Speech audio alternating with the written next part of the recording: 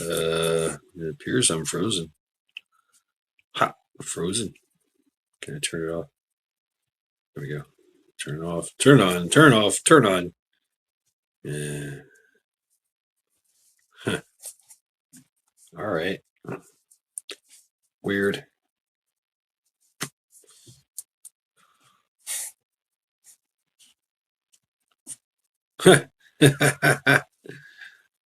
Yeah. What's up, Rayanne? It appears I'm frozen. I don't know. Can you hear me, Rayanne? Oh, grouchy. What's up? Can you hear me? Can I get a 5x5? Yeah.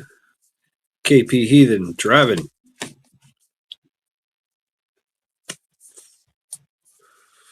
Blackbird.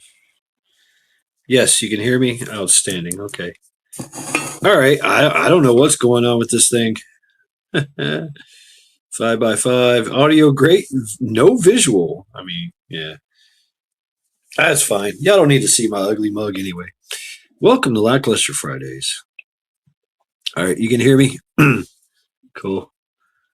Please hit that thumbs down button. I can't see you now, but I can hear you. I like this picture. I like looking at this picture. Yeah. Yeah. Yeah, I'm frozen in mid draw, you know, trying to smoke a damn cigarette.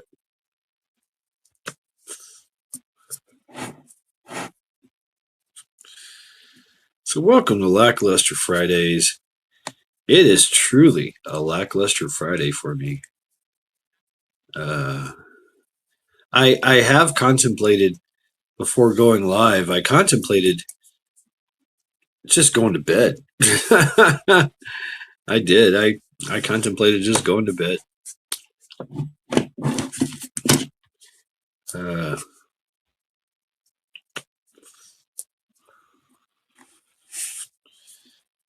Yeah, welcome to Lackluster Fridays. Please hit that thumbs down button and fuck you. That's right. Thumbs down, fuck you. Someone's pissing you off, something's pissing you off. Give them the finger. It's also a very acceptable greeting around here. Yeah. Fucked up Friday. Yeah, I'm drinking coffee, trying to wake myself up. I thought about it. I was like, you know what? I could eat this pizza and go to bed, or I can eat this pizza and drink some coffee and go live. And why not? Why not go live? I mean, for real. Let's see if this works. Huh? Boom. So what y'all up to? What is going on in the world?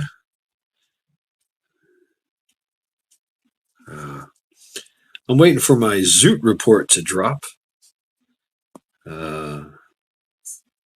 Okay. Everyone congratulate KP Heathen. His son just made corporal in the United States Marine Corps. That's right. He just got corporal. And he did it in such a fast time, like less than 2 years. That's unheard of. I mean, I guess it depends on the MOS, really. And that's I looked into it. That's why they didn't have their covers on outside. It's because they're air wing, right, or whatever. But Meat Puppet, what's up? But yeah, congratulations to KP Heathen's son, who is a Marine and who just got promoted to corporal. Now comes the fun times. Yeah, he gets his blood stripes.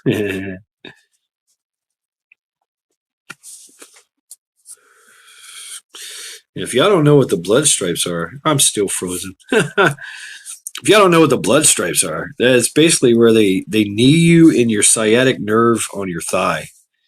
And it's brutal. And everybody gets to do it. All corporals get to do it to him. Yeah.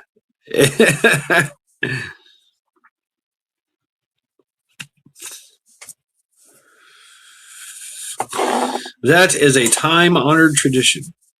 Yeah, and it also means that he gets to wear the blood stripe on his trousers, which is cool. I noticed they put a red rope or something around his collar or neck, draped it over. I don't know what that's about. I was never a corporal, so your your son outranks me. I was a lance corporal. What's up? Oops.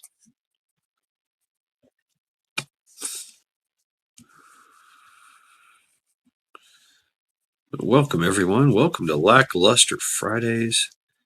I am really lacklustering. I don't know what's going on with my video. It's there's some shit. Can I do this? Yeah, I can do that. I can put it on there. I can take it off. I can drop this link. My phone is dead, so I'm on my tablet, which I usually do lives on my tablet. But it's never given me, you know.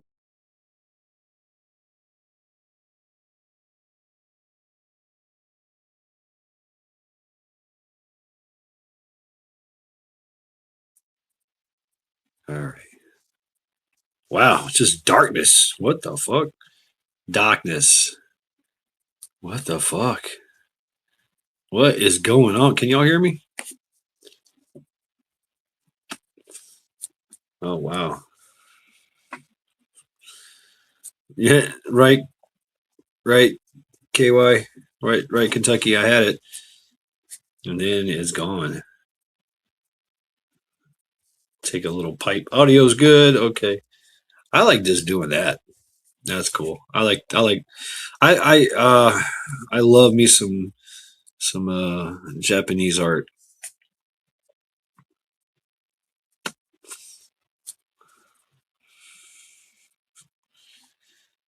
So yeah, what do you want to talk about? I don't know. I'm sitting here drinking coffee, hanging out. Can I do this? Can I maximize that? No.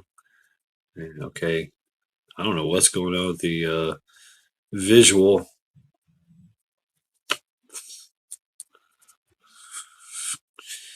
See what happened with Zombie Force. What's up, Zombie? What's going on, Mr. Shed Mad? Can you hear me? I'm hearing you 5x5. Outstanding. Same here. Outstanding. How you been, man? How you been, Zombie? Oh, man. I've been working like a damn dog today, son. Yeah. I had to get my butt out to bed early this morning, about 6 a.m. I had to drive an hour round trip to load up about 2,000 pounds of concrete paving stones that somebody donated to me. Wow. Right on. That's a good score. And I'm gonna try my best, Mad, to put the video out there about it. It's actually, I've got my truck completely loaded, but I've got to empty it out, and then I've got to go back and make another trip because it's about 4,000 pounds of these Damn. concrete paving stones. They're paver stones. They're made out of concrete, but they're only about 3 inches. They're not that thick. You know what I mean? Okay. Yeah. What's up, Independent Mini United? I'm gonna try to make me some improvements on my fortification. Oh yeah. Yeah.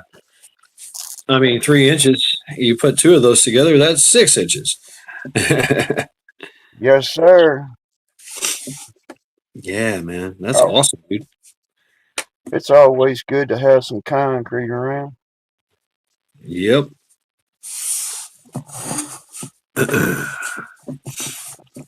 Concrete has really good uses and qualities about it, I think.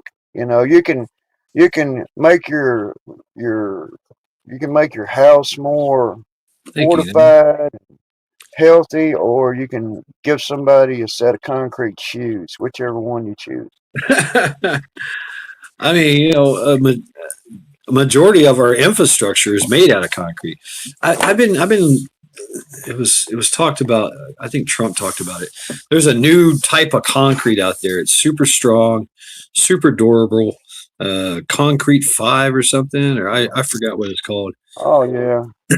You know, I will. If you have side, anybody out there, if anybody ever has any reading time and they say, hey, I'm going to read up on some concrete, it's quite something. It's something I think that most people that are, you know, intuitive should know about is concrete.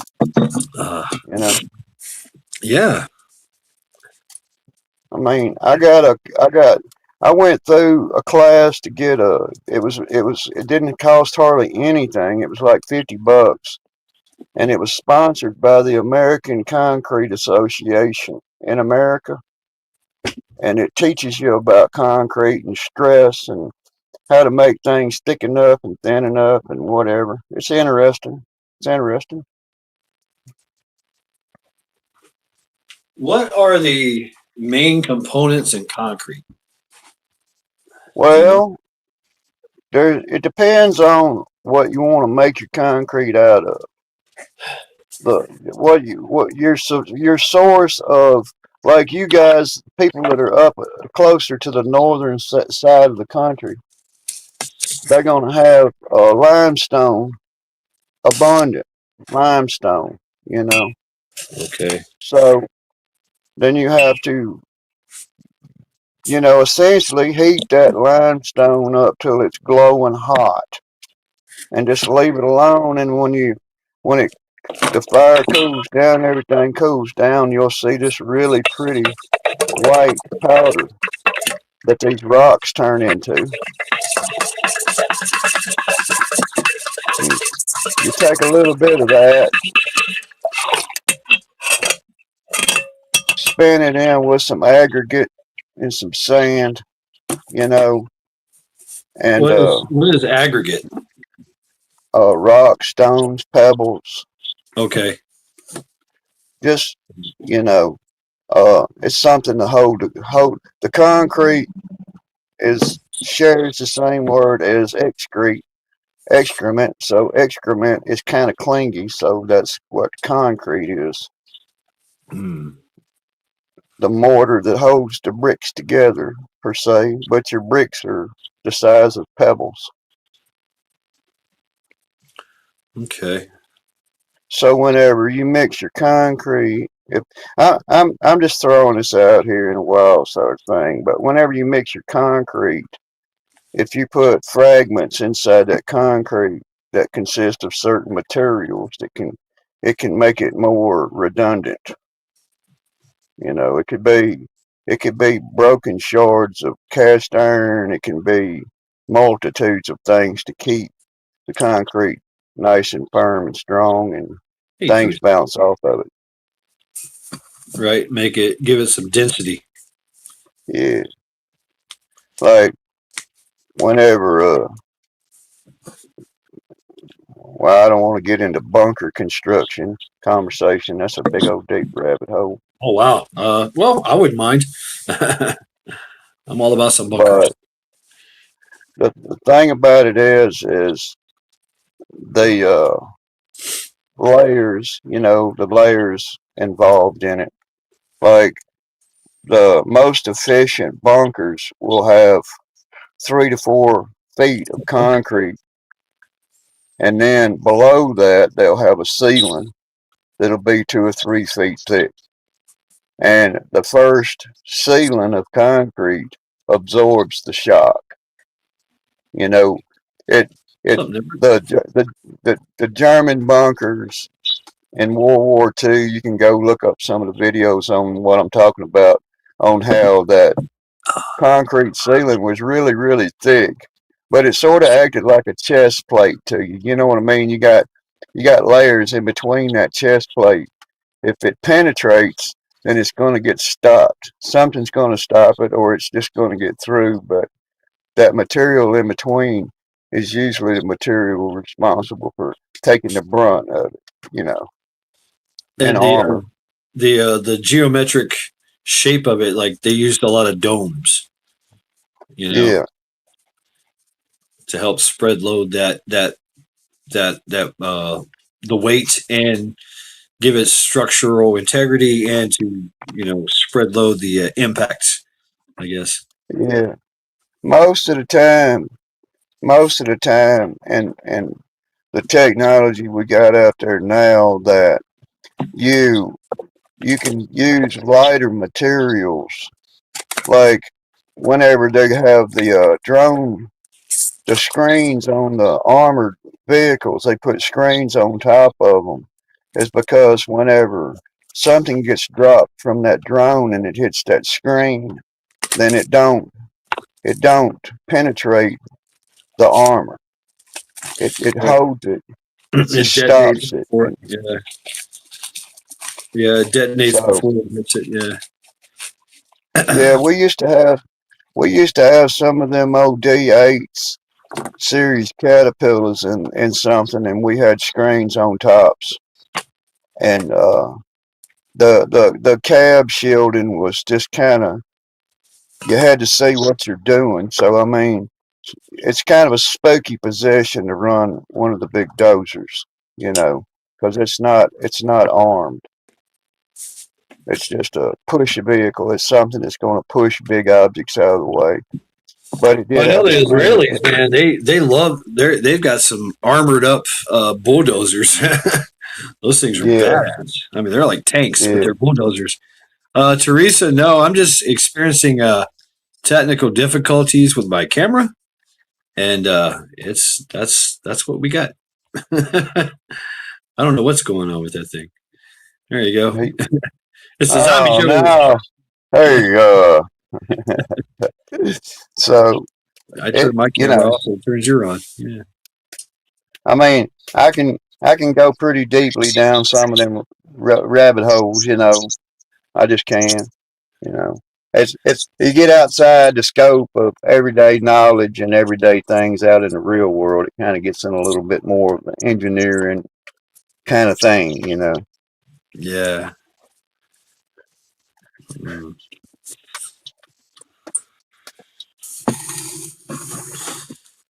Uh,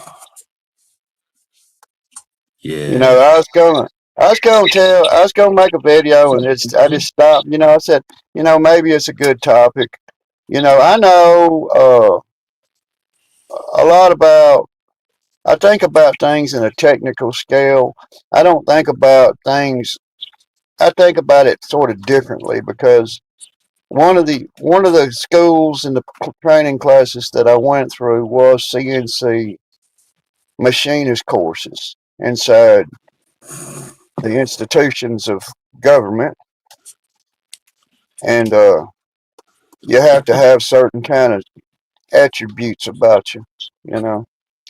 But whenever it comes to like uh, people that experience and uh, miss, just I'll just say it. I'm trying to keep it clean because of the algorithms. But whenever you're trying to use pew pews in a certain bean bean shooter, and a lot of times whenever you experience that, and you have to say, okay, this is my protector. I'm going to turn for this as to be my protection. It's not your protection. It's not anybody else's protection. This one's for me, and it's to protect me. Whenever they say, "Okay, I'm gonna go choose a certain variety of uh, pew pews," and they say, "Okay, I've got a Skull. what's up, Kennedy?" So when they choose a certain round that goes in this thing, and they go out here and they say, "Okay, I'm going to shoot off a round, and I'm going to show that shell to my receiver. I want to see what kind of connection am I making at the firing pin end of it. Whenever my ejector spring comes back and latches onto that shell, I need to know if it fits like it should fit. I want that round against that pin. I want it against that ejection spring. I want to make sure that it sets good and good back against the firing pin. When I put it into the chamber, I use a used round, but I make a chamber inspection. I want to make sure that the shell is the right thickness. You see what I mean? Because a cheap shell has a tendency to have a little bit more thin lining on it. So it gets kind of clingy up inside there, and the only thing you don't want to do is get a chamber drown. And I was going to mention, you get one jammed in a chamber, let's say. Do you have a object on your person that's going to push down that barrel and get that out of that barrel? Yep. People should know that. I've got a what's it called? A church key. I've got a church key. It's basically like it's my hand. It's a little, what do you call those things, man? It's got a little hook, right? And it's got a long arm and it's got a loop at the end of it. I guess it's for a can opener kind of thing, but that's what I get in there. If I can get into the get into the chamber, I'll do that. And if that doesn't work, I'll use I'll put my rods together and punch the bore, literally. It don't take that much if people know what they're looking at. You can take a 16 penny. I know nothing. Yeah, I know it's hard to have this conversation out here in YouTube, Phil, but the fact is here, let me give you an example.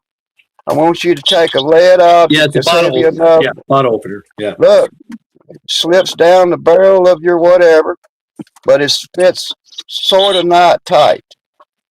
It just slips down in there freely. You can drop it down in there and it slides down the barrel real nice. If you put your thumb over the end of that breech and you give that, you give it a good wallop right down just like that. Yes, never it. That's it. It'll knock the round out. You see what I mean? See if I can find it. So it saves you a little trouble, if you understand what I'm saying. It's a quick jerk. You can keep it in your pocket. I keep mine in my pocket in case something happens. We're talking about opening a can of tomato juice, if anybody's wondering. Yeah. Well, the proper way to cook corn.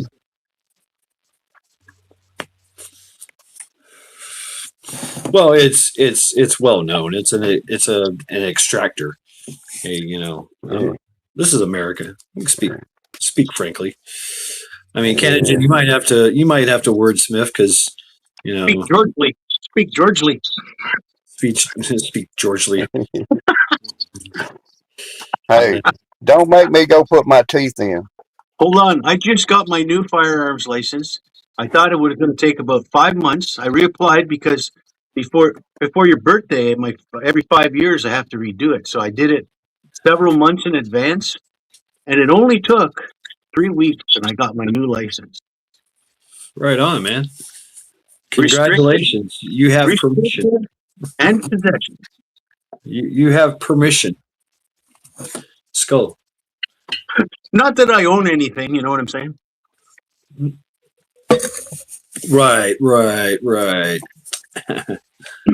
Yeah. The boating accident, I lost a whole. Here's one of the things that I observed about a gentleman and when they handle their pew is you got these guys out here, man, and I get it. You're at the range and you may be outside and you fire that bully off, and then the next thing you hear this clicky, clicky, clicky, clicky, clicky, clicky, clicky, and they slide back on the chamber 10 fucking times, and they don't. If you're out of rounds, just look at your fucking gun. Don't do all that clicky, clicky, clicky, because in the real world, if you're in between clicky, clicky, clicky, and somebody's trying to get your ass, then I regret that day.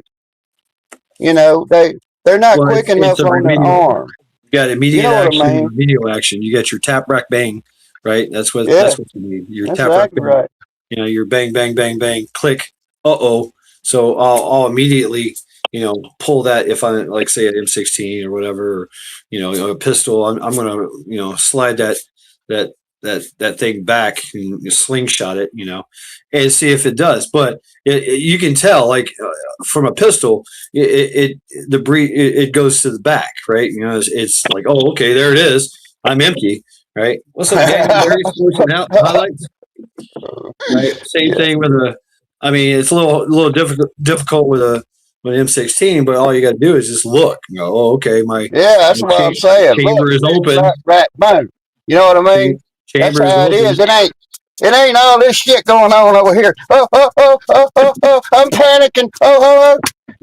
It's fucking look, reload, just jack that fucking round and get your ass busy, boy.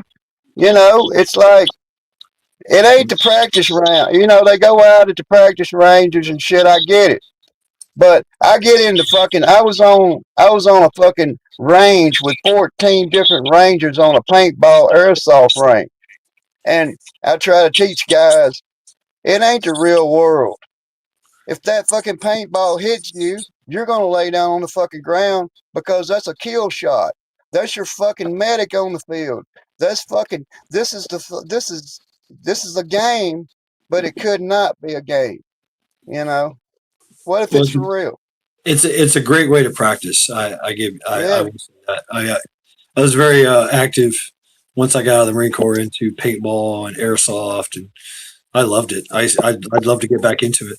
It's great times. And it's good training. I wish I was 20 years old again. There was nothing that I loved better than being on the fucking range like that.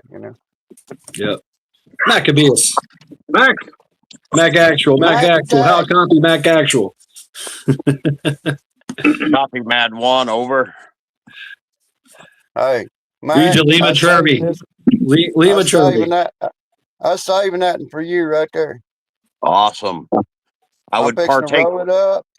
I'm gonna fluff it up, put it in the jacket, and we're gonna smoke together. Shit, yeah.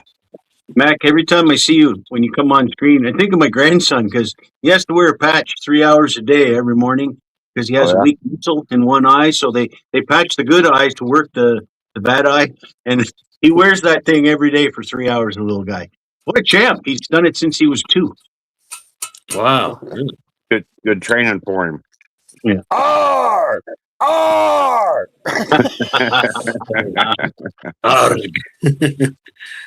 have asked mateys. Now we're going to talk like pirates. I kill all you till you're dead, or until me ship is clean. There's gonna be one last person on this panel if you don't shut that hole in your face. Okay. A couple of things. He's either going to be a badass Mac because his name is Noah Stone. That's his middle name. Damn, that's the name for a badass right there. Yeah, I mean, I can just see a movie. Noah Stone steps out to the wasteland. It's definitely got that post-apocalyptic feel, or special operations or something. Hey, Mac, we're fixing to get this party started, man. Uh-oh. I'm right here with you. Oh, good Hell Lord. Yeah. Hey, you got to put the top down and start riding around. That's what you got to do. Yep, I cannot partake. I will say skull to you. Yeah. Hey, let that glorious head of hair blow in the wind. I noticed Yeah. at the Grand Theft Auto video game, you cannot choose a fucking convertible to get the prostitute in the back of the seat, to build your energy back up.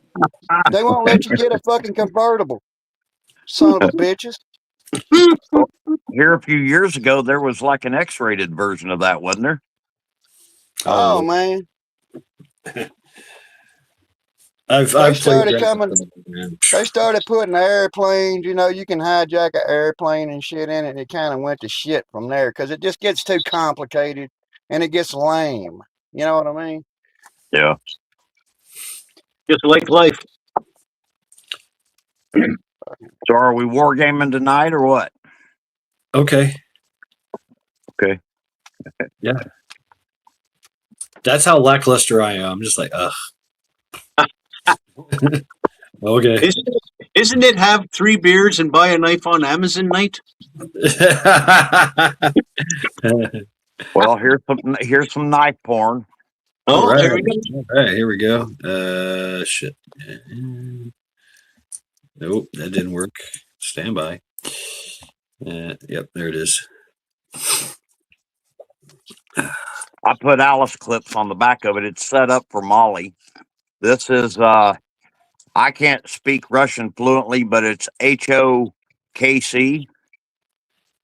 HOKC. Okay. And this is the K-palm, which that's not what it's called. That's why we would say it in English, but that's what it in Russian. Oh wow. Push it up where I can. Holy shit, Mac! You know what I got that'd go good with that knife? I have What's that? I have a Russian tank commander watch. Really? I'll go grab it. I'll be right back. Go good right. with that knife, I bet you. This is AUS 8 steel. It's got a real nice feel on it. You'd really like it, Mad Chad. It's kind of a version of the M3 trench knife from World War II, the blade style. Yeah. I like it. I like Joe that handle Morgan. too. Yeah. Yep. I didn't hear you. I'm sorry. Yeah, I like that handle. Yep. Yeah, it's real grippy. And Yep. Mhm. Joe Morgan had sent me a link for another one of their knives. They make a lot of big folder knives, and I got to checking them out and found this, and I got it off Amazon for like $38. It's $38 well spent. It's got a real good lock on the sheath to lock it in, Wow. Yep. and plus it's still got the top snap on it. And the video I found on it was advertising it as like junk qualified because it's got 2 lockings on it, but it is Molly. I bought me a box of the Alice clips because I got both kinds of gear, but I like Alice gear because I'm just old. And this mounts on my H harness real good right here. Wow. Yep. Yep. Quick deployment. Whoosh. You know, Yep. Right I there. noticed that. I noticed that too, Mac, and I appreciate it. You know, like some of the gear. What a watch! I can't. Why can't I? Oh man. Okay. Hold on. Hold on. Oh, I like that. Yeah.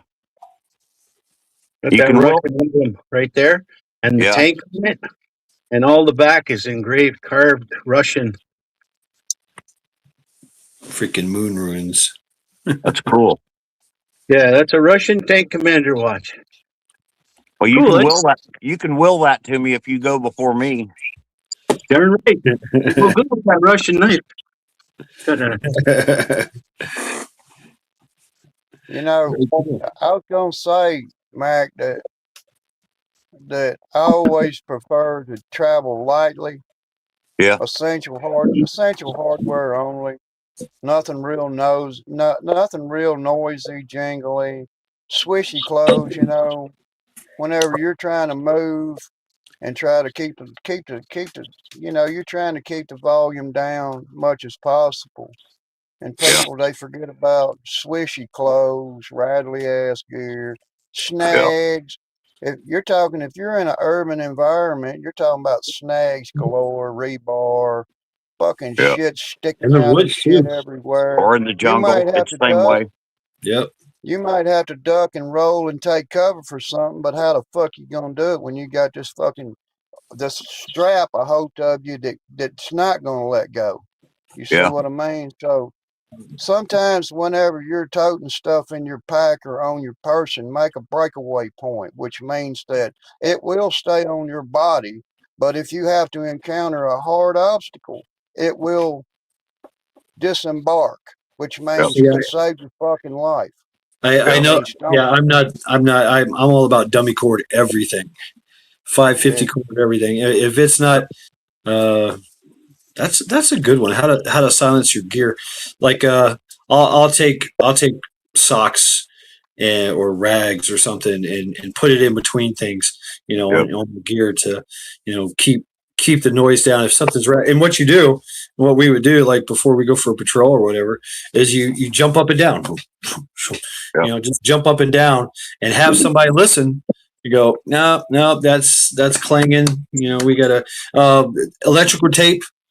Electrical tape is great. Electrical tape, 100 mile an hour tape.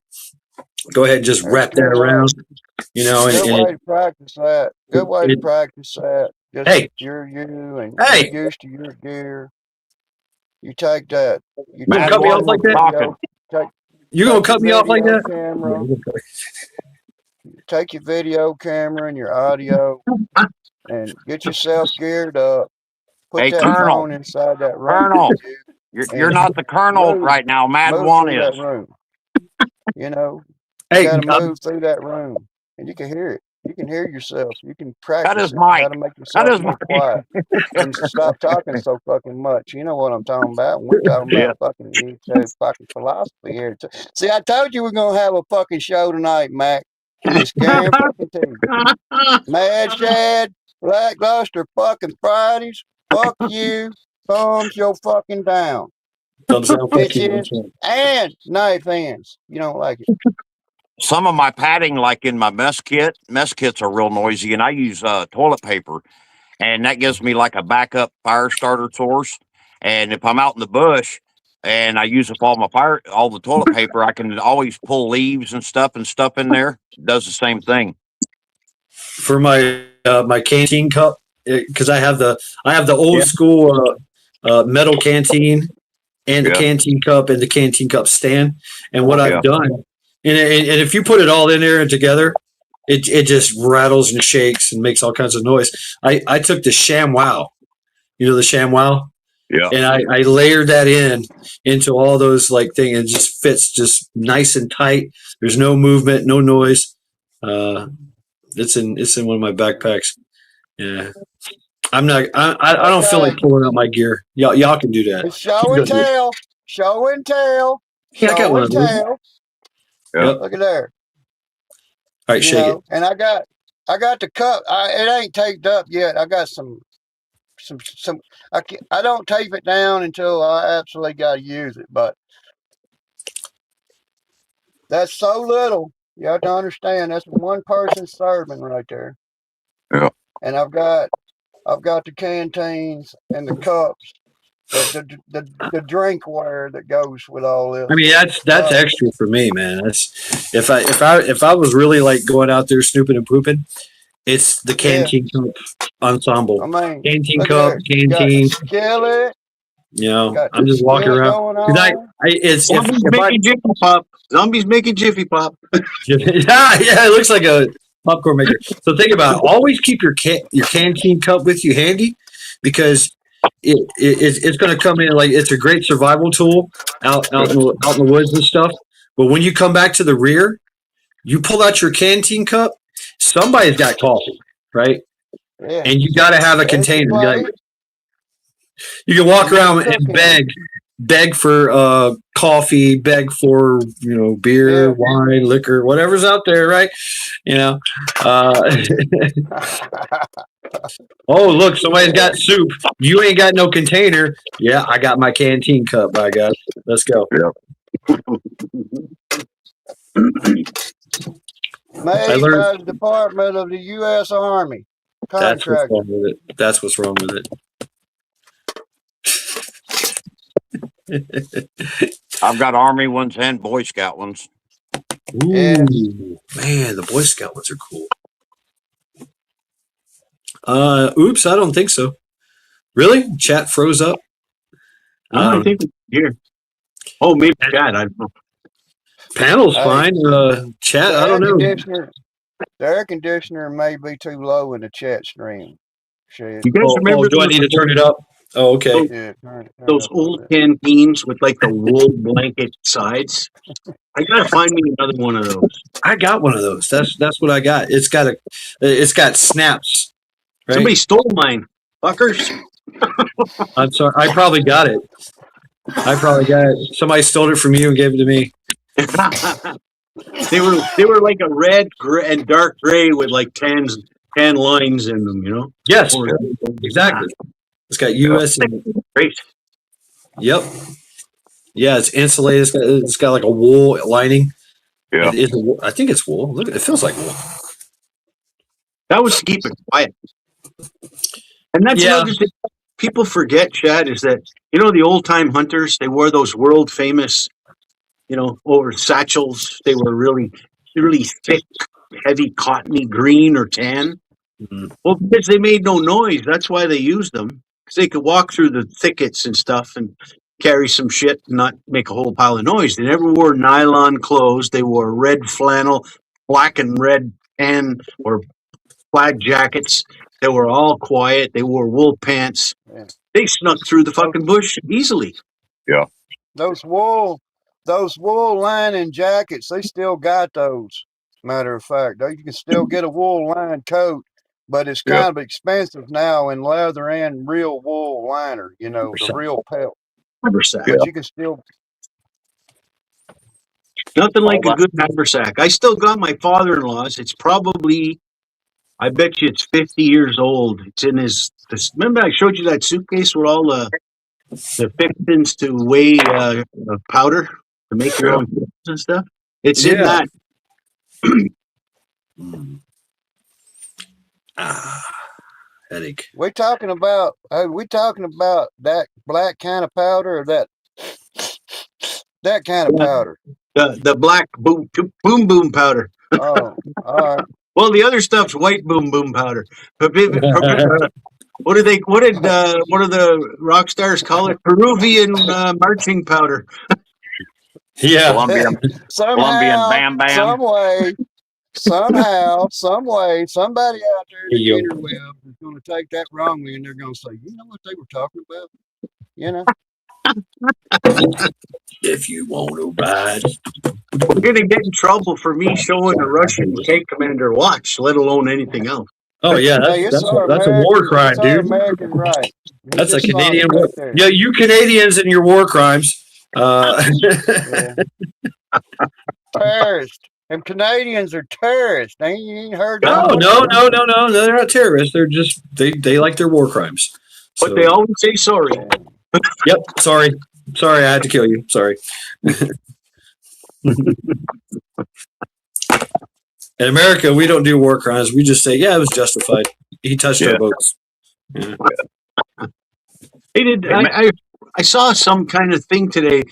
Some senator was found, or his truck was found in, and he's dead or something. Some Republican senator from wherever it was. Ugh. Wasn't he tied to that missing scientist investigation? I'm not sure. I was asking you folks because I just saw a little blurb about some senator. His truck was found in a deserted area of a national park or something. Yeah, I just heard a little blurb this morning when I first got up. I've only had 2 hours sleep since 2 nights ago. I had a busy day, but I haven't even been on YouTube till this evening. But I just caught a little blurb this morning, and it seems like they was trying to make a connection between that and the missing scientist. Yeah, I haven't heard any of this. You know what? You know what this is going to have to fucking evolve into? It's going to be tango, Charlie. Do you catch my signal? Repeat, over. And you're going to have to hear it from somebody else and somebody else and somebody else to even know it can be possibly true. You understand what I mean? Because if things get to a point where shit starts to really get absorbed into the people and they start catching on and they're saying, okay, we're not going to continue to be saps. So they're going to fucking put the muzzle on it. You know what I mean? As hard as they can across. So, that's the thing too, is like so much has been their MO, if y'all don't know what that is, their modus operandi, beforehand, before all these missing scientists, was they just spin a story, right? Yeah, they don't have to kill anybody, they just spin the story. Now they're actually killing motherfuckers.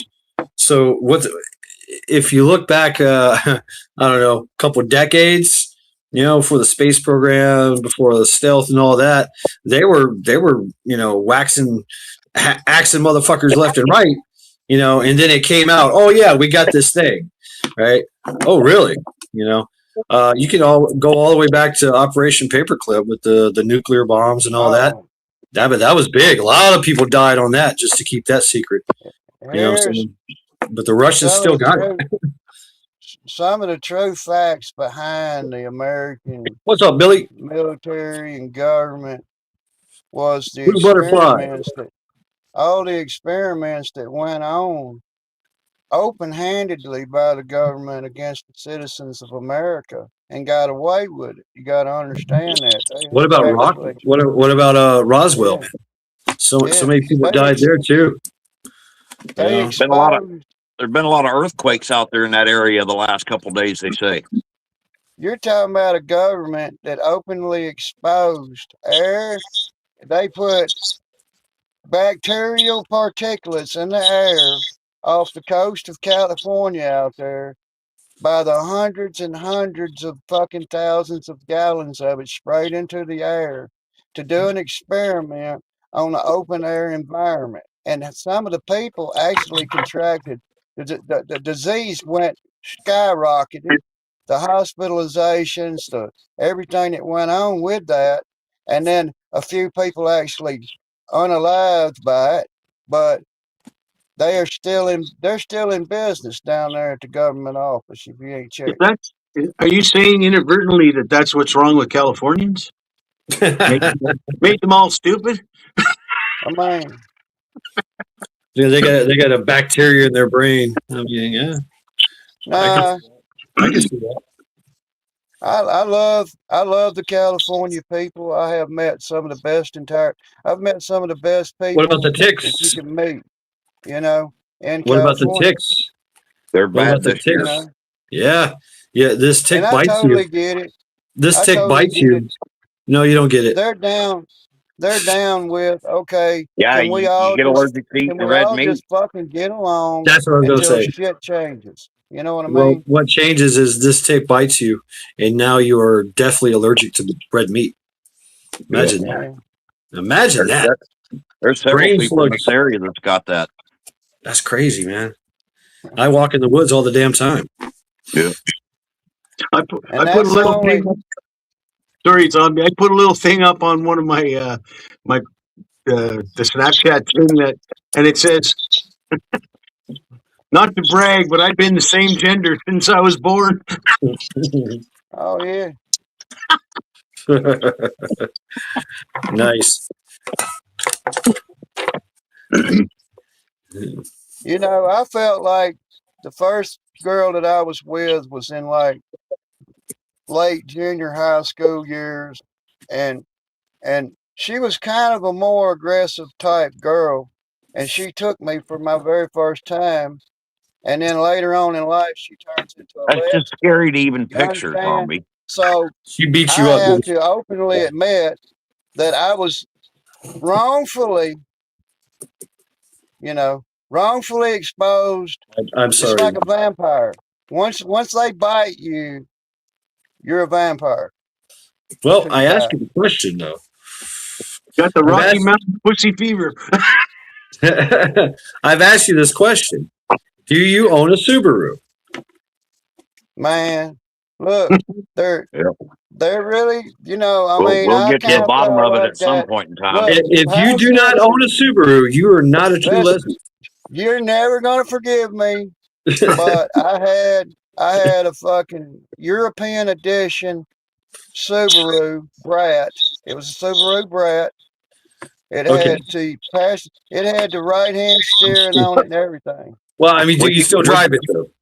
Would you take No, some? but the thing about it is it was a V6 edition. It had power. It was Okay. all-wheel Okay. drive Well, all the see what I time. mean? That whole lesbian thing. Yeah. You got to have that power between their legs. Yeah. Maccabeus, what were you going to say? Oh, I forgot it. It bleeded on out. Okay. Damn. Damn. Oh, I was going to And ask you. Huh? You go ahead. I forgot again. You guys are the ones smoking the balls. Somebody That's- made Damn, a man. petition to That- legalize marijuana, Okay. but they can't remember where they put the petition. He was going to say something fucking about some fucking body like me that has Yeah, actually owned a fucking Subaru. I'm it was. I've sorry. always wanted a Subaru. While your One of them big brats. fucking, while It's a your little big pickup fucking like dumb thing. bubba fucking motor truck stuck out there in the fucking swamp because it's too fucking heavy. My little lightweight ass comes through there and makes the day every fucking time. That little Japanese sucker with the Don't all-wheel drive. don't fuck with a person in his own home turf, and that's fucking Subarus and lesbians.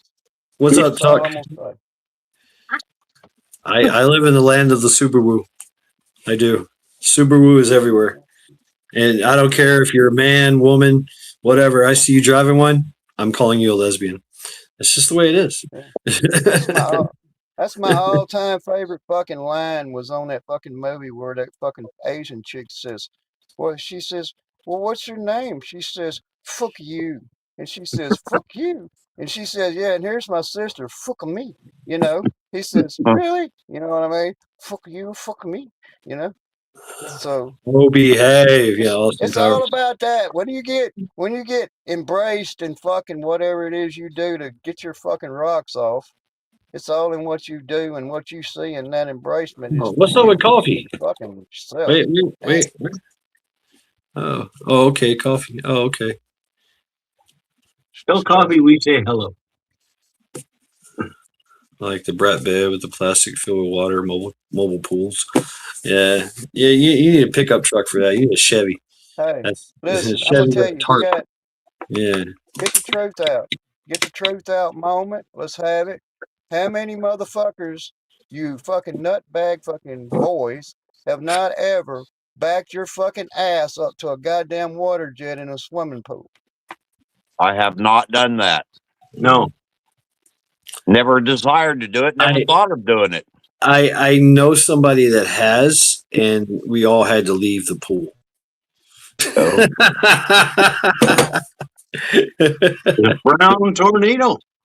it was That's not king of the good. hill moment. That's the king of the hill fucking moment. If you're gonna take something that's gonna offend every one of your fucking best fucking friends around you, you will take that glory. I You will. never even thought of doing something like that. I'll be honest with you. Well, I mean, talk about that's a super benet, right? I don't know, zombie. I was in the hot tub last weekend. I didn't even think about that. I swear to God. Right on my back. You know what I I mean? mean, You know something what I like mean? that. I think I because of the have necessity. If you I live have in a relationship, I have accidentally walked by it and the jet hits my gonads and I'm like, whoa, hey, yo. hell yeah, you got to ride that wave sometimes. You know, No, try not to offend anybody. You know what I mean? no, I'm good. But hey, Fucking Huck. sprayer, you know, I mean, Huck, you don't know. there are those ones He in the he world he, that believe he in looks that at a fucking wasp nest sprayer. and gets randy. So The shower has to have the sprayer involved in it, and some women will step forward and say, yes, I agree. It has to have the sprayer. Else I got to go sit on the sink. You know. So You watch a lot of Pornhub, don't you? motherfucker. Hey, you should see it. I'm good, man. Thanks. You've already painted enough of the picture for me to ruin my dreams for a lifetime. Thank you very much. I have seen things that people don't want to see. I never want to get in a swimming pool with you ever. The watchful eye of zombie. Yeah, we ain't swimming together. Right. I'm like, boy, did you see that? You're gonna say, no, I didn't even want to look. But those of us that do look, Cheryl, what's up? Yeah, I mean, some things you just cannot unsee, right? It's true. All right. So, okay. As per requested, and we should. I'm going to try to steer this conversation. I like the war game idea, Mac. Let's war game something. What's up, Show and Tell? I'm open for anything. As far as it's wargaming, not zombie stories, but that's a different kind of wargaming. yeah, it's, I'm glad you All made right. that clear, Mac. I haven't earned any medals in that theater. I You heard got no- this. I heard Um, this earlier tonight. I heard this earlier tonight on another live stream before I came over here. And the subject in that war game scenario is you have to say, I live on the outer city limits of a big city, and who's going to be more out to get their food delivered to them, to the major grocery store outlets and everything, and try to keep it calm. And the outer communities, their stores would suffer more greatly, and the people on the outer perimeters of the great city, they're gonna get food off the shelves quicker than they would inside the city. People have to understand that, and what it means is that it may not be there for days. It's not that it ain't coming. It's saying that it's going in a store saying, okay, they got a fresh What's up, loaf of rescue? bread today. You may not be able to get that fresh loaf of bread except for once a week, and you got to stand in line and fight other people to be able to get one. That's what that means. So that was it. That was my introduction to it, and All right. I'm up to know what could cause that possibly. So What could cause so it? a food disruption event in America. Food disruption event. You know, it's funny because what's up, B Charming? I haven't said that in a long time. What's up, B Charming? I won't. Why are you not blue? Anyway, there you go. I like this. I like this topic. A food disruption ending event. And it's funny, we have a lot of farmers in this country. We have a lot of farmland. How is that possible? Well, majority of our farmers are growing like commercial grade corn and soybeans, and a large portion of that's not really going into the food supply. It's going into a lot of other products. The only thing in the food supply that the corn goes for is like corn syrup and soybeans go once it's processed goes into stuff as filler. But the actual food that we think about eating doesn't really come from most of our farmers. As far as the farm fields that we see here in the Midwest, a lot of that's just commercial grade corn, not even fit for human consumption. Livestock feed's one of them. think of it this way, you folks, if I can just add something. Canada is in winter for about 6-7 months of the year. We can't grow shit here, but we still seem to have fruits and vegetables. So when we walk through the markets and stuff, if your resources are dwindling and it's winter, we look at that every year here. So they bring stuff. That's how you make agreements with Costa Rica, with Mexico, with Colombia, with whoever, right? Peru, Uruguay, and you arrange to have those resources brought in because we have to do that all the time. It's a little different for Americans, I think. South of Virginia, you have fairly less harsh winters. You have a better growing season. You have the capabilities to store more and grow more almost year round. So for us up here, it's not a big deal being able to grow anything for 6 months, but we're prepared. It's like when we get a snowstorm, we can still drive around with 1.5 feet, 2 feet of snow. Whereas, most Americans don't even want to venture out because they don't have good tires or it's all a matter of how your preparedness, and we all joke about it, how your preparedness is arranged. Because if you don't arrange yourself, you're going to suffer. So I think that's the war game you should play is, am I organized enough to live? And am I organized enough to survive some harsh conditions for a little while? You can do it. I know you can because we do it up here for about 5 months of the year. Oh, we do it here in Northeast Ohio, but yeah. So I like this topic, and not to get off that subject, we can integrate that subject of living in a harsh environment and still having a food disruption event. you know.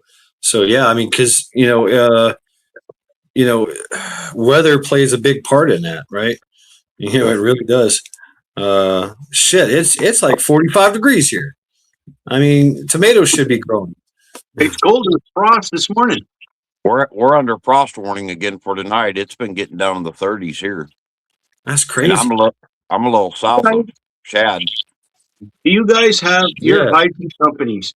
Do they, regularly drive around the power lines looking for overhanging branches, Yeah, all that stuff? Because that's what happens. They just cut the ones behind my house because there's about 400 acres of empty bush back here, and I got a big birch that was getting a little too close to the power lines, and they came yesterday and clipped that some bitch. Right. So, I mean, a food disrupting event. How would that happen? For one, how would that happen? how it's How would- happening right now is with the fuel and the fertilizer. There's a lot of farmers around here that's not planting this year. They just can't afford it. Now, usually our highways this time of year are full of tractors and anhydrous tanks, and and you don't hardly see any on the highway right now. I passed one set of tractors today on the highway. It's 35 miles over there and 35 miles back. I probably done between 150 to 200 miles trip today, and I only seen one set of one tractor and a convoy of them, only one. Because a lot of these guys around here aren't the small family farm anymore. They're kind of corporate. It'll be where a guy gets plenty of money and he just leases thousands of acres, and he has 10 tractors. He hires, a crew, and they work for him full time. And there's a lot of that around here. Just to get to a good idea of what you're talking about, imagine this. I've got a friend of mine up in Nebraska, and he can plant 300 acres of something in 2 days. You understand that? That's disc it down. Say it again. I don't understand. I said he can plant. You have to understand that with his equipment. I He can don't plant know how to 300 plant. I acres. don't understand. I don't understand He can either. plant. The question, all plant right, if I 300 can listen, if I could guide this, my question is, how can they disrupt the food? How? Well, here's how. If you're willing and everybody's willing to listen, I'll say it. As a lieutenant colonel, U.S. Army, I will tell you this, but I'm not going to argue the point. You have to look at it at a military standpoint. Okay, all right, let's go, Colonel. Whenever you have, Sir, please. Whenever you have a disruption in a food supply inside a big 4,000 people, it's under certain industry has to depend on these rations to show up on boats, submarines, everything. Well, my question is how? How is our food supply going to be disrupted? How? That's my first question. How? There's only so many plants inside the United States that manufacture plantable corn seed, wheat seed, barley seed, whatever it is they're getting it from. There's only so many people that produce that inside this country, and they're coming into this country. One major disruption. Okay, my question is how. I'm asking about methodology. I understand what you're saying. I understand what you're saying, and all valid, but it's not answering my question. My question is how. How are they going to disrupt the food supply? I could see it disrupt if there's a percentage, but I don't really see how you're going to disrupt the whole food chain. You have to understand, you can't turn it off for a second and expect it to come on in a second. If it gets turned off in that one crucial second of time, it could take minutes to get it turned back on and up to standard again, which means that it's called an interruption. And it can be traced back to common sources like inside Well, Afghanistan. Zombie, I Some of the love big, you, man, but you're still not answering my question. yeah, How? the rebels, How? the outlaws, the haters of the world went inside there and they blew up the food factories inside All that right, so we got war to begin. factories getting, Yeah, going offline, food processing plants going offline. Okay, I'm with you there. Oil look at the production leading being hit. producers of Hold on, food. it's my turn.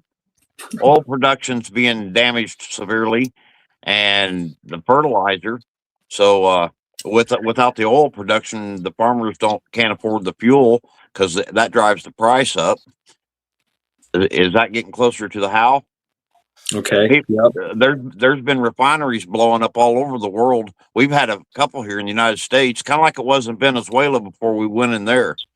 You know, this kind of ties to what Zombie's saying. Somebody is blowing up refineries, I think, and the We food got guys production here stuff. right down the road from me. I got 141 oil production plants between me and New Orleans. Don't I know we are Americans that are sitting around, whether we want to believe that or not, with big cans of gas right there in our backyards that don't need anybody or anything shooting at it. But we're vulnerable, believe it or not. And that came So up inside the Pentagon's meeting and everything here in the last few days as to the budget. They okay, want a all right, military okay, budget for okay. I gotta 27. stop you. I gotta stop you. So Because we're getting stop. off. We're getting off topic, right? The question, and I want to give everybody else in panel a chance. Rescue. How are they going to disrupt the food supply of this country? Well, from my perspective, if they were disrupting the food supply, it wouldn't be completely because I just don't think you can do it completely. But I think what they could do is target the metropolitan areas, and they could very easily do that with logistics and shipping. They could just it's almost like during COVID when all the tankers stopped offshore because they couldn't come to port.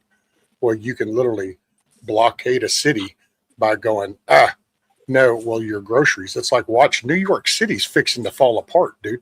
You're fixing to watch food disruption because they're not going to be able to withstand. He's fixing to tax all those people. Those corporations, those businesses are going to leave that city. So then where is your Kroger? Where's your HEB? Where's your whatever, Aldi's? Those people aren't going to want to be there. Their shit can get stolen. So you can allow crime to grow more. You can start to cut back logistics. Yeah, and we've seen that. I do remember that just it was a simple thing in California. They were requiring more permits and more extra things for truckers to come in and out of that communist country. And they're like, "Fuck you! We'll just go elsewhere." And then they finally let off because they wasn't really, because they were grifting them. They were grifting and they were like, "Hey, you got to pay this. You got to have this stamp. You got to have this, that. That's this money. You got to talk to this guy here in California to get that stamp. It's going to cost you some money," and yada yada yada. And then finally they said, "No, we're not doing that shit." And so I could see logistics, just simple failure in logistics. That's a good one. That's a really good one. I might have seen. I'm sorry.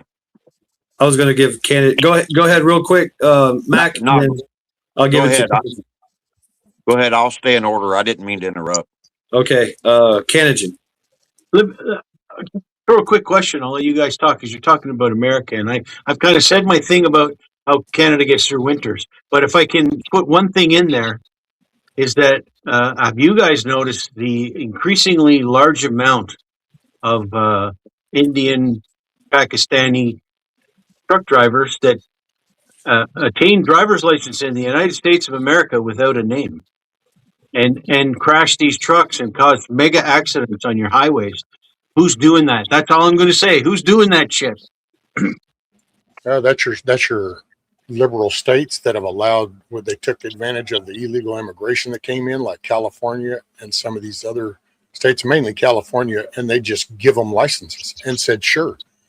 I find it to be bullshit because what does one state have another? If we require our truck drivers to have a license, then who are you to tell somebody that they can come drive on our roads without a license? That's our business in Texas. So I think That's those people my should have had to stay in California. that's my point, Rescue, is I think that they're self-destructing. They're allowing self-destruction to go on. Oh, big time, sir. I think most of this The is logistics. intentional because they can spin the media story and they can make Orange Man bad. They can make the Republicans, the GOP. This is part of that. You're not supposed to pay attention to this voter fraud. You're not supposed to pay attention to some of these federal charges that are coming up. You're not supposed to pay attention to that Supreme Court ruling that just took place with redistricting of places. So all this gerrymandering shit that they've been getting away with for decades is starting to come down.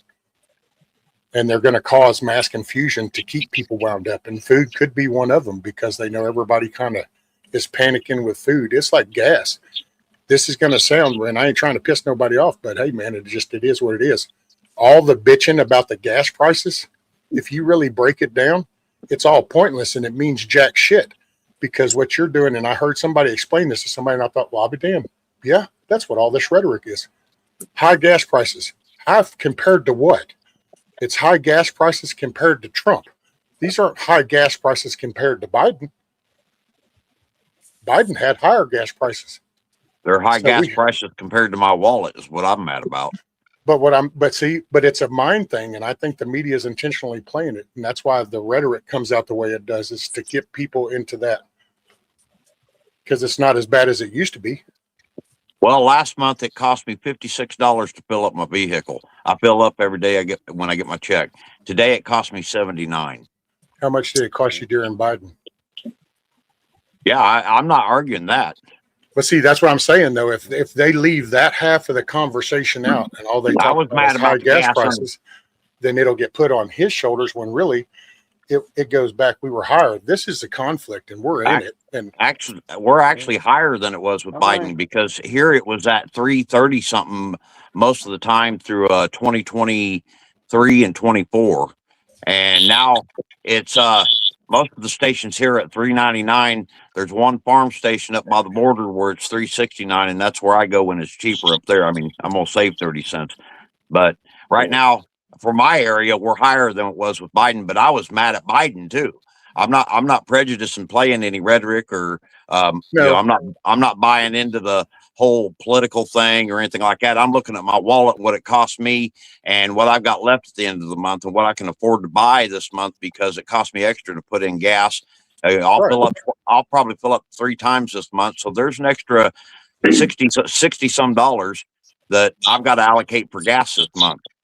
I guess what I've come, because I mean, I can't change it either way it goes, is the way I guess. So my acceptance comes into, we did higher gas prices when we were actually being mind jacked and poisoned by bullshit virus and fake drugs.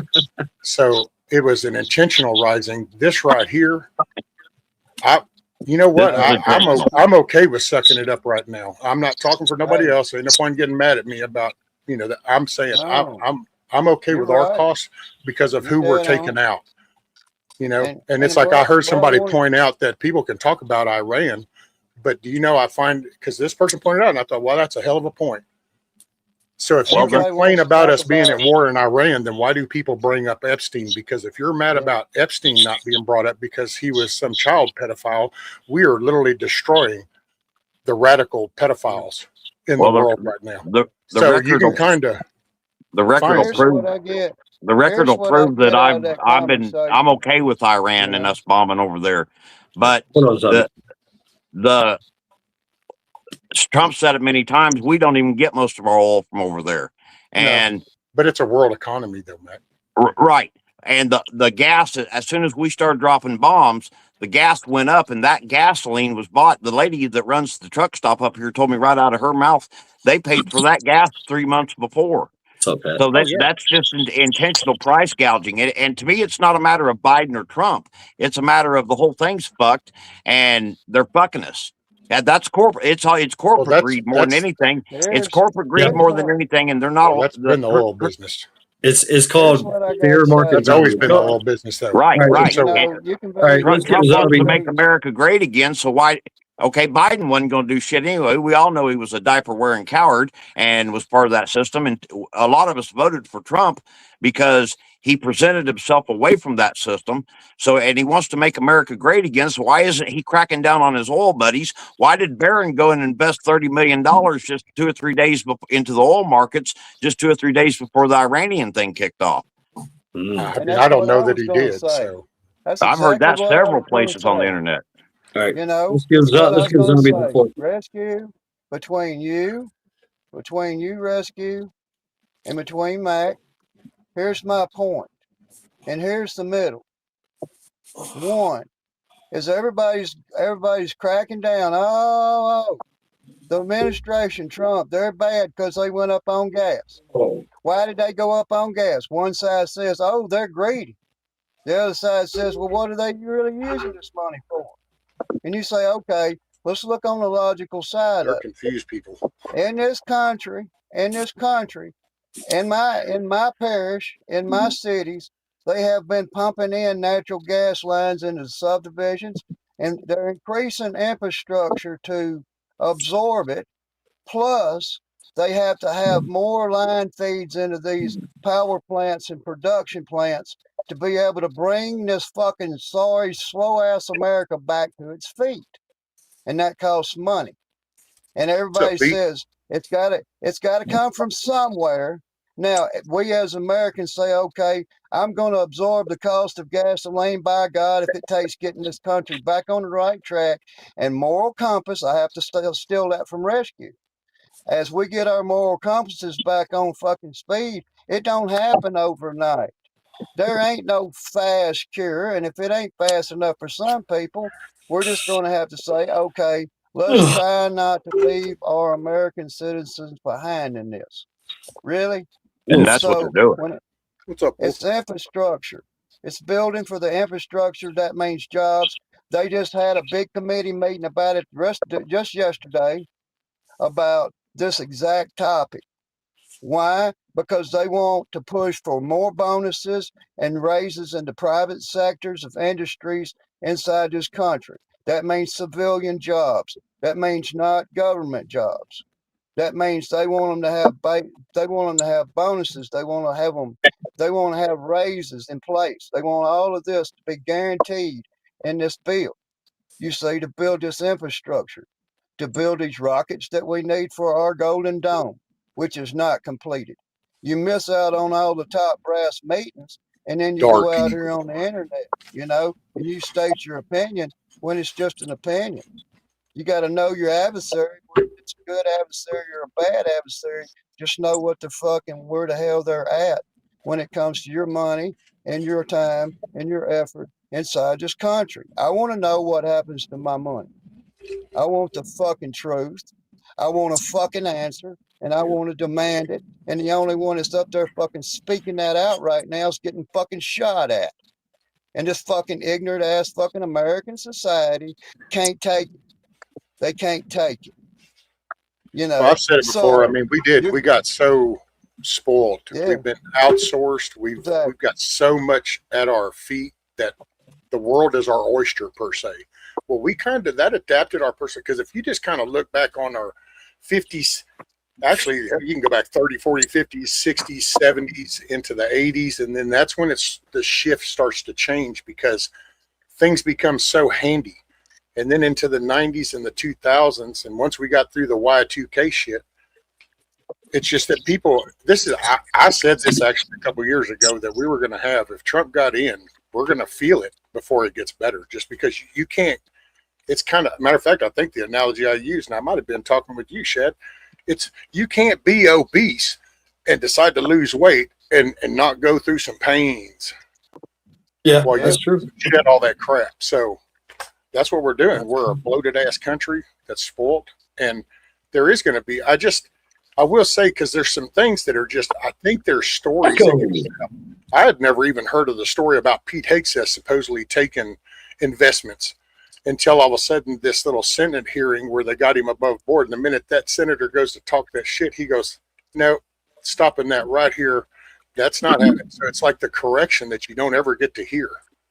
It's kind of like the Charlottesville story on steroids. Everything they say has some altered angle to it. Yeah. And I just, at one point, you know, the dude's a year in, a little over a year now. We've got limited time. There is a massive attack against him, which puts it against the country. Because I just look at shit like New York City.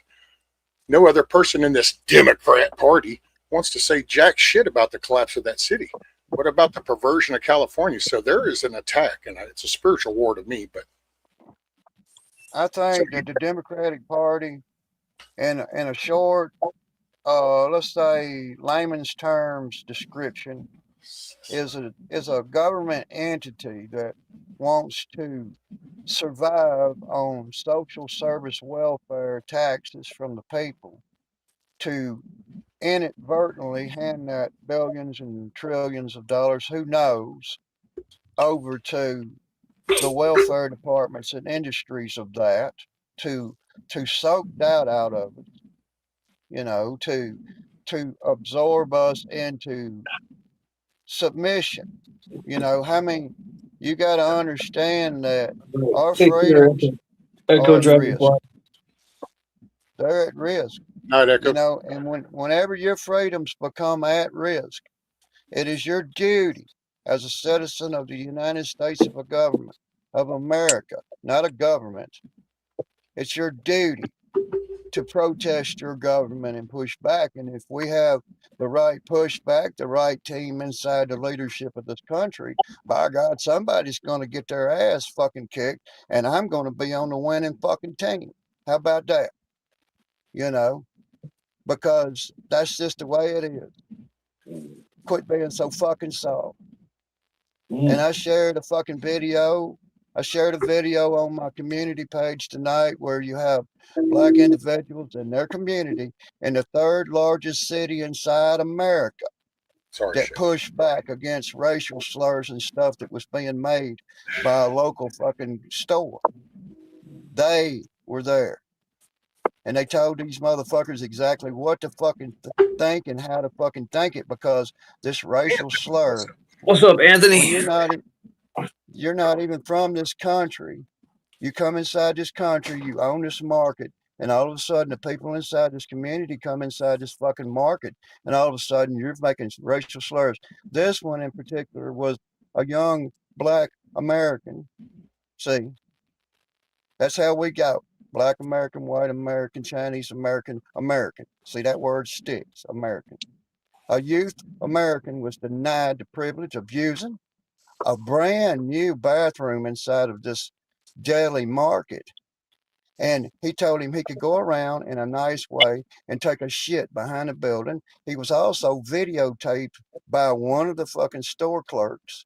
And then the store clerk proceeded to post that fucking kid's picture on the front fucking door of this market in this community with this child in his pants down with him trying to take a shit. And then he later had to wipe his hands on the grass because of a fucking person that's not American. Yeah, that's fucked To up. deny They should that. shut down. All right, so we're getting. I we've don't totally want a fucking rabbit hole, man. I don't want we've totally derailed. Yeah. So we're all fucking gonna not get some So- fucking steak on the potatoes and the So fucking I see. bread on the meat. You know? I see. Logistics. How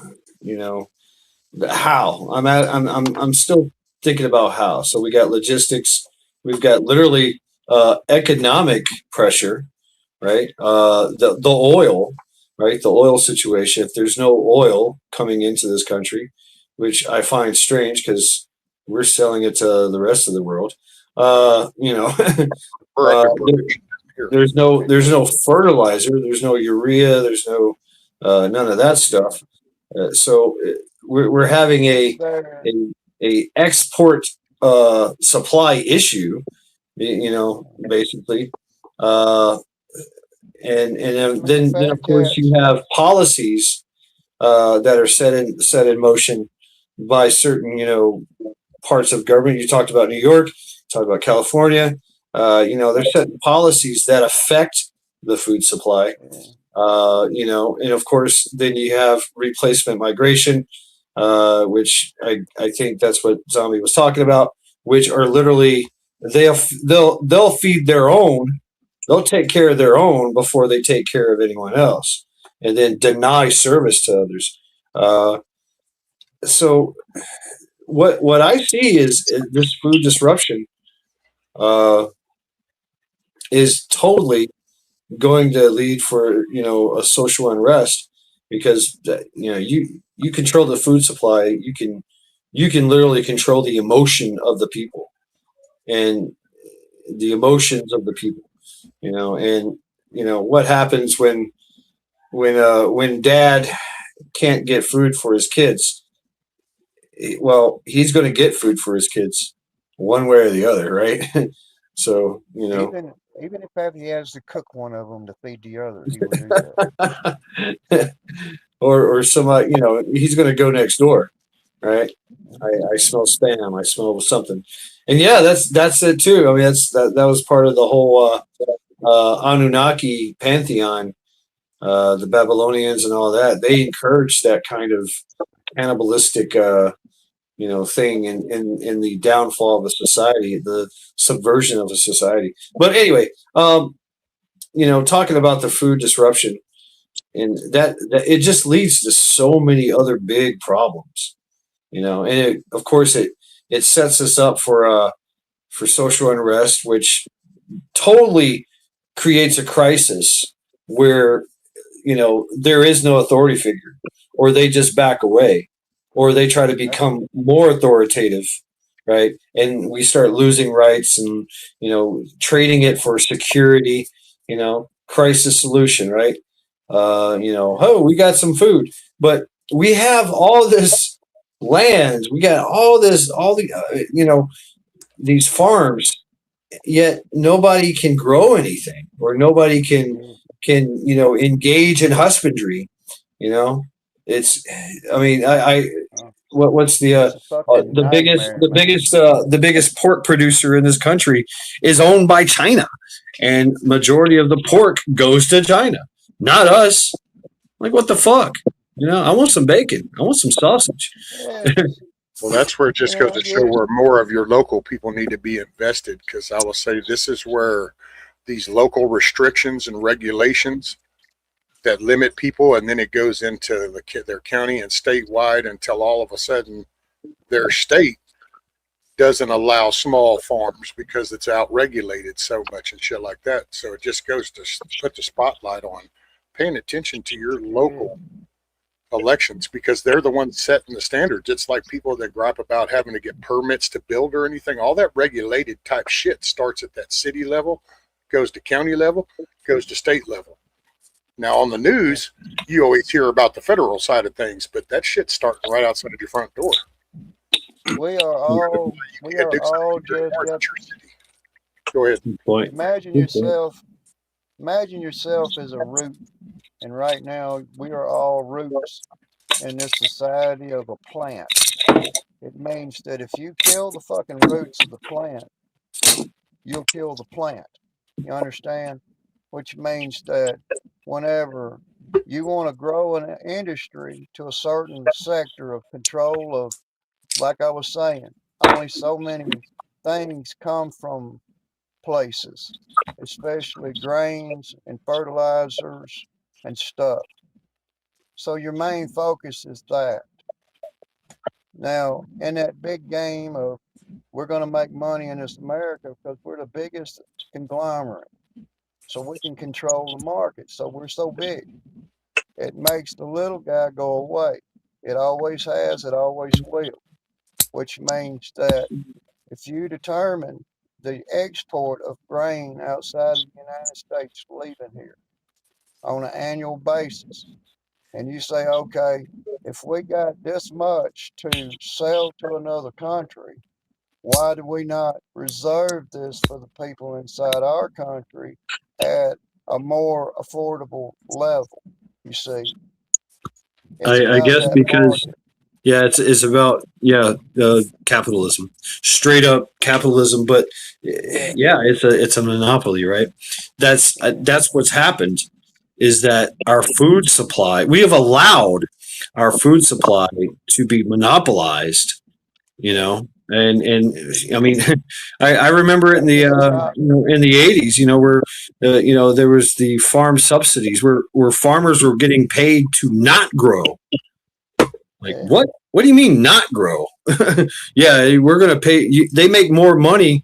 I remember talking to a farmer like I make more money with nothing in my field than I do, take growing something and putting all that effort into it and taking it to market. I'm like, what the hell? So that tells me that it's being, the futures are being manipulated. Need I say, ma?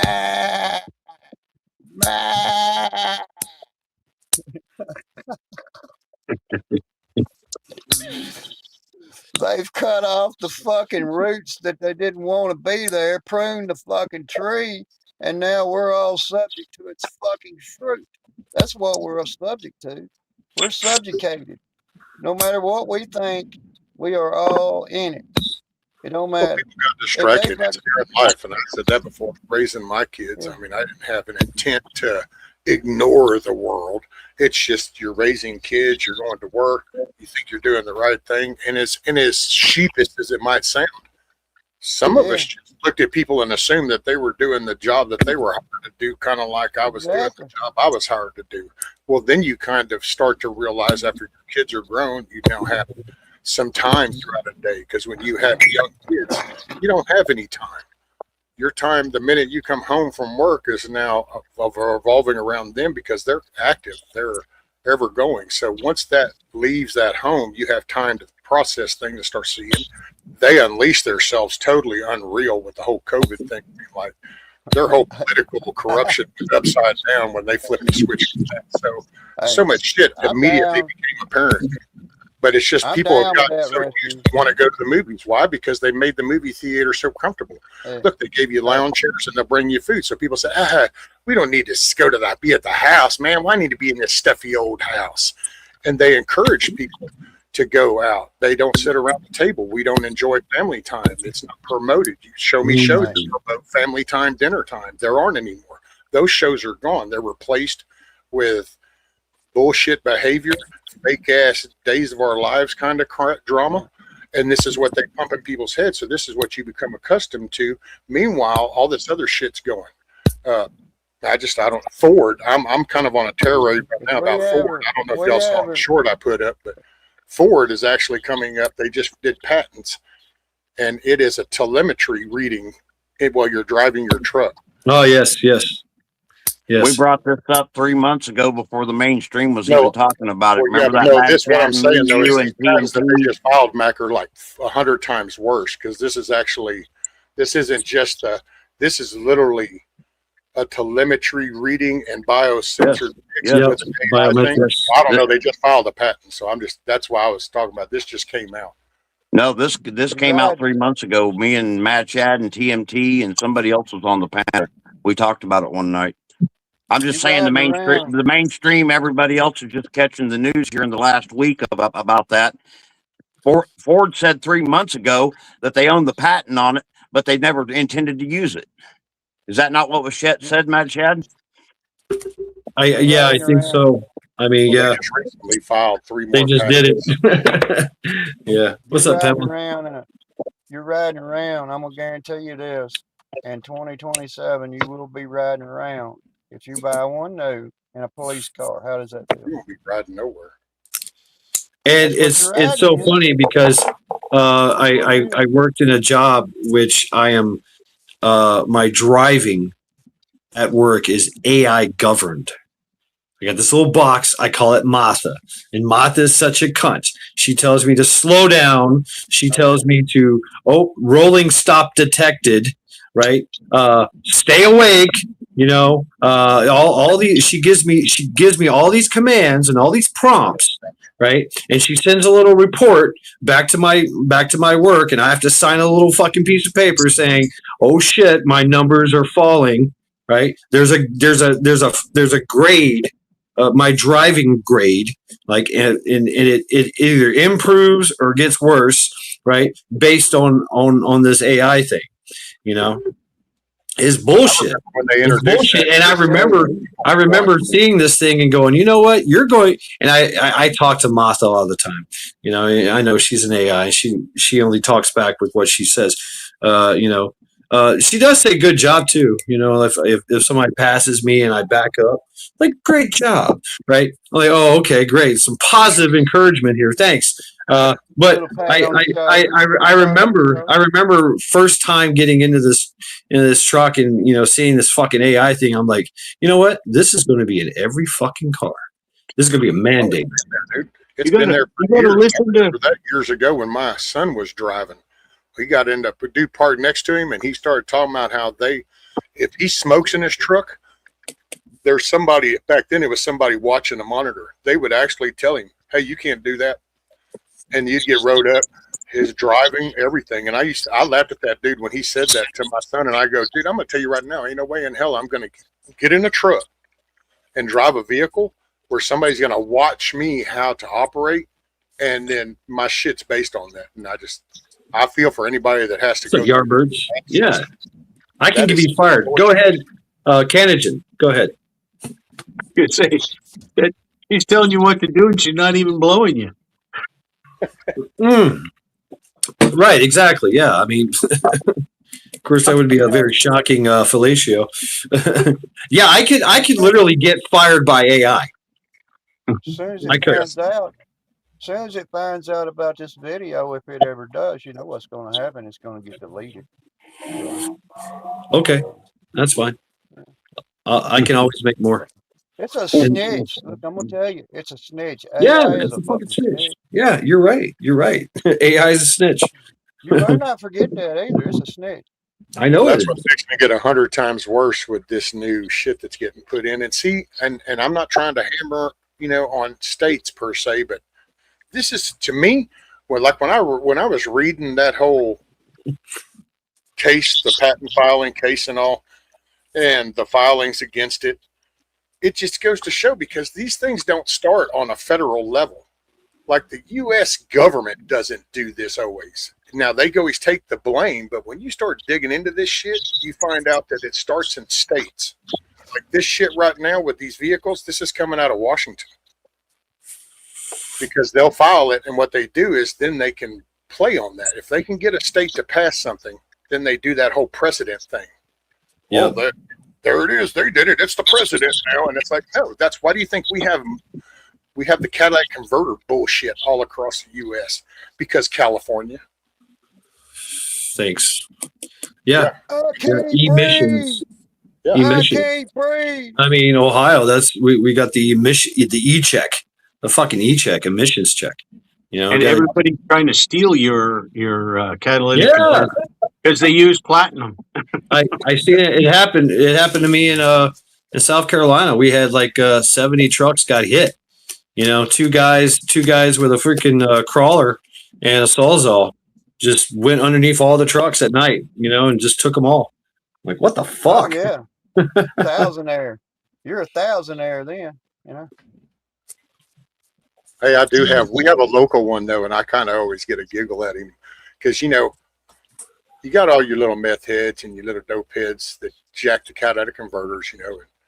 But this one here, I got to give him kudos because at least the dude, you know, he did to himself what he does to others, because he jacked his own cat out of converter to go do it. Because every time he goes by, and you can hear him on that road over there going, and it's, at least you did your own damn car too. Shit. Shit. Mm. Yeah. That's like having a fucking drunk fucking bartender. You know what I mean?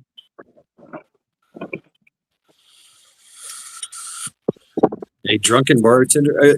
No, bartenders are not allowed to be drunk until after everybody leaves. Yeah. Right? Pretty much, it's for safety requires something. It might impair your fucking judgment, you know, if you're sober. I mean, like in a right chance, like in Russia, in Russia and Ukraine before the war, I guess. Everybody, it was required.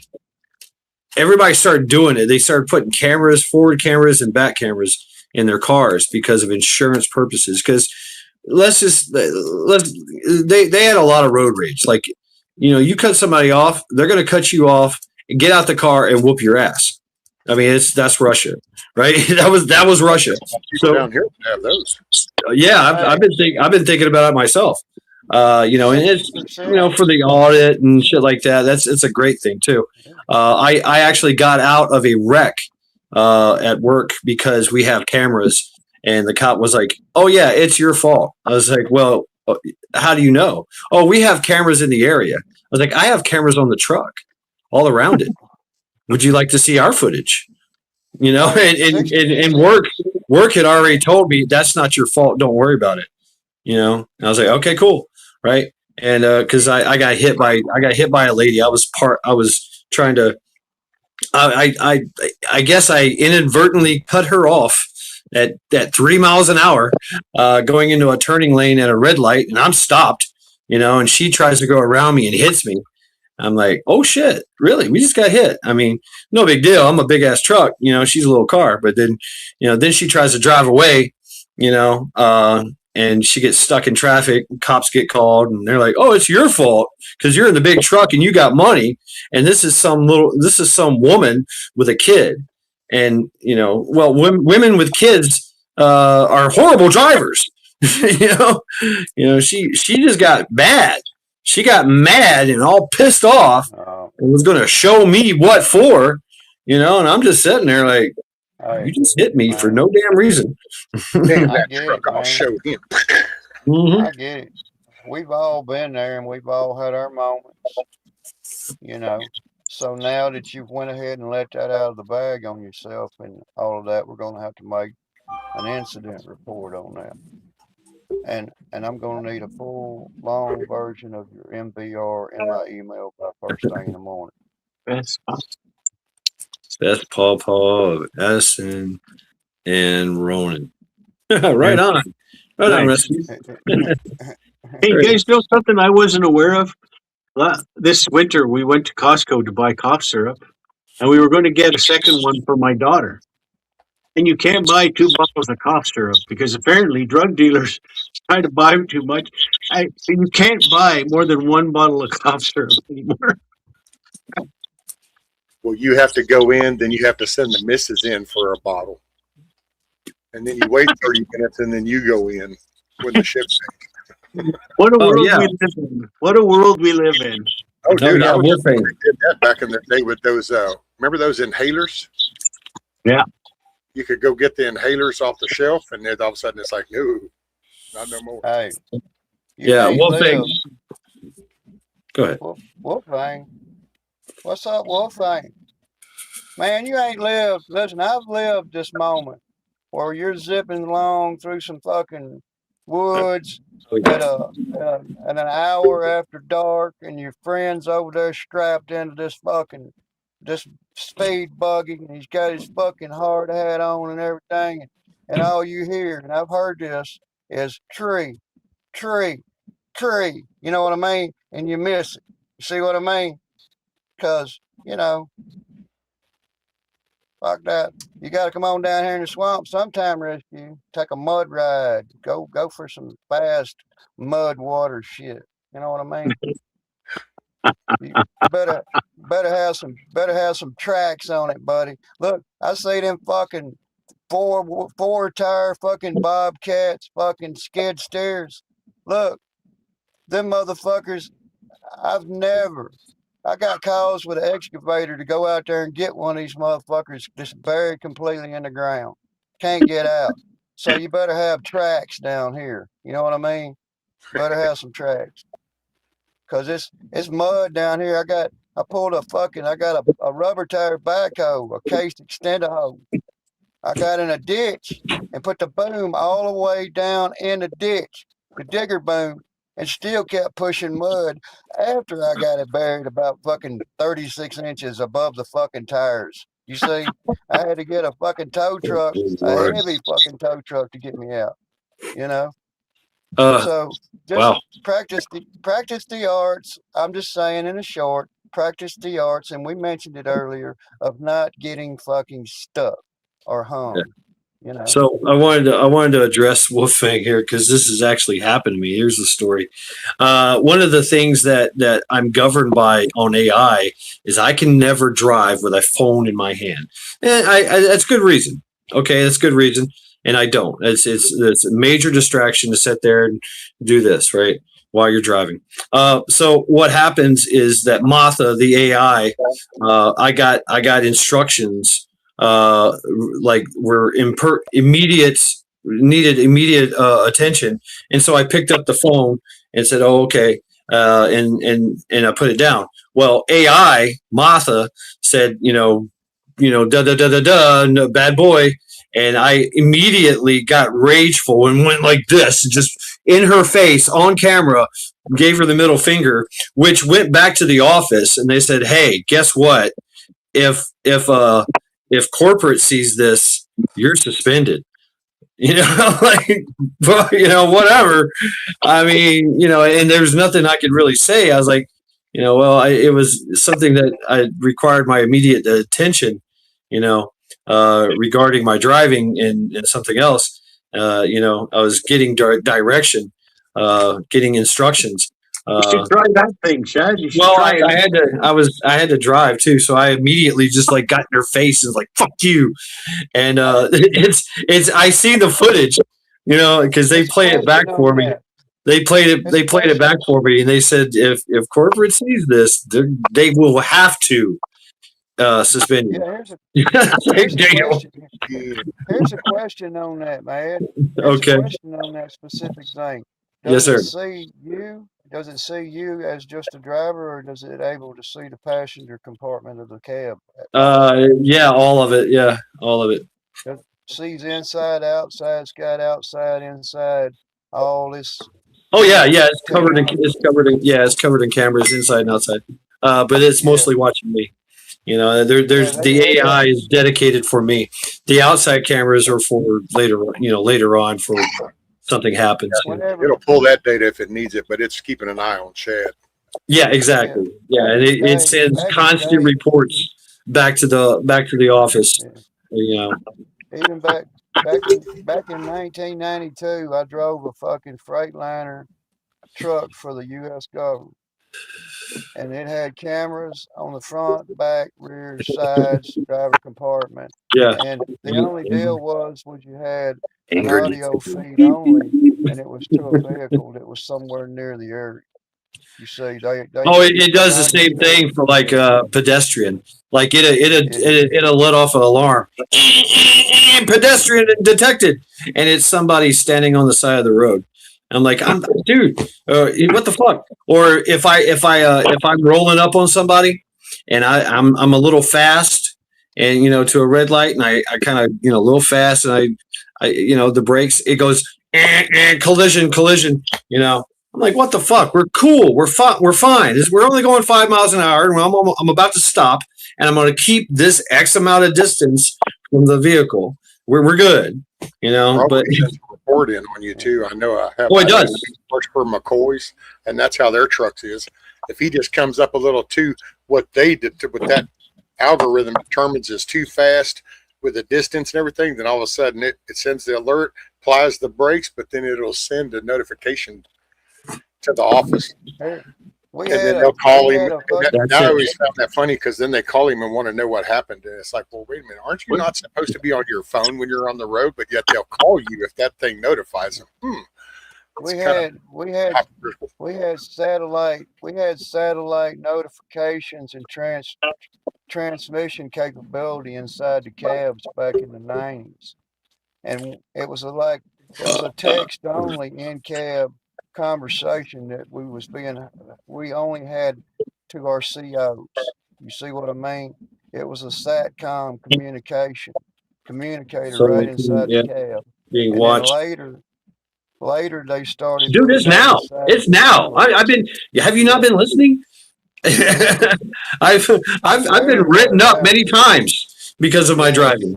Right, and not only that, I've actually, hey, good job, attaboy. You did all the right things. You followed all the prompts and commands given to you by AI. And this has been I've been at this job for like two years or so, going on 2 years. I mean, and this is old technology, Oh, right? They keep yes. updating You it can't too. trick it. You They can't keep trick fucking that You never get a promotion or any kind of bonus for good stuff for a month or whatever. But buddy, make one slip up. Oh yeah, I mean, That's it. yeah, I mean the report. Trick They've got they've got a freaking spreadsheet of everybody's name and everybody's driving number. Like you get assigned. You're either in the green or you're in the red. And it gives you everything. They get everything.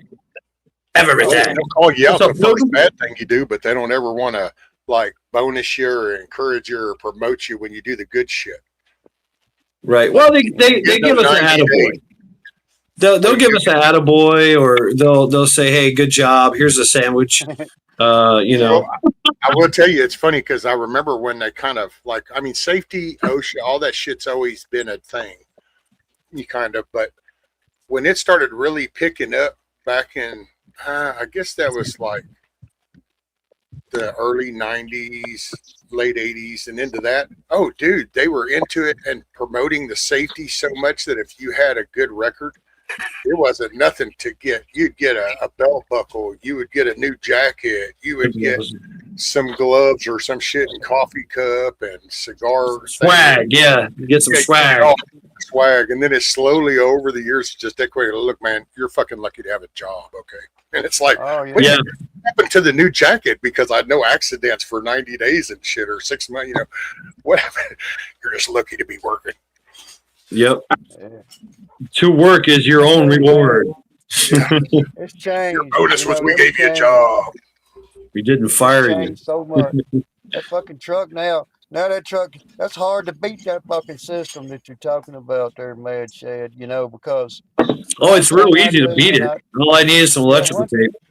one thing I do and I do well is I try to keep myself up on what I understand about the industry of the security systems and the digital capabilities and everything else, because that's my nature.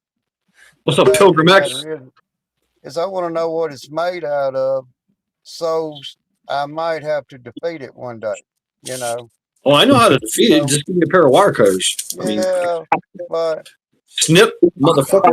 Found Fuck rare you. earth. But Fuck you have you. to understand the modern day systems that you can reach over there with some pliers and say, well, I'm gonna snip this, and the whole vehicle you render it useless. And you're I do know a guy. What's up, Robert Ham? I do know a guy. That's a saying around here. I know a guy. There is a lot of my God. there's a best few friend's mechanics that are actually like working on that, and they're actually doing that.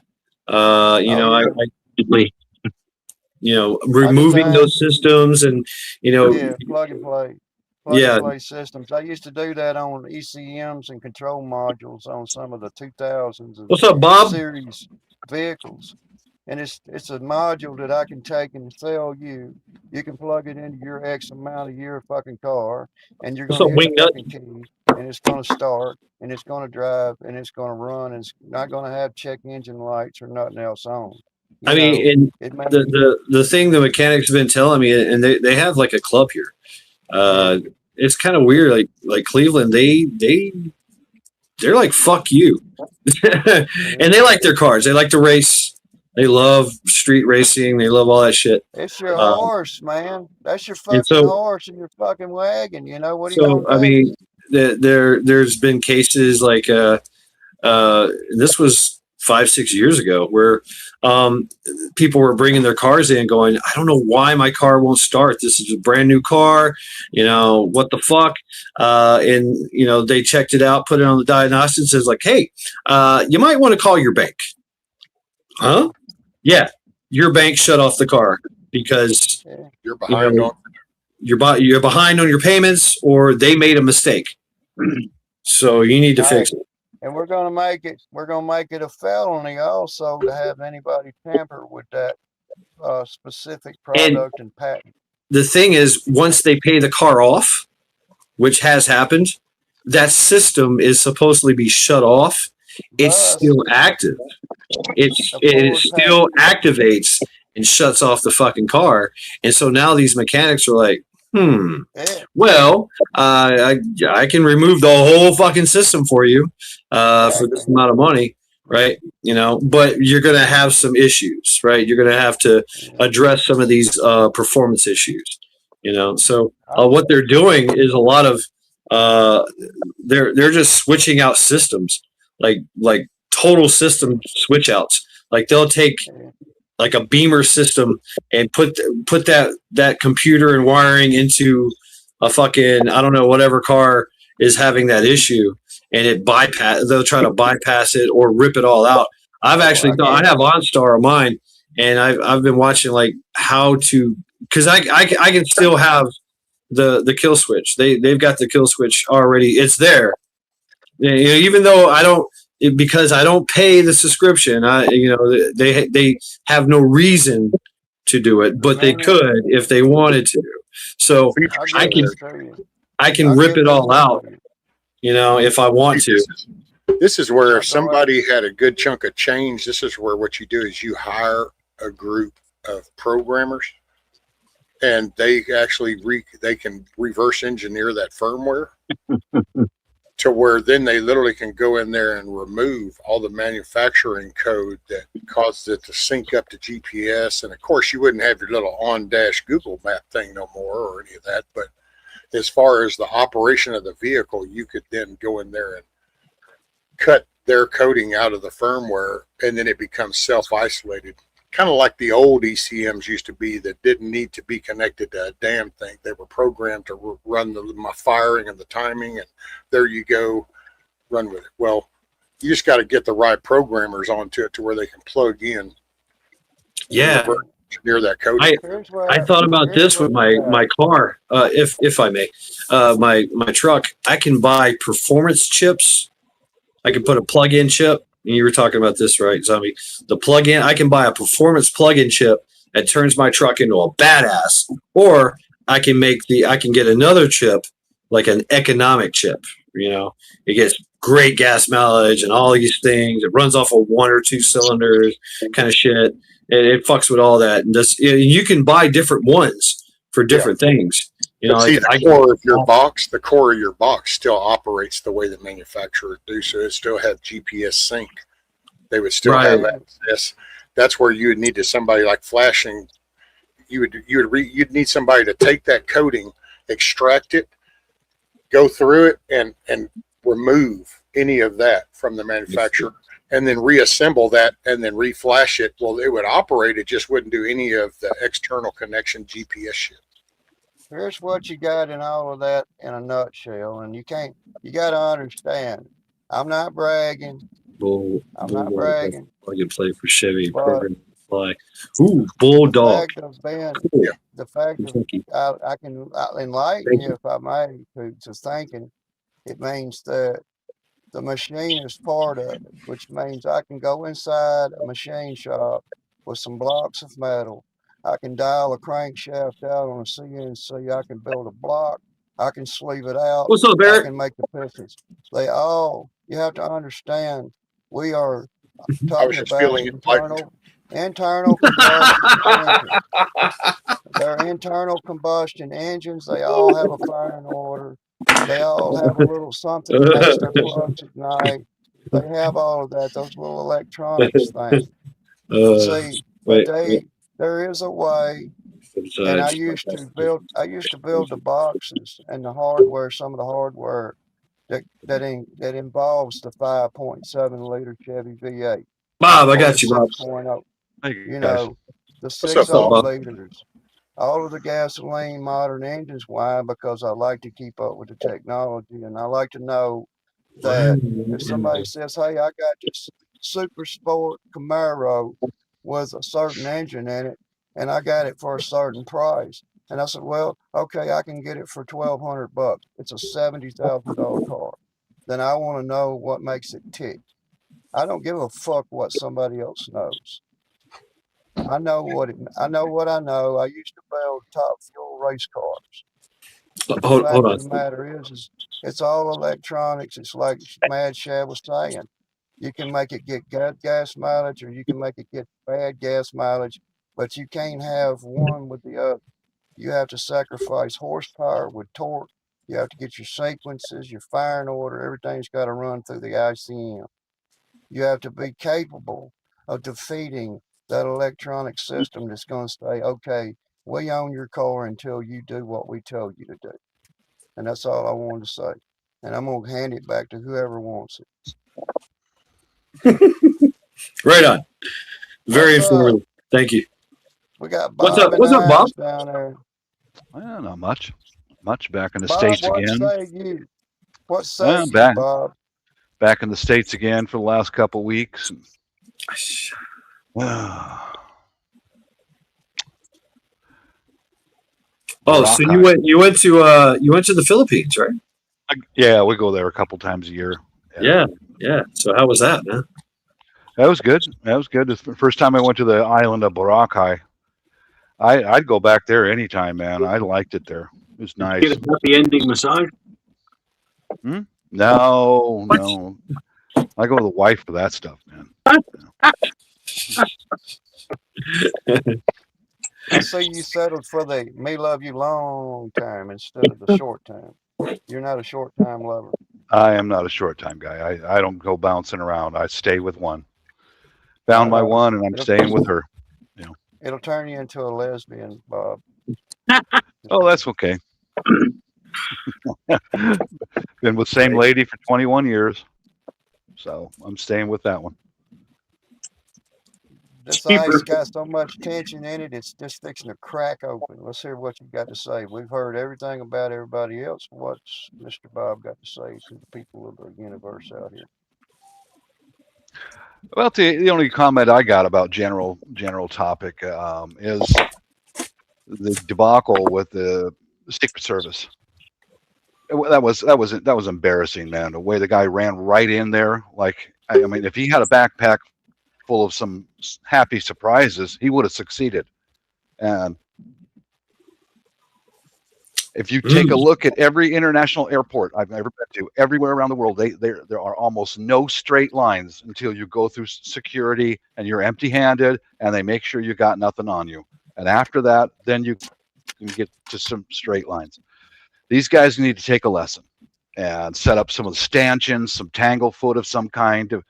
I mean, come on, man. That was sloppy. That was really The dog tried to tell him. If you watch the one video from the actual FBI that's showing him from the beginning when he's doing hallway walks and everything, and then that hallway run, dude, the dog, like he interchanges with a deputy and a dog literally walks into that room where you see the footage him running from.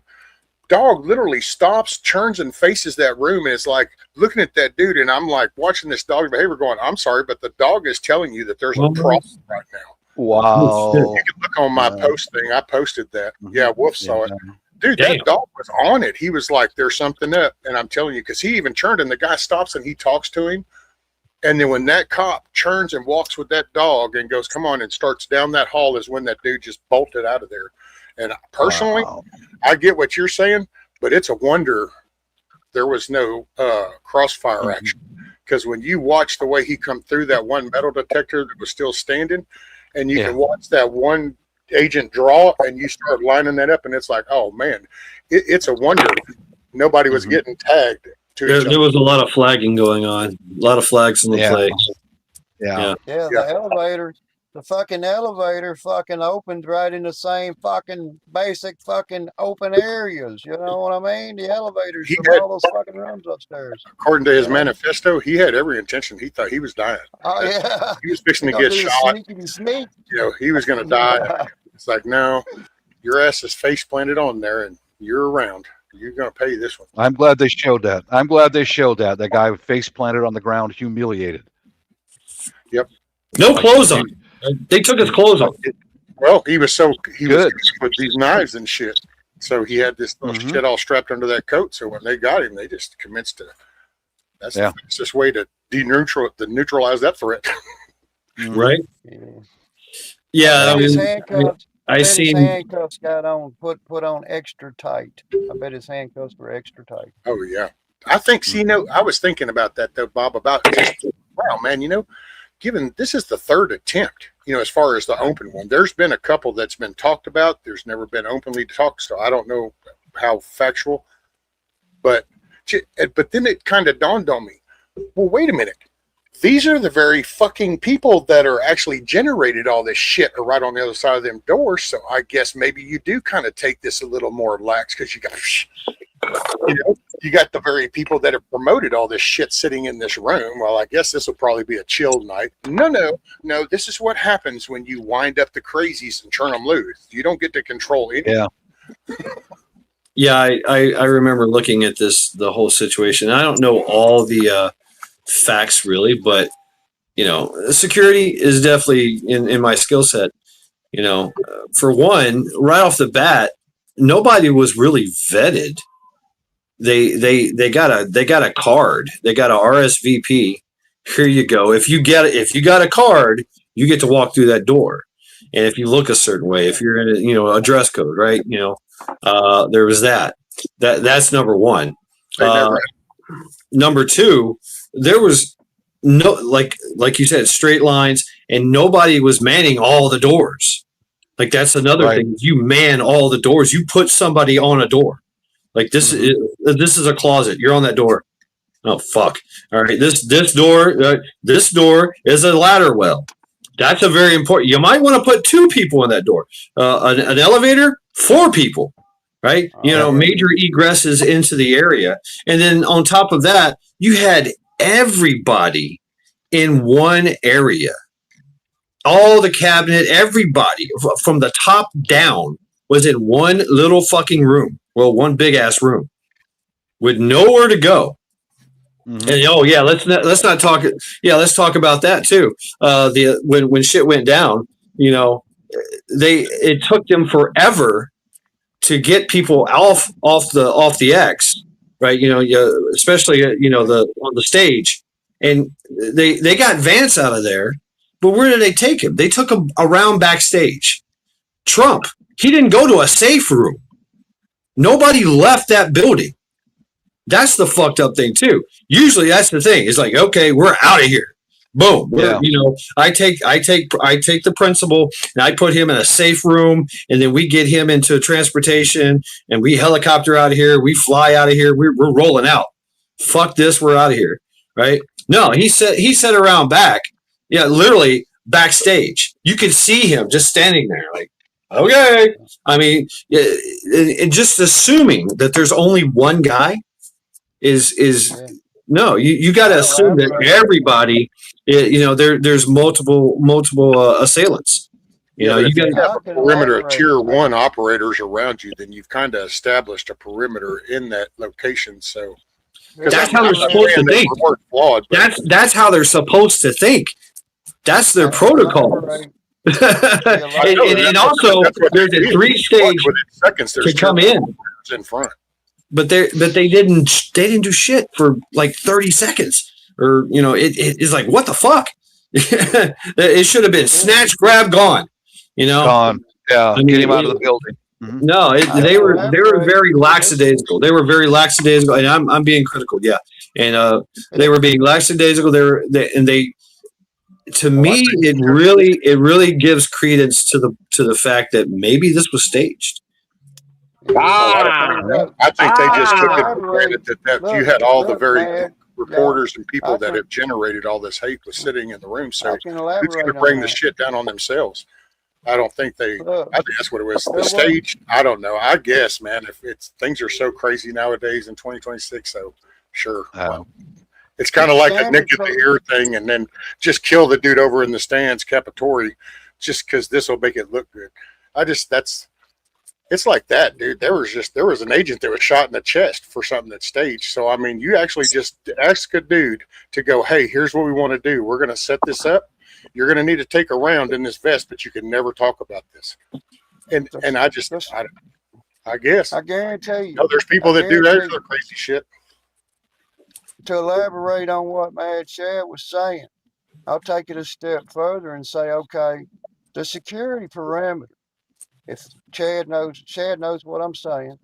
The security parameter is the first floor inside a building housing the president and the vice president of the Oh, United they should have States. locked it all down outside. Okay, I look, mean, outside. first and foremost, your perimeter, your outside perimeter. And you know, Yeah, if so, if anything, you want like a it is locked three-stage, down. a three-stage It is perimeter. locked. It's locked down at that moment, but I'm gonna guarantee you that bubble only went in an outbound motion. It didn't go in an upbound motion, which means that probably So more what, than like, likely there was not any security detail in the floors in which where that elevator came from. You see, that means that they didn't know until that moment that he was coming out of that elevator, which means the security didn't cover the elevator, only outside of the video camera. So the video says there's pudding where there's pudding. And that video inside that camera says, and outside those elevators uh-oh, and the doors on got each an echo floor, going on. We got an There- echo. Check your there audios. was no Thank there you. was no security. There was only I That's what had I security mean. on the somebody roof. trying to call in. Oh, okay, Mac. It's on the Cool. roof and it's on the first floor and it's There should nowhere else there should have inside been that building. anybody in that fucking hotel. I mean, usually what they do is they lock down a whole like city block. It's gone. Everybody's out of there. Yeah. That's where I see the One- drop down is because they never have, and I get it. They operated it like they always have for the White House dinner. That's cool.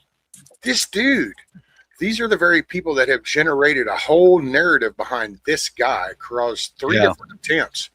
This isn't the same, so I don't understand why they even began to address that. Is like this is the White House Correspondents' Dinner. You're taking the hot target that's actually been mind fucked the whole world's populace. That is Hitler. This is the king. This is the tyrant.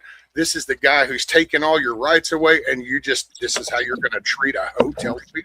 I was blown away how that dude, because he calls him out. I'll say that. I don't know how many people have actually checked out his complete manifesto from start to finish. You kind of got to kudos that he actually wrote this in the room before he did it. So that was pretty impressive because it's a long one. But then he calls him out with all the lax shit and how he's able to do this. Yeah. It kind of was something else. I just And why not Cash Patel? That's my question. like everybody else is target, but the manifesto just. oh, no, he was there too Weird. because the administration was a target. But no, he said everybody's a target except for Cash Patel. I don't know. I mean, maybe they're lovers. I don't know. But go ahead, Bob. One question. Okay, I've been through martial law. I've been through a lot of shit. How in the F did that guy even enter the hotel with a backpack on? How? Mm, How? right. Tell me, how does that happen? I mean, you know, no, there's something wrong with that. I mean, I've been through shit. I've been searched a million fucking times. Been through shit. That does not happen. That He checked does in the day not before there, happen. Bob. Was the backpack up there for him? Well, no, but I mean, you check into a hotel the day before the event's happening. I mean, everybody walks up to the counter and checks in the hotel with your luggage. So you're going to do that and then go upstairs. Now, when he came down that thing to actually do the deed, he had like a black trench coat looking thing on with it tucked underneath. He didn't have anything. He had it all underneath his Maybe jacket. red flags, man. I would have been like, Personally, when I saw the footage, that right there should have stood out. It's kind of like when you see a dude in summer and it's 100 degrees outside, and then all of a sudden this guy comes walking in Walmart, you know, with his Arctic jacket on and shit. You're kind of like, wow, that stands out.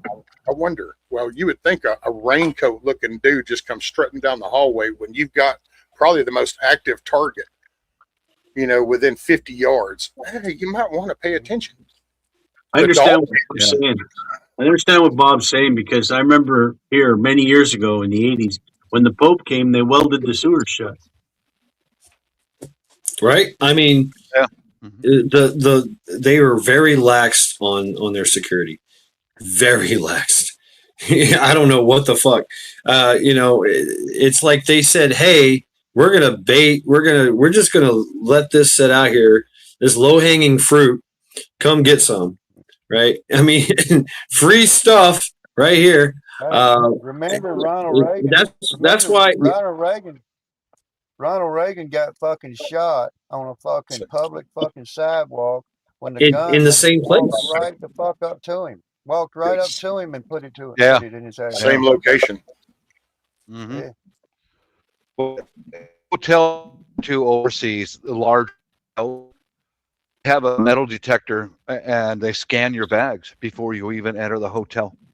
Fuck yeah. Man, Then you the walk through a wand, metal you detector before you can even go to the front desk to check in. You're searched. I Those think most wands of them, they use wands in those security pre-checks. They'll wand your ass up and down with that wand, a handheld one, you know. He didn't get No, one. You can't, No, he you didn't. can't He go. didn't. Nothing. I He mean, didn't. Well, the Nothing. clue, inside He was never security. the checked. clue that nobody's talking about, historically, we've had several presidents get shot and attempted, and he's been shot at 3 times, and nobody's succeeded. He at the most he got was his ear nicked, allegedly. And you know what? Did our assassins lose their ability to hit the target in the last 8 years, whatever? Because historically, this hasn't been a problem, and even with the security being shit, somebody should have been able to hit him by now. I'm not advocating that. I'm just saying it doesn't look right. Yeah. You got a different group now. You got the trans thing. You have I'm the not psycho stuff. You have the mental- trans are out there training. They got militias, and they train just as hard as the right wing militias do, probably harder. I guess it's all a scam just to get our tax money. I don't know. No, Sorry. I It's just not a you did political a first. I see theater. it's not a political thing. It's not a I'm just political saying, thing. but you got all these different crazy people. Look at the dude in Florida, man, who had, what was that, 8, 9 phones or some shit, had done been to Ukraine. He had some weird ties. Well, you compare that particular type of shooter and over with the Charlie Kirk type of shooter, and it's a way different mindset. So all of a sudden it's like, yeah, there's just a bunch of batshit crazy people that have been psychosis trained through the media that this is okay. We just had half our country burned down. When did we ever allow that? But it just happened. And governors and mayors just said, oh, gee, don't want to hurt nobody's feelings. Just let your Taco Bell and your Jack in the Box torch, let your furniture store go. Sorry, you just lost your family business. We don't want to hurt nobody's feelings. I mean, and nobody said nothing. So it's. I think we're just in a crazy times. I will say I do find it kind of ironic, and I just hope that everybody, if you question Butler, just please always keep in mind that a dude named Corey Capitone lost his life. Kids lost their dad, and a wife lost her husband, and grandparents lost their son. So it's easy to always center around Trump and that, but there was actually a dude that got shot and 2 others that got wounded. So there's real people that were involved in that one. It wasn't just a Trump thing. Oh yeah, there's casualties. Yeah. Yeah, But Trump the just tools are available to increase hotel security all across the country. They're just available. You know, scan your bags. Like that, when I go overseas, you go to, like I said, when you go to a larger hotel, you drop your suitcase and your backpack, and they scan it just like at the airport before you even go inside. We could do that here. Why don't we do that? And you know, What's we're the deal? talking about top tier security. You know, the number one thing is area denial, right? I deny anyone access to these areas. They just let anybody in. I mean, they did. They just let everybody in. Like, come on in. You know, okay, you got a tuxedo on. Okay, you got a suit and tie. You got a ball gown on. Okay, come on in. Oh, who's this guy with a trench coat and a backpack? Oh, come on in. Right? I mean, they let him in. They let him. It was a major fail, and another bloody nose for the SS, the Secret Service. Yeah. I mean, my 2 cents as a bystander, I don't get the anger towards someone that isn't a lifetime politician, supported the other party for many years, became a Republican, discovered all the stuff going on, brought it to the forefront, tries to save taxpayers' money, and people don't like him. I don't get it. I'm just a bystander. I'm not an American. But me looking inside, I look at that stuff and I go, hold on. You guys just elected some of these pieces of shit for 35 fucking years, and you're Yeah. complaining about your own system. I'm not chastising Americans, but up Yeah, here, we're all fucking Please do. stupid. You guys Please shouldn't do. be fucking stupid, but they you they are being fucking essentially stupid. It's called subversion. they We are essentially experiencing subversion 101. yeah You have all they the s- tools. You have all the tools: freedom, the Second Amendment, the Fourth Amendment, the Fifth Amendment. The only country in the world that limited the power of fucking government, but you all can't fucking get along. Like, what the fuck is wrong? It's by design. Subversion. We are What our going through freedoms subversion. allow. Time to open the eyes a little bit more. And this is from a guy whose our country's fucked up. I'm telling you, don't let them fuck you up more than they already have. I've been preaching for years. You know, I only got 1,500 subscribers. That's it. That's all I got. And we're 27 in hanging, here. we're hanging, we're I mean, I do hanging. my part. Even if we have to prove all the world wrong in our gracious words, and only so many people wanted to hear it, that's their fucking loss. I just You want know? people to pay attention to your local elections and try to start right there because I think that would have a ripple Yeah, effect. well, here's an accusation that's shaking a few people up in their skin cells. One is you have to imagine this person that's been elected as a majority leadership inside this country, like it or not, he is the president of the United States. Now, if you honor your oath, you honor your country, Oh shit! What am I you doing? honor all of these oaths and all of this Pledge of Allegiance shit, Yeah, I'm pushing the buttons. then you honor that leadership. All right, That's I got why it. he is the most powerful civilian person on the planet outside of government, because he was elected by the free people, which he holds that over everything else, government or the federal governments or whatever you want to come up with. He holds the power over that indeed.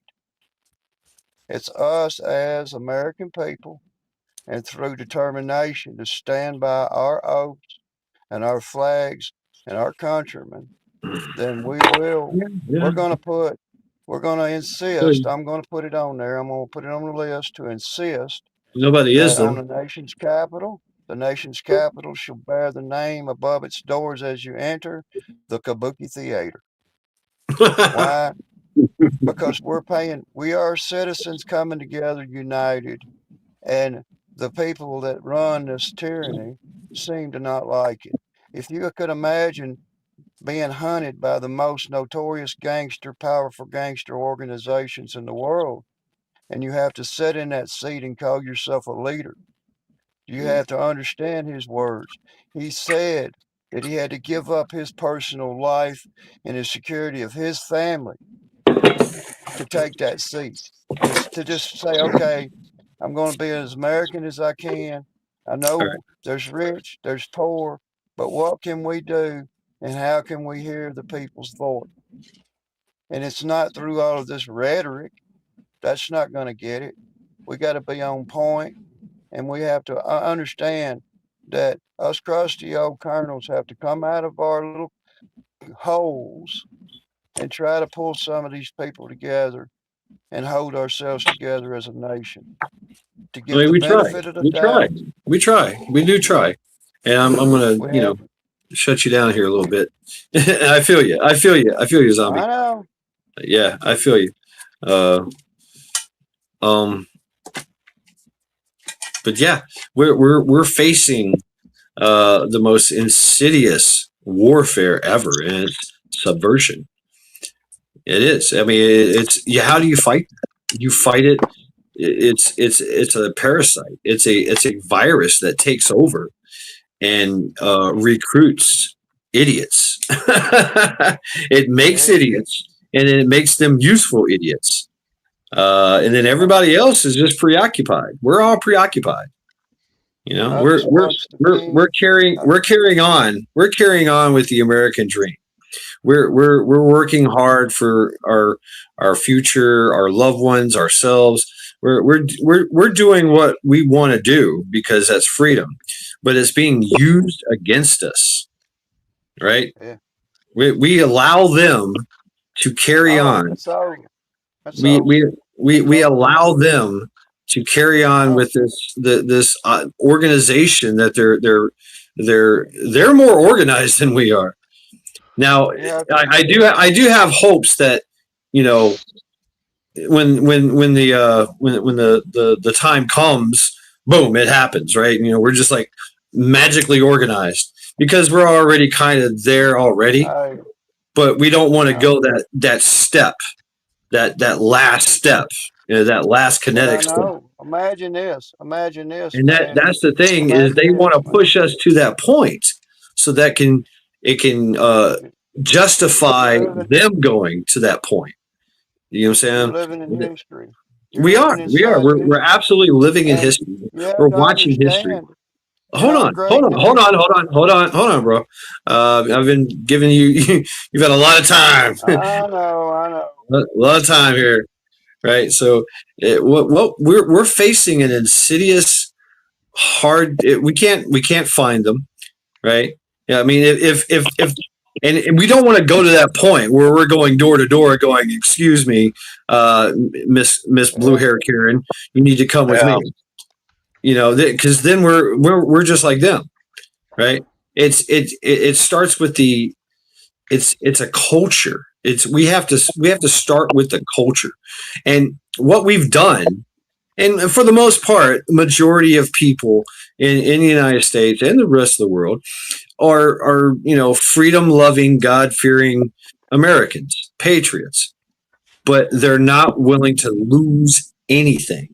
Everything they've worked for is at stake, right? So they will not get involved to the point where the other side is. The other side is doing violence, absolute violence, organized. They're organized. They're planning. They're prepping. They're training. It's we have the enemy is not at the gates. It's inside the walls. They're all around us. Yeah. Dude. Yeah. Can I step in for a minute there, Shad? Yeah, go I ahead. had a conversation with a young lady at the coffee shop the other day. I know her pretty well. And she said, I want to see this country come apart. And I said, have you ever heard of Cascadia? It's where they want to split, Vancouver, British Columbia, all the way down to San Diego and make their own country. And she says, yeah, I've seen that. In fact, I've seen them fly their flag at different demonstrations. So she kind of gave herself away a little bit right there. And I said, I don't want to see this country come apart. I don't.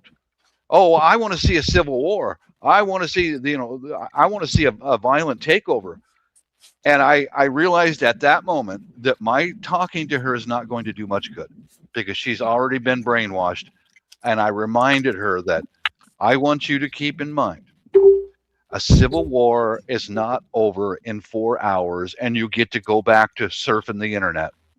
It's not. It takes years and blood. And I ended it right there. So I realized who she is and what side she's on. But there's people out there who are so fucking delusional. They think that a civil war, well, okay, it's almost getting dark and I'm kind of hungry. I'm just going to go home and go to bed. No, it doesn't work that way. It takes years and a lot of dead people. But I thought I'd throw that out there. A lot of delusional people. That's only what I was going to mention in a short term. Is we just witnessed in history the king of Europe, the king of over the whatever, bow down to our nation, and look up the guards' uniforms on that day of celebration and what they were dressed in, what their uniforms were. What's up, Justin? All right, take care of yourself, Wolfgang. I have something to read.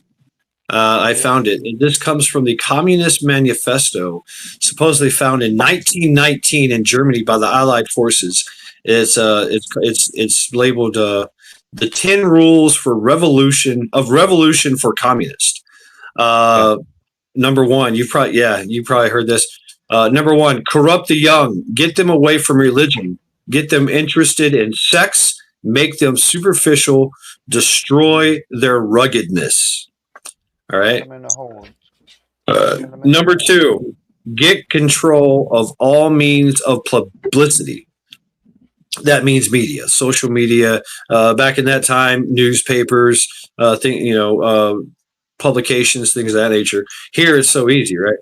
All right, number three. I'm in a basement. Number three, get people's minds off their government by focusing their attention on the athletics, sexy books, and other trivial matters. Video games. Video game, right? Video games, bullshit. TikTok.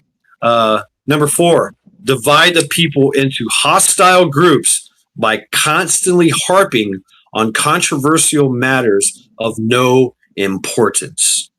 I don't think I like what you're saying. I disagree.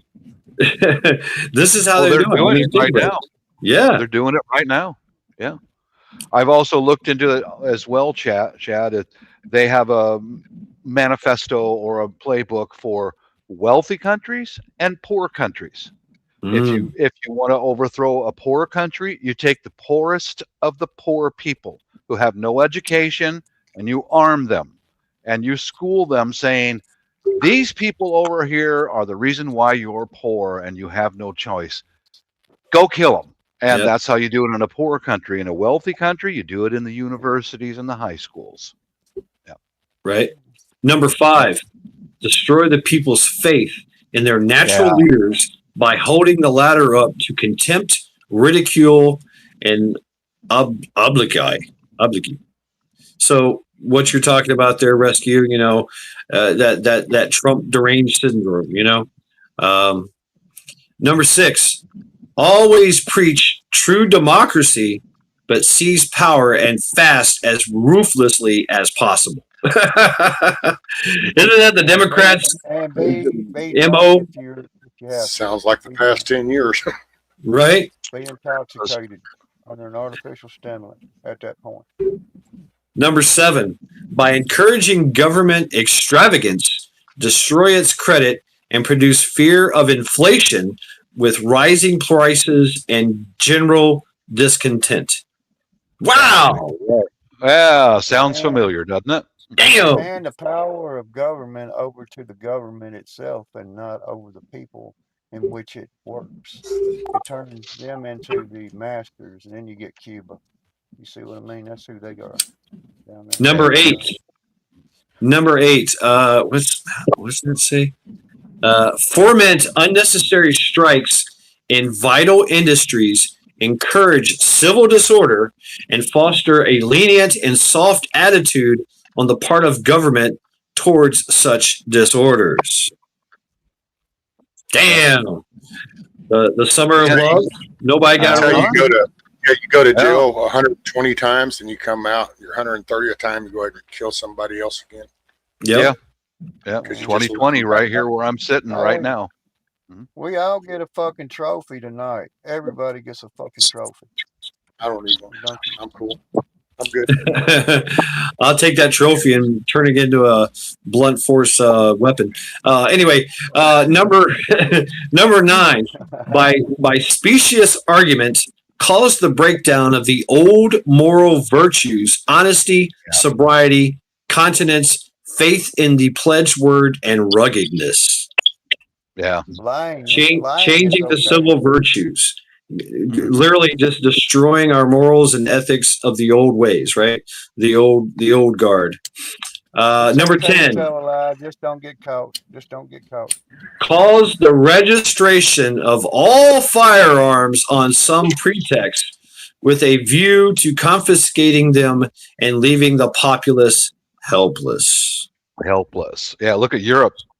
Right there. Boom. Those are the 10 hold on.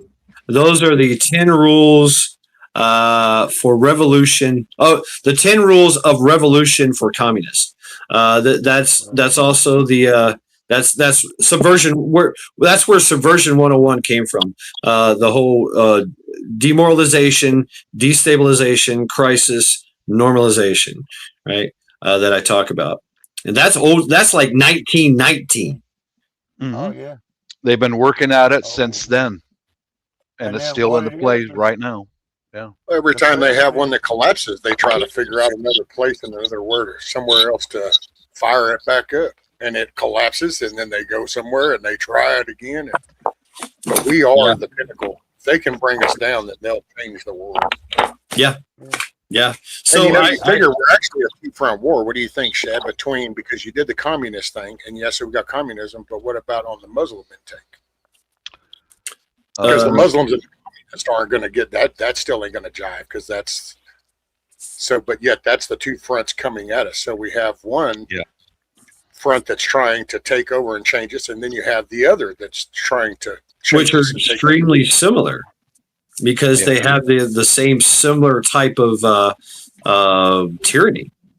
You know, it's I mean, yeah, unless you're a man in the Muslim caliphate, you know, like, you know, because that's what they want to do. They want to build that caliphate and subjugate everyone to that rule. And if you're a man, hey, good job. You do whatever you want. You just gotta walk a tightrope, so to speak. But women, total subjugation, subjugation. And it also allows for them to, like you see with Iran, to really quell any kind of dissidence whatsoever, and call it immoral. You know, it's Sharia law. Boom. You cannot, women cannot smoke. Men cannot, be effeminate in any way.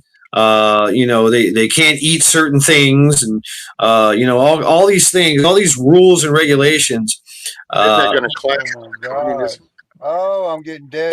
That's the thing too, though, is if you look back in Nazi Germany, they actually did. Hitler and the caliphate, the Muslim caliphates, did align, and that you do have a point because the communists were like, yeah, we don't know about you Muslims, but we'll allow it. Just because it's a means to an end. And the same thing with the Muslims. They're like, well, yes, but we are willing to allow you infidels because you kind of align with our kind of way of thinking. You know, it's very similar. They have similar tyranny, right? They're all about total control. And make no mistake about it, the radical fundamentalist Muslims are really their main goal is world domination and Sharia law, extreme Sharia law. That is their goal. And what's the saying in Assassin's Creed? Nothing is true, everything is permitted. Right? That saying, it actually comes from the whole Assassin's Creed thing is real. It's based on history. Thank you, Mongolians, for destroying them. The whole name itself, assassin, comes from the name Hashashin because it was a derogatory term saying they thought these assassins, all they did was smoke weed and plot assassinations. Meditate on weed to assassinate motherfuckers. But it was that's where the jihad came from, right? The whole idea of jihad and sacrificing yourself for the greater good, and there's nothing you can do to stop it because they will infiltrate whatever. Anyway, the caliphates used to be huge, like the Umayyad, the Abbasid. They were absolutely huge, and they lasted for some of them thousands of years. But they slowly but surely, modern day life in evolution, put them back like, hey, we don't want to be in the Stone Age anymore. We've got, bacon's pretty damn good. But, well, yeah, so to address your question and bring it up on the panel, that's exactly what they're using. And what better replacement migration people than say those types of people that are radical Muslims that come into your country and create that civil unrest right off the bat. Look at Britain, look at Europe, look at Ireland. I mean, they're literally fighting in the streets right now with machetes and swords. And now the Irish are starting to do their Irish car bombing thing again. So I called it too, by the way, on my bingo card. I called it that the IRA was going to get started back up again. I will witness that. I will witness that you said that, man, Chad. The thing Well, is, man, is it's down to the fucking yin and the yang, the good God, the white God, the dark God, the God, which God has the fucking most power and which God has the most compassion. So do they make war in the name of compassion, or do they make war in the masters of power?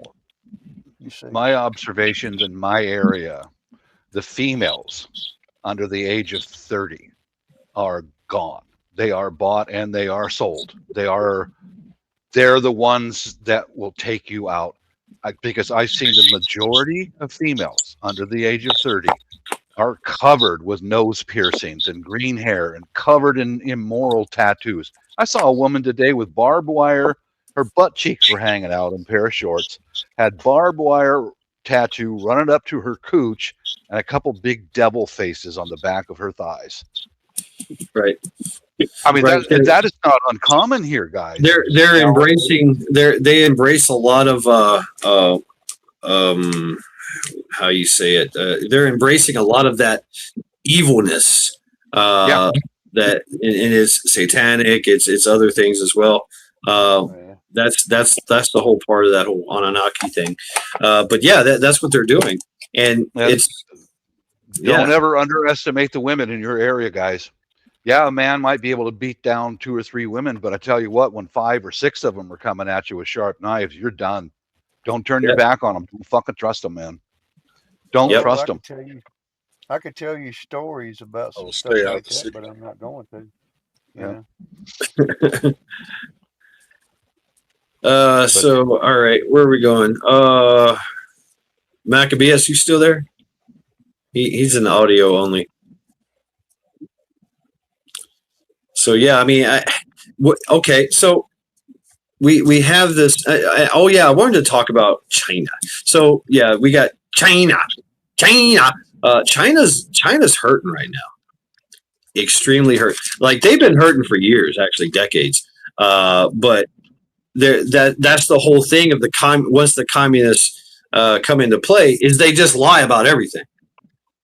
They lie. They're literally on a sinking ship.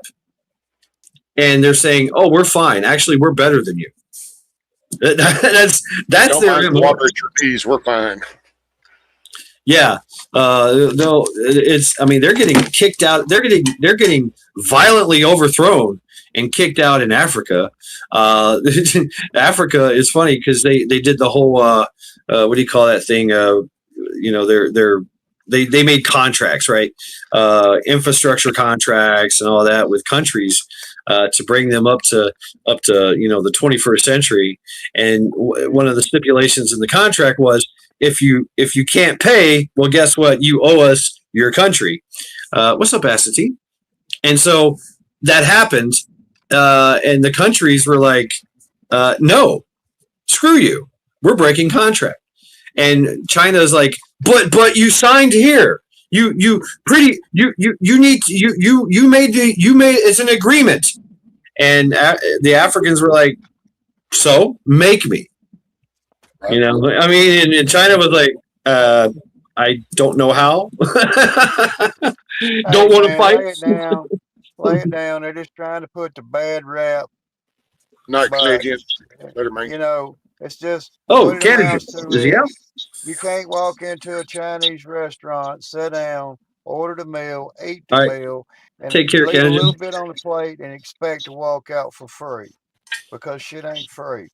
So I can't say that I blame China. China is in basically survival mode right now. It's had Well, its their whole energy sucking, which is bringing their economy to a collapse. Because that with yeah. that strait being closed, they ain't getting no goods. Oh, and Russia just recently in the last several months has increased exports to China by 60% more. You see what I Yeah, mean? What Russia's they smart. I mean, they're kind of hurting too. They are, but they Ch- Russia and China have had this uneasy kind of relationship. Like, okay, you're part of yeah. BRICS, we'll do some trading, but we don't trust you, and for good reason, right? No one trusts China. It's just the way it is. But the kind of whole thing of the enemy of my enemy is my friend kind of thing. That's where that is with Russia. But Russia and China believe that they can be friends and try to take down the West, right? And then they could try to work on being on top, right? You're like, hey, let's be king of the hill. I'll help you be king of the hill, and then we'll fight. We'll fight at the end. Yeah, And we all know between that China ain't gonna fight. It's a paper tiger. between fucking China, and you better fucking bank on this one. Between fucking China and fucking Germany, fucking Russia would have been all speaking fucking German and fucking Chinese at this point if it hadn't been for the United States forces in fucking Europe. You see, because China, this is like fucking in the end of the war. For several days after that war was called over. It's over. Several days after that, Russian forces continued to march south and further territories and occupy territories of China until they said, oh, stop firing your weapons. I think they've called it off. Okay, they called it off when you was fucking 50, 60 fucking kilometers back up that way. Did you miss that? You know what I mean? So Russians have always been opportunists, and you was talking about Russians and fucking shit a while ago. 60% of fucking Russians outside the fucking city of Moscow, and specifically, have a firearm inside a fucking vehicle. 60% of them do. You see what Oh I yeah, mean? they got guns. They got guns. Oh fuck yeah! Fuck yeah, they got a lot of guns. So I we're mean, just shit. watching them fucking. We're watching I got our a question fucking. for you. We're watching World NFL, Real quick. and we're going to win the fucking Super Bowl no matter what because that's what our country's saying to me. I don't give a fuck. We got to come out on top I of dig this it. All one right, way or hold the on. other. So, So you know, Yep. what's everybody's opinion on Dark Eagle? And do you even know about Dark Eagle? Dark Eagle. I've heard this name. What is this? Operation Dark Eagle? No, No, it's a ordnance, it's a weapon. a hypersonic. Yeah, a hypersonic weapon that they can drop out of a B-1 bomber. Oh, okay. Interesting. or Tell me about it. or We've just advanced loaded weapon up some, and satellite. we have the B-1 bombers that are actually starting a flight pattern over there. And I guess depending on the next steps of what's fixing to happen over there, that might be part of the next step. So, what Yeah, makes the Dark Eagle special? It's a Spot on, it's a right 2,000 kilometer hypersonic ballistic missile. Spot on. Be launched out of a B-1 bomber. Launched out of a what? A B-1 Almost bomber. impossible to shoot down for one thing. And even if the warhead fails, any object moving that fast strikes anything not moving, it's disintegrated. Right. Yeah. No The doubt. physics and kinetic energy just obliterates it. Kind of It's like the like a rail railgun. gun. to me. Yeah, like the railgun, run of God. Yeah. Yeah. What if So I Ronald mean, Reagan? you could just put a concrete warhead on that motherfucker, or a tungsten steel warhead, and get the same kind of, okay, you can get the same kind of explosion, like almost a nuclear explosion. I mean, as big as. Right. Well, see, and that's where this comes into play. What I think, just my 2 cents, just, hey, we all do our little own thinking. So, we've got bunker busters, and they do really good. But we also know that they have something deeper because they know we have bunker busters. So they actually built shit a little deeper. I think they have a structure, they said it's 2 miles down. Oh shit. Yeah, You it's know, pretty I impressive. feel you. It's scary. And so, The if you wanted to technology, penetrate that, though, you would do just what you just said. See, you have like a tungsten style warhead, and you use the kinetic impact force that then would send the shock wave all the way down, because you've weakened the structure by making the, the access to that. So if you Yeah. were to hit that, you're going to collapse it with, I think, I don't know, just war gaming. Mhm. Right. Right. you got a real opinion started here, which means that whenever they had dispute over this Ronald Reagan rockets and space kind of thing going on, space wars. Well, anyways, let me bring you up to speed on thinking, if I may. One, Sure. uh, Go right hyper, ahead. hyper, hypersonic speed. What do you mean? What's your knowledge about hypersonic? Okay, that means exceeding the speed of sound by several factors. That means that you hit the you hit it on spot. But what I'm Region saying 9. What's up? is that that projectile can be on a guided satellite military, which means that it may not be okay for it to float above certain space over countries, but if it had to, it can be maneuvered. Maneuverable satellite technology. It's in public information. The Right. fact of the matter is a warhead. You hit another spot on rescue, but tungsten, the fingers of God project, research it. It means that that projectile it can be released at low Earth orbit 5 at times. space velocity, which means in order to maintain orbit around this Earth, you have to maintain at least Right. minimum Yeah. 17,300 miles per hour to maintain that orbit, which means if it struck a target at that tungsten carbide headed missile projectile, it's capable of projecting itself down into the earth and causing a fucking nuclear explosion without the fucking plutonium. It Right. means Yeah. That's what I it can said earlier. penetrate the ground Yeah. by It's like a half a just mile. just through sheer kinetic energy alone.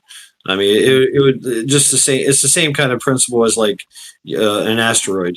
You know, something traveling at 55,000 miles an hour. And it's the size of a bus, and it's consistency We're of like Captain nickel and America. iron. We're You know, Captain America. We're the Captain American nation. Don't forget that. We just are. right? We got Yeah. things in Yeah. space. We got things in space that'll make your country go away in minutes. Minutes before you push your button. Well, okay. So So this right, why isn't Iran gone away yet? Because the they might be humanitarian fixing to be. factors in that. They have humanitarian factors and they have UN right now. The United Arabics is Really, looking Mel? to pull away from UN and join other things because of the trouble inside that organization and the one-sidedness of it. Yeah, I've seen that. Yeah. Yeah. Yeah, So the Dark Eagle, it exceeds Mach 5. Oh. It yeah. is, it's a hypersonic glide body, and it maneuvers at hypersonic speeds through the atmosphere. The range reported around 1,725 miles, which is about 2,775 kilometers. Which, I'm going to tell you right now, if that's what I'm reading, that's bullshit. So it'll be farther than that, but they're just not going to tell you. And I don't blame them one damn bit. But the warhead, it's conventional, non-nuclear, reportedly small, reportedly being the word, relying heavy on kinetic energy for destruction rather than explosive yield. We It's got got a fucking, launcher we that's a got mobile countries. computer-based system, Yeah. and it uses shared technology with the intermediate range conventional prompt strike RCPS program. So there's some of that thing. It's real I'm interesting. curious. I'm curious to see what it does. Yeah, glide bodies can maneuver. Yeah, they can. Because we're Basically, this thing We can American. it can actually maneuver, and we do have that. We've proven that even if you like target this thing, on its trajectory, that it just changes its trajectory. It's like, okay, I'm over here now. Yeah, Yeah, I can not stick to a boom. mention the Still fact that coming. if you I'm launch that still from a P-1 coming. bomber, you're not going to be able to hit the launching pad because that bomber's already gone. So there's a thing taken away. You can't hit it while it's in flight. There's another thing taken away. So whatever they're going to target is probably going to be utterly destroyed. And Well, then use I our hope they use. refuelers up I there, hope they. Hmm? refuelers, and then the bomber, Bob. You know that's unlimited. Like that's 24/7, 365. So Yeah. That's any Just any like tar- when. any location on the world can be touched. That's Mhm. it. Just say when. That's that And he could same fucking idea went through with the launch it, Korean turn War. around, you refill it, and come back to yeah, it's scary shit. But I hope if they decide to use those weapons, that they know what's underneath the ground, not just the target, but like underground rivers, water supplies, fault lines, and the Earth's plates and all that shit. Yeah. That could really fuck us up. You could strike something on the other side of the planet and hit the west coast of the United States and upset the fault lines and have Mount Rainier explode. I mean, I really hope that they look Think so? deep in. A Maybe. man-made meteor. That's what I that don't is. know. It's a Maybe. man-made meteor. They can Yeah. strike anywhere on the Yeah, planet pretty with a much. man-made meteor. We allow that. I don't know. I mean, it'd be nice to not have to use it, but see, I don't know. I guess I just have a perspective nowadays. I look around the world. This is 8 billion people. Countries are doing shit. The technology's out there. This is like the gun thing to me. It's Yeah. like Right. you can be a person that's complaining about, oh my God, gun, gun, gun, or you're going to have to understand. You see, either learn how to use one or avoid them, but you got to accept it. It's on the table. It is here. And that's this technology. It's here. So Yeah. if you know that 170 other countries exist and maybe half of them might not care for you much and they might want to pick a fight, then you want to be the biggest, baddest mofo on the block. That's how you prevent it. That's the peace through strength. Smack the living dog shit out of the little shithead, and everybody else kind of goes, I don't know if I want any of that. So yeah, we can get along. Let's come to some agreements. Just dangle him out there on a fucking string long enough, and people will get the fucking word. You know what I mean? That's all you got to do. Like Rescue just said, put them out there dangling. So here you are. Do you want to be this little poor little fucking mouse? Because this mouse no longer lives. Well, that's why they resort to the fifth generational warfare, and subversion and things of that nature, because that's the tried and true honored method to taking down an adversary is through those subterfuge and infiltration and things like that. It we might Hey, how have the many biggest times you get? baddest we might have the biggest baddest weapons, but Hey, if everybody has been subjugated and everybody's been subverted, right, with hey, their way of thinking, then who's actually in charge? hey, look, if I tell you all of my secrets of what I've got and how all that, Mel, then what's going on, bro? you can automatically expect that you already know what you're walking into. See that theory? The fact of the matter is the rest of this fucking planet already hopping sides. Look, we got countries climbing on side of the United States like rats out of the water right now. Only because we have said this in a polite way. You motherfuckers need to start getting along. If you want to survive on this planet and sell your goods and your economy grow great, good. But you're not going to waive any kind of form of any kind of nuclear anything against our motherland, our America, our children. So that's not going to happen. And then all of a sudden they're fucking up our leader's ass, ain't they, Rescue? Oh, you can't do this because this, and you got to go through Congress this, Much you the got to pleasure. go through Congress that. Bullshit. He doesn't have to, and neither does any other president inside this fucking history of presidents had to. When we feel a fucking threat to our fucking nation, then we're there. Fuck you. We're going to meet you on the field, bitch. Now what you got to say? I told you this, Mad Shad. You remember? I said ain't nobody getting shit. Nobody's going to get nothing, and we're all going to learn how to get along, or we're just going to sit here and we're going to make money over in our fucking country, and you're not going to get none of that American pie. So go fuck yourselves. What's going That's on, what's Metal? happening. Metal's You know? we have YouTube mods in the chat and they're deleting comments. Yeah. Look backstage, Shad. I got a thing that shows everything deployed over there right now. Yeah. Private chat. No, just backstage here. Huh? Shows the screen. Oh, share Well, your, fellas, share I'm your gonna screen. bounce. You want me to? Okay. I'm gonna bounce out of here on some good note. My wonderful wife, before she took off to work, she went and got me a big old thing of spaghetti bolognese. Brought it home. Here you go, baby. Here's your dinner for tonight. Like, Nice. oh, I'm gonna keep her. Oh yeah, I'm gonna keep her. That's definitely Nice. I thought she was going to say that she bought you a big old cake and a woman's going to jump out of it after I go to work. Oh yeah, I got Right one on. and only. I don't spaghetti. bounce around. I got one and only. Right. Peace Right out, on. guys. God bless. All right. Take care, Bob. Always a pleasure, bro. Later, Thank you. Bob. So, all right. You want me to share your screen? Yeah, I did a share screen. Oh no, not that screen, but I mean, okay, hold on. Let me see if I can. I don't know how to do. Okay. Yeah. See if you can do it. Rescue, master of disaster.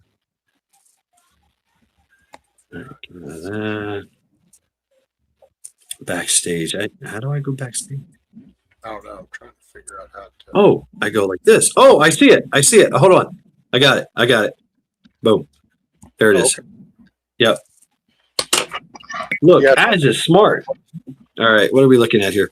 Wow. The Lincoln, the Ford, the Bush, 15,000 sailors. 200 plus aircraft, 12 ships, 15,000 sailors, 3 full strike groups over there. Wow. Yep. Ain't nobody getting shit.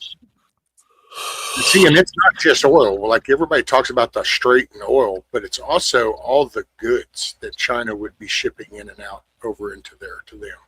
That shit's all Spot stuff. on, Rescue. Spot on. Like they're That asked to dog- show it, which that is also dog can causing hunt. China to show too. Yeah. Anyway, I just thought that'd be interesting just to kind of show everybody. And this is from CENTCOM, so this Oh yeah. you It's can see food. this is It's CENTCOM. food. It's provisions. It's grain. It's plastics. It's every fucking thing coming out of there, and that's fucking a lot, man. That's a lot.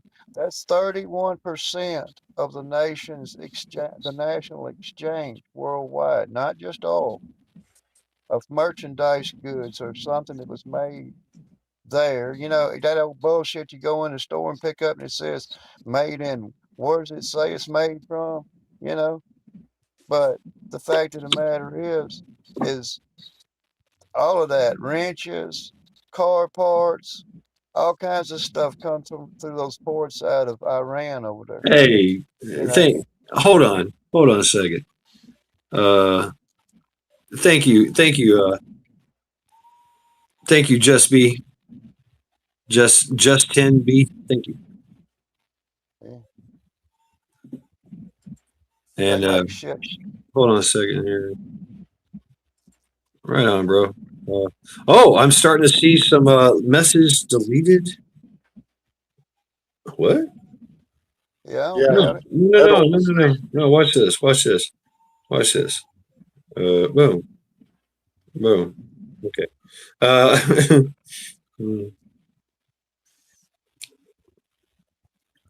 Yeah. So right on. Just 10B. Thank you very much. Those guys are going straight from us here. You are now blue. Thank you very much. Blue said she accidentally deleted someone's message. Yeah, she accidentally deleted Just B's message. The message was Ford's lost aircraft, fires, you name it. They need some fucking sleep. Okay. For a bit. Yeah. Okay. Boom. Shit worked out. Yeah, they have. I mean, think about that, man. They've been out to sea for a long time. Long time. You know, basically, I think that like they were out already doing their runs, their whatever. I think what Central Pacific. Yeah, they were already doing their deployment, and then they just got called up to go do another, theater. It's like, damn, you get no Sorry, breaks. boys and I girls, point out, you're not going home. Shad, this is where, see, this is No what I point out liberty. is this is where, man, I wish people could get off the Trump thing so much, because you don't have to like the decision he made, but since we're there, that's our boys out there doing the job. I And so agree. I it's agree. off Yeah. of what they come back to, and that's why I wish they could come back to where it's like, hey, awesome job.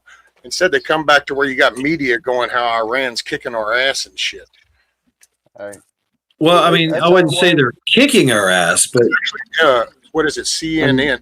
really, I mean, they're not kicking our ass. It's a stalemate, is what it is.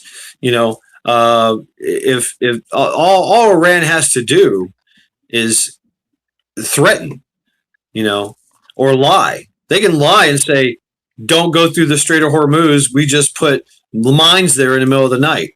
And the insurance companies say, "Guess what, tankers? Don't go through there because it's a possibility." And then what does Iran do? They take a whole bunch of fast boats and shoot at some ships and run away.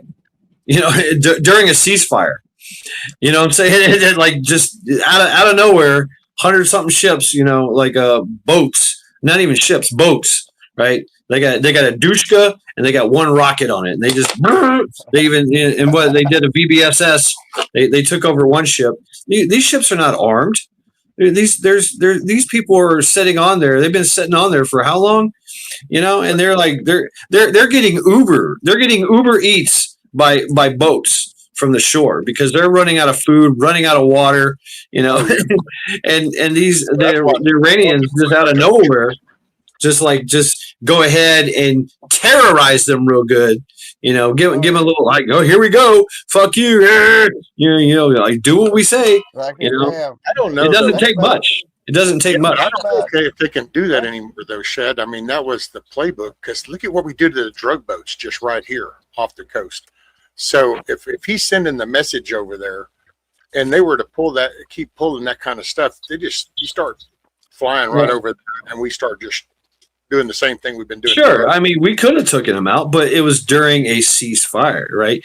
That we were setting back and working. I mean, we were. I mean, because we didn't go after them. Well, but here's what they've been saying lately, and that's why I thought this is what it is. This is a word game thing, the ceasefire. They know that there's no really a ceasefire. They're just in chill mode, but we're going with the ceasefire because it dawned on me because a few of them have said it here lately. See, the 60-day mark comes up, but the 60-day goes on pause if it's on ceasefire. So if you're under a ceasefire and you under ceasefire for the next 3 or 4 weeks, then whatever happens during those 3 or 4 weeks, it's not that he went against the 60-day thing, the congressional approval, blah, blah, stuff. Well, no, that's what they've been here late. And so I thought, that what the boats did was during a ceasefire, during our ceasefire. We wasn't shooting at anybody. Oh, yeah. And so Iran took a bunch of boats, about 70 to 100 of them, and terrorized the Strait of Hormuz and all the tankers in one day and hauled ass back. They hauled ass, boom, boom, boom, boom, boom, bang, bang, bang. They even did an invasion on a ship, a VBSS, and then, took a ship and then ran back, real quick. And we're of course we're watching them going, what the fuck are these guys doing? But like we did a ceasefire, but they didn't, but of course they wasn't aiming at us because they're not stupid, right? If they would have tried that shit, at our blockade, they would have got fucking decimated. Iran took the strait. We are losing. That's the media. Same thing happened, and it reminds me of what went on in the earlier days when there was heavy tolls of Somali pirates off the eastern shores of Oh, they're still Africa. at it. They're Yeah. still at it. So then you got these cargo tankers and stuff and ships that are already done saying, okay, we're done with it. We're going to put armed people on side these boats with us to prevent people from hijacking us. Okay. So whenever you're looking at the Strait of Hormuz versus the Bab Bandel, it means that they are already prepared over there to say, okay, we know that the Houthis, if this goes a certain way and we just say, okay, it's a waiting game, which means that whenever you say, okay, there ain't nothing coming out of Iran, no more, no more, you have to starve the factions out. And then what you find out later, it's a fact, is the factions have already started to eat each other alive. Yep. And the leadership said, hey, you know, they they still have so much What's up, corruption Garrett? inside their country that they're trying to leave it up to the citizens. If the citizens decide for themselves, because pretty soon there's not going to be anything happening inside that whole country. You're not getting paid to export nothing. You're not getting paid to work at a gas station. You're not getting paid for none of this. The money's gone. It's a starve out tactic, just like we talked about, Mad Shad. And I'll say that. It's just a starvation tactic.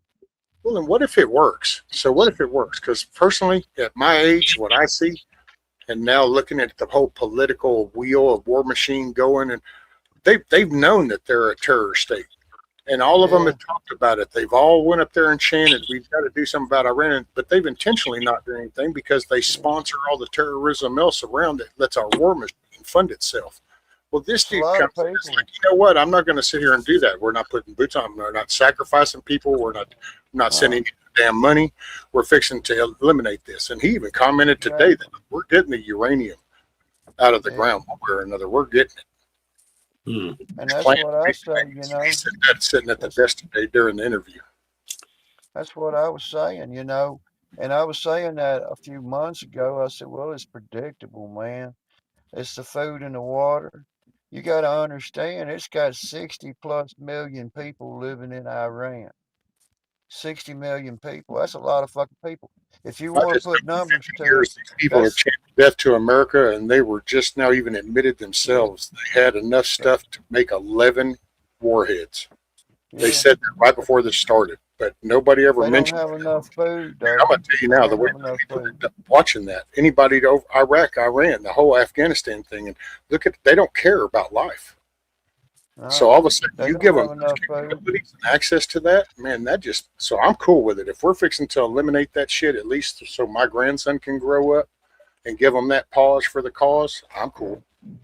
They did that before. The world That's powers have pulled yeah, back away. sure, but And, what and else? then, What I worry about that in that secondary the ramifications later that takes more and more liberties and more resources from us, more and more freedoms, which is what they're doing. Oh, I wouldn't give them that. I mean, and they've actually said that's what they're going to do. I mean, I'm watching. The things I've read and the things that they've said are coming into fruition, even though it's being painted as that, right?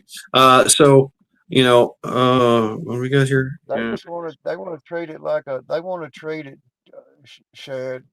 They want to treat it like it's a fucking negotiation of your freedoms and your rights as an American.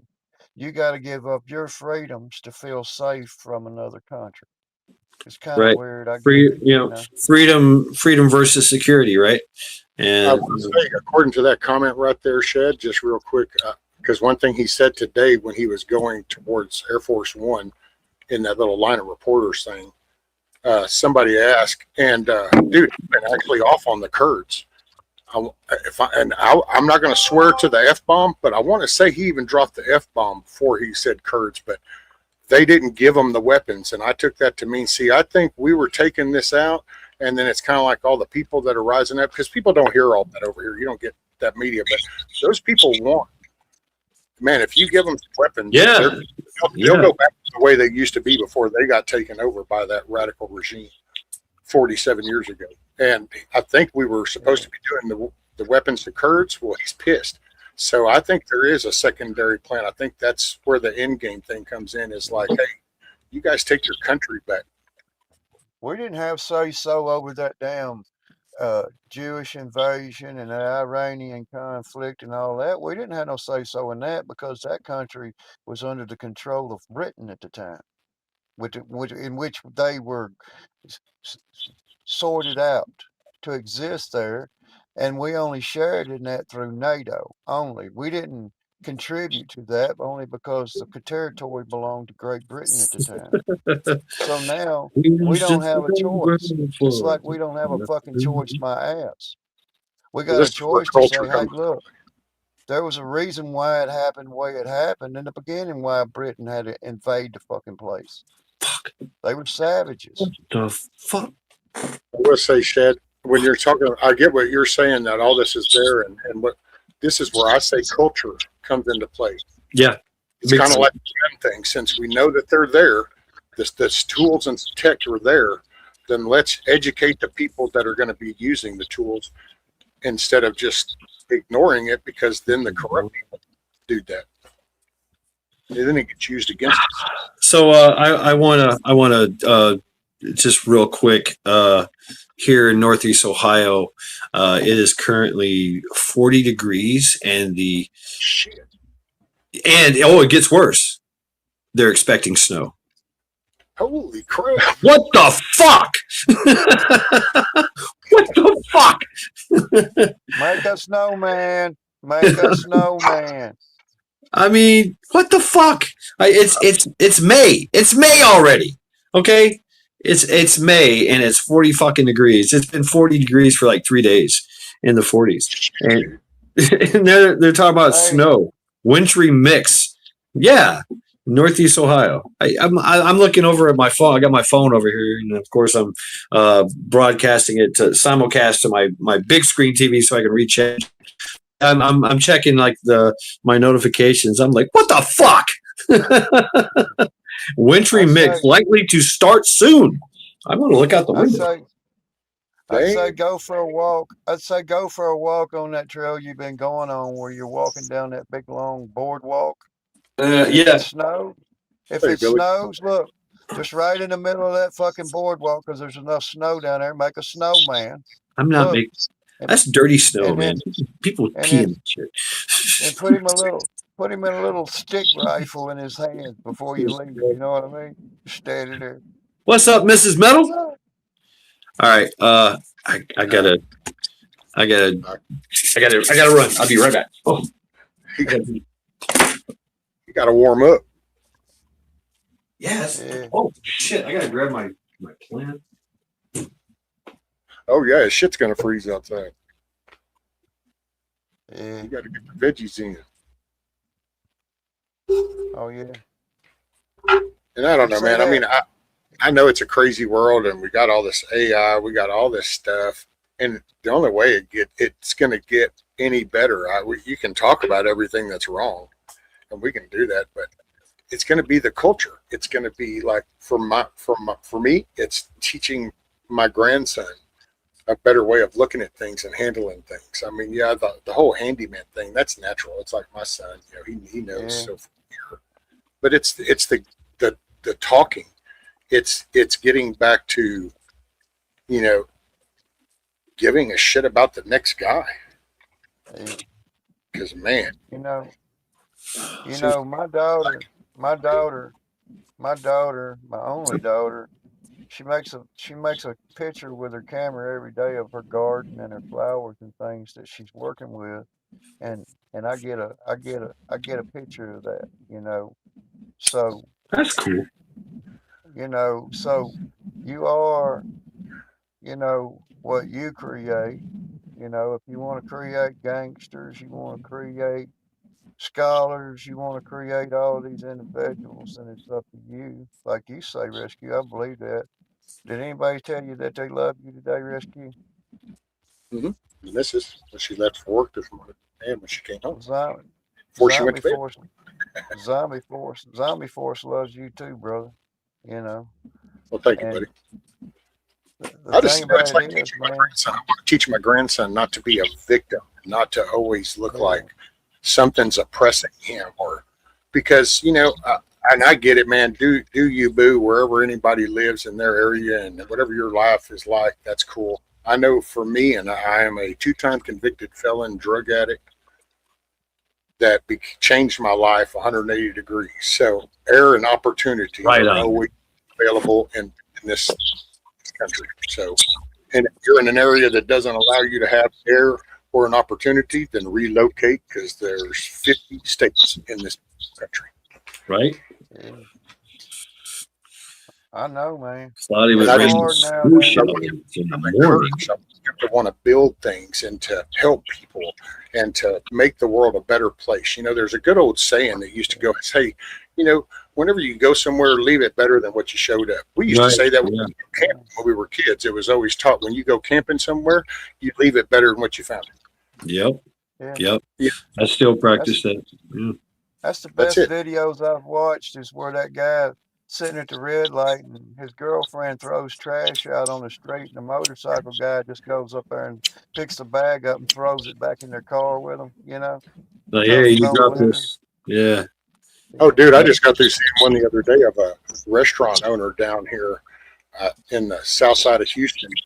Apparently, this food vendor truck decided after they were done for the day that they were going to drive through this guy's restaurant and circle through.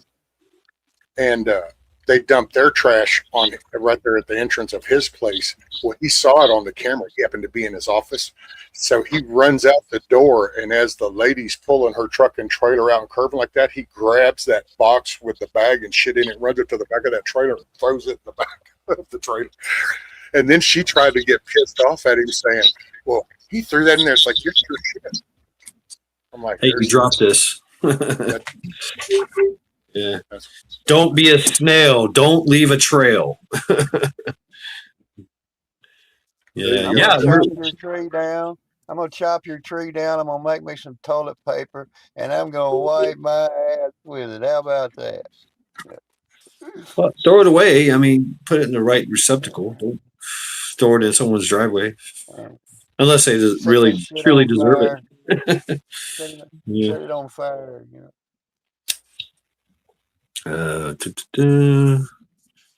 Move 14 hours by flight away from home, change my life, raise children the way I want to see little humans grow. Right on. There you go. Justin B. I see what you did there. Justin B. Yeah. Justin.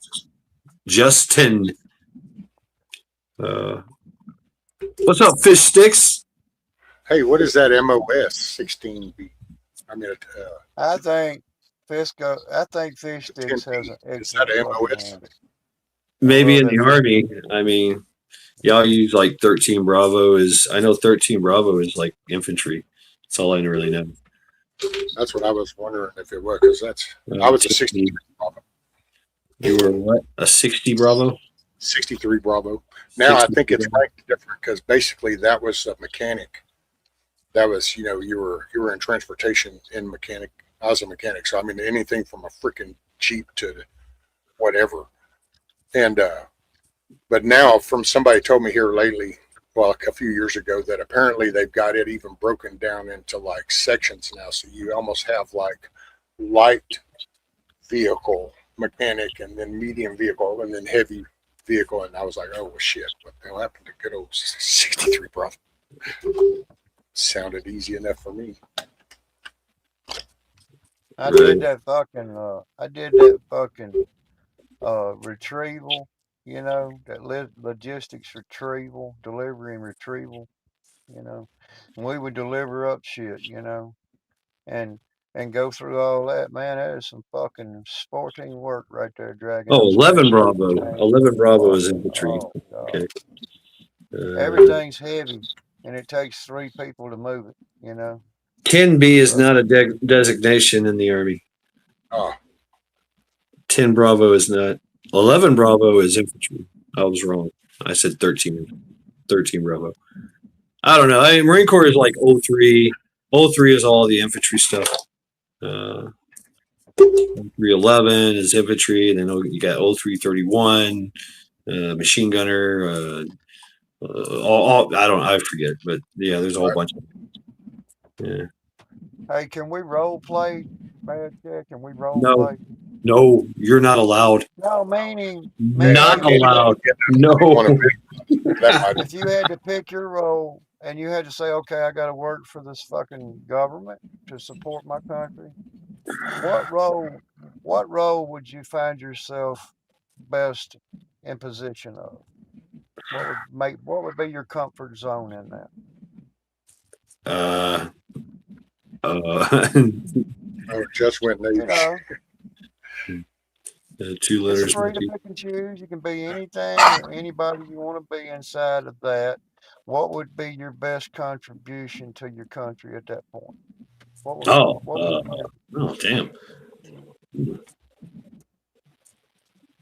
You could be anybody. You could be a leader. You could be a grunt. You could be whatever you wanted to be. Somebody who takes out the trash. Who knows? You could be that person. I don't know. Just something in service.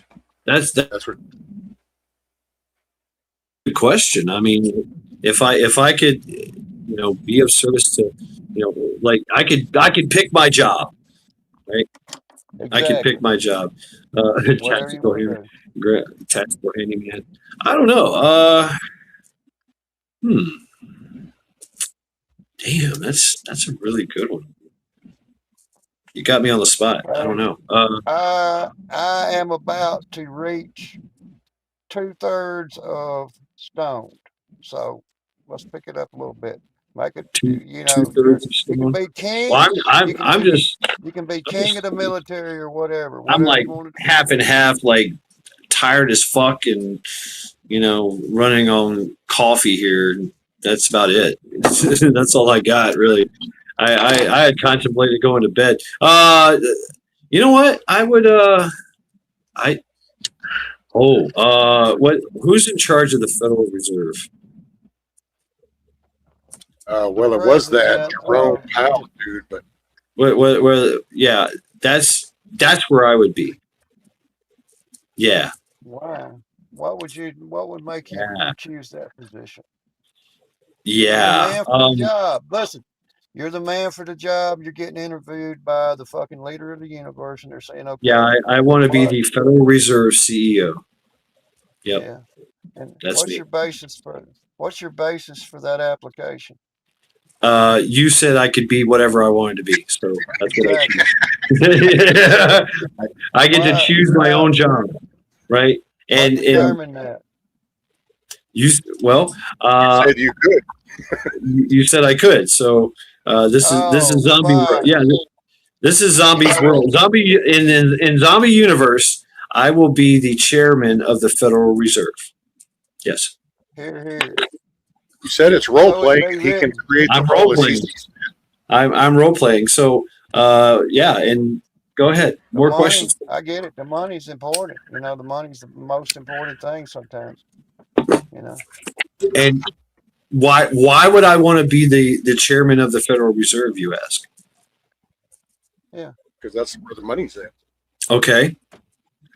I would make it disappear because it doesn't exist anyway. I was sounding like Cash Patel, Shad. I'm just saying, you're sounding like Cash Patel. Don't fucking. How would you get in day one? No. Kick yourself in the nuts now. I want to see you do it on camera. Anyway, no, because it's. You're willing to suck up the stomach. See that happen. Inside Tactical Muppets up. So I would do my best to just I would lower it. I would do my best to destroy the Federal Reserve and put us back, take us off the fiat currency and put us back on the gold silver standard. That's what I would do with the Federal Reserve. And the repercussions, how fast would you initiate that? Oh, immediately. You make it so.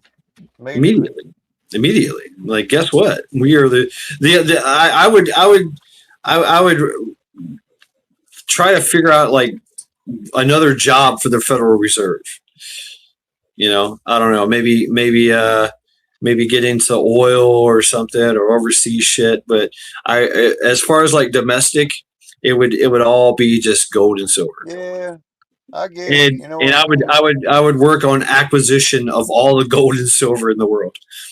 Well, we did that once in history. You know, we did that. We had the holdings of world power of gold after World War II. We had Yeah, it. we had a lot. Yeah, we had a lot of it. Where'd it go? They say it's in Fort Knox. Really? Yeah. I don't know. I don't know where it's at. Nobody Tell does you what really. I would Apparently, I, nobody can give us the exact number. yeah, this I would be don't my know. goal. This would be my goal in the zombie universe. I liked it so much that I bought the company. Oh God, I'm scared. So the I'm really fact is I think that our country to do itself greater to bring forth the 50 governors of the 50 states and their own self, you know, belief.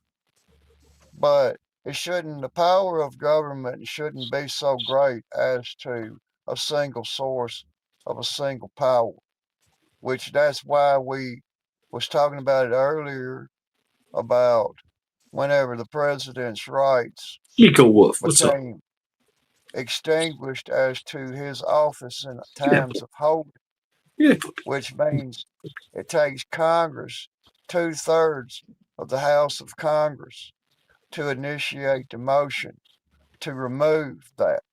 Since then, since in 2025, there has been 3 to 4 attempts put forth before Congress to remove that restriction.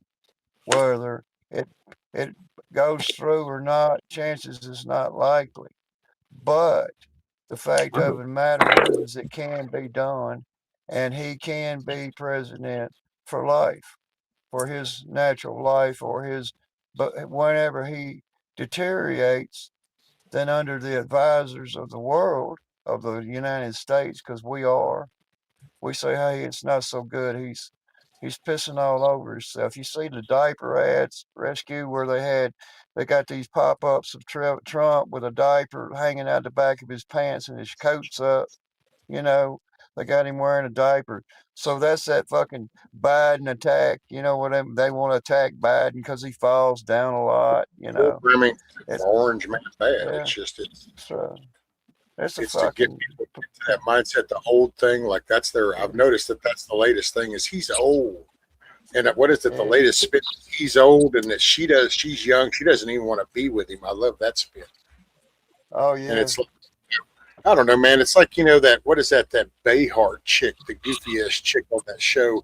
She was rattling on some shit to somebody about how, well, yeah, he failed at 2 casinos. And I'm like, see, this is when you cherry pick shit. I'm sorry, how many companies I wonder she attempted that were successful that might have also failed?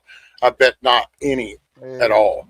And yet people think, well, hell, I don't know, if you try to start 20, 30, 40 businesses and you get a couple that fail, that's just life.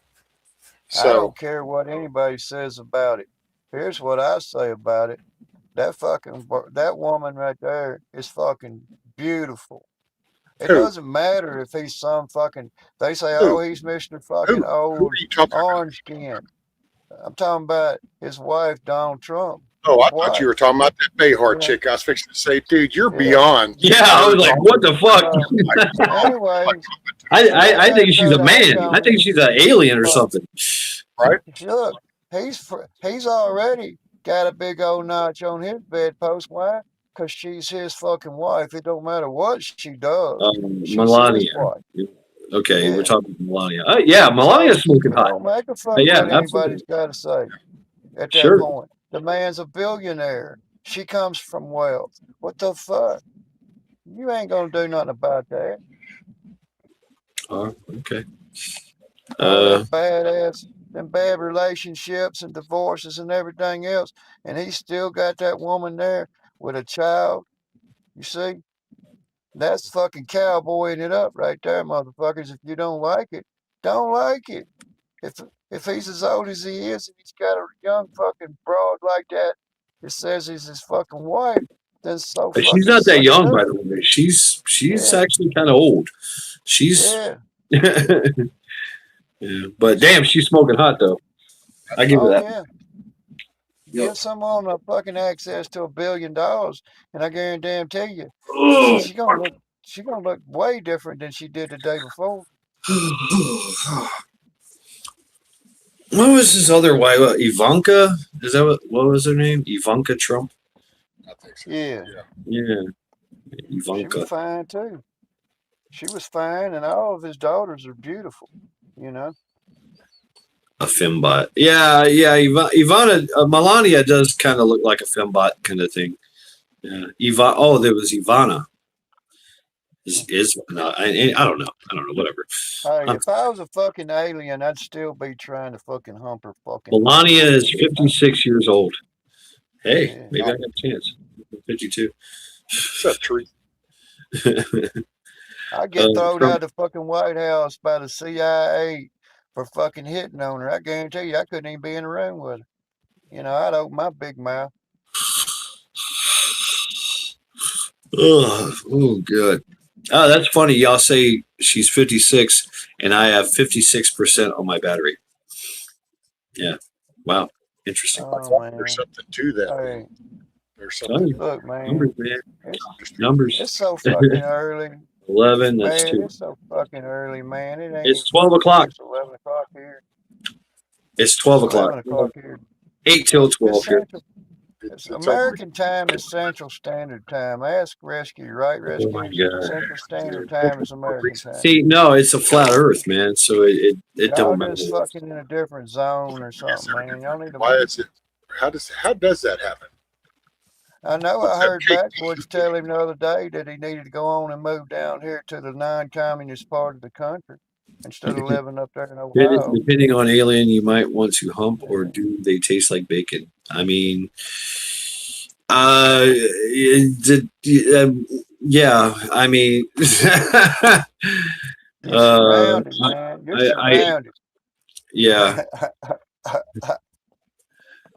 You're too close to Washington, man, the damn epicenter.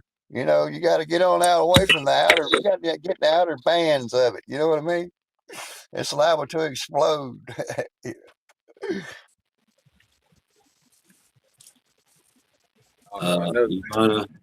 Ivana would have been 77, but died in 2022. Oh, okay. Wow. Yeah. So what's up with Biden? Where's he at? Is he like, what's his deal? I don't know. That's a good question. I mean, we haven't heard shit about him. Right? And then where's Jill? Somebody needs to Google that.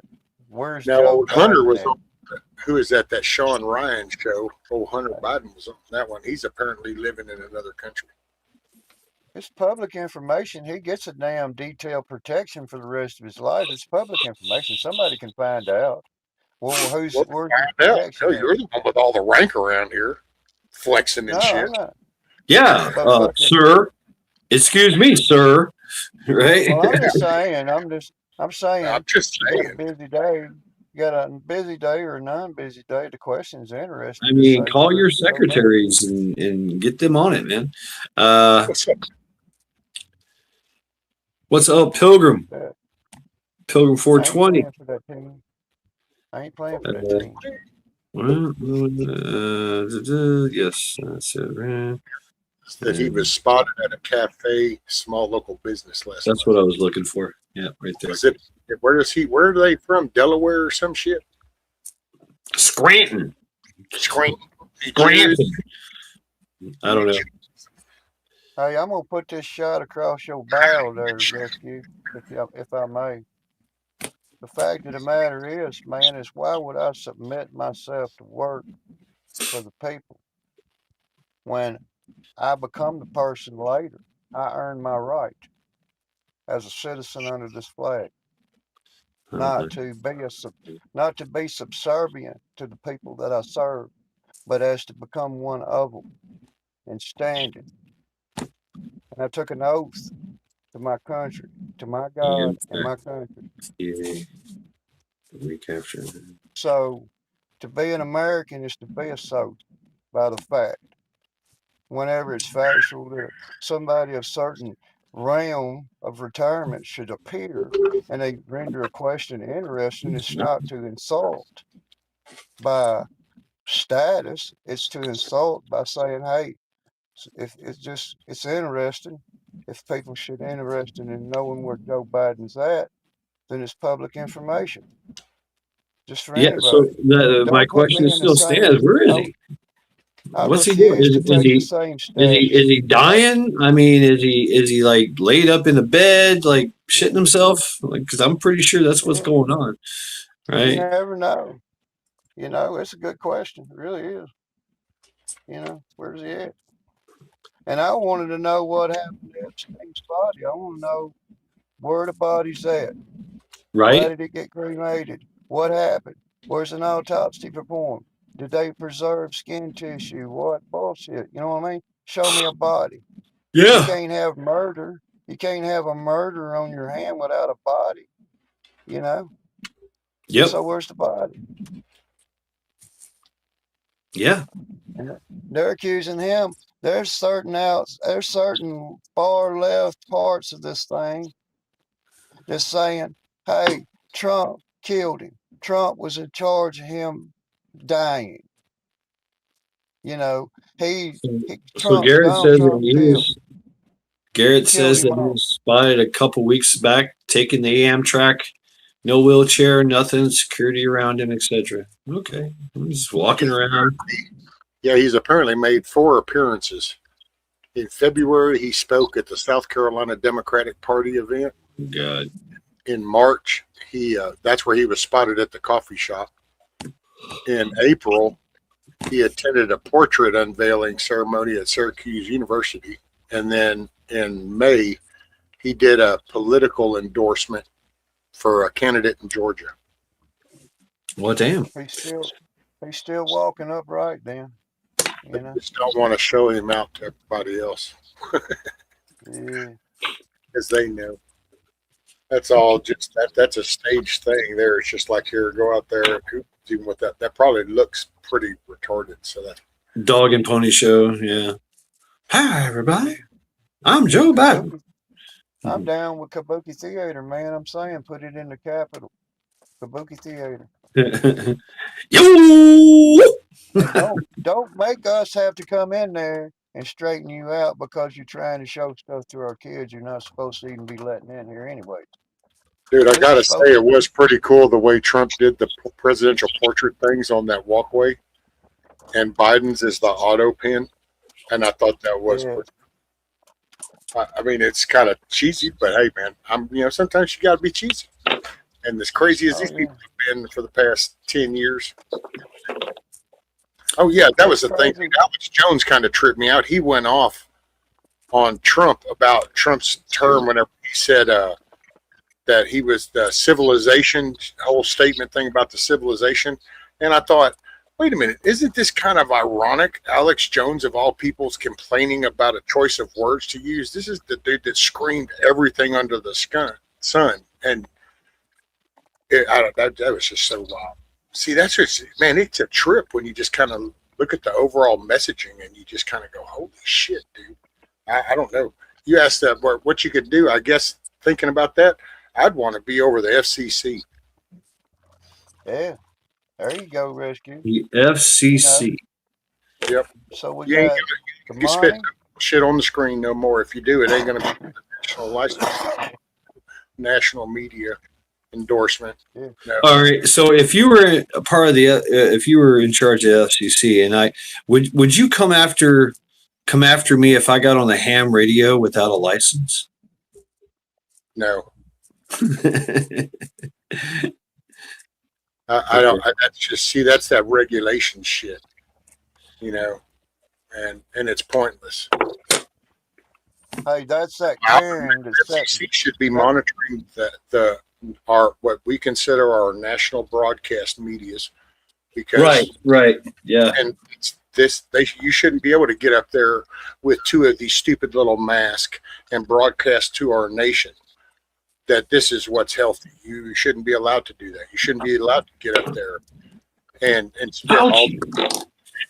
Where's Fauci I at? just this shit happened to me when I was a kid rescue. I had a fucking radio, CB radio that somebody gave me, a real They one, tried to come shut out me of down on a MTV. vehicle. And I had an antenna. I put the antenna up. I'm like fucking 9 years old, 10 years old. And I didn't know it, but fuck, it's a big old fucking Cobra fucking radio, high powered fucking radio. So I'm talking on this fucking radio to fucking truck drivers and whoever's got a CB radio in the fucking neighborhood. And I'm out there blasted it like fucking 12 o'clock at night on fucking Sunday morning, you Oh, know. dude, I remember when linear amps became a thing and everybody started Yeah. connecting linear amps and cranking them up.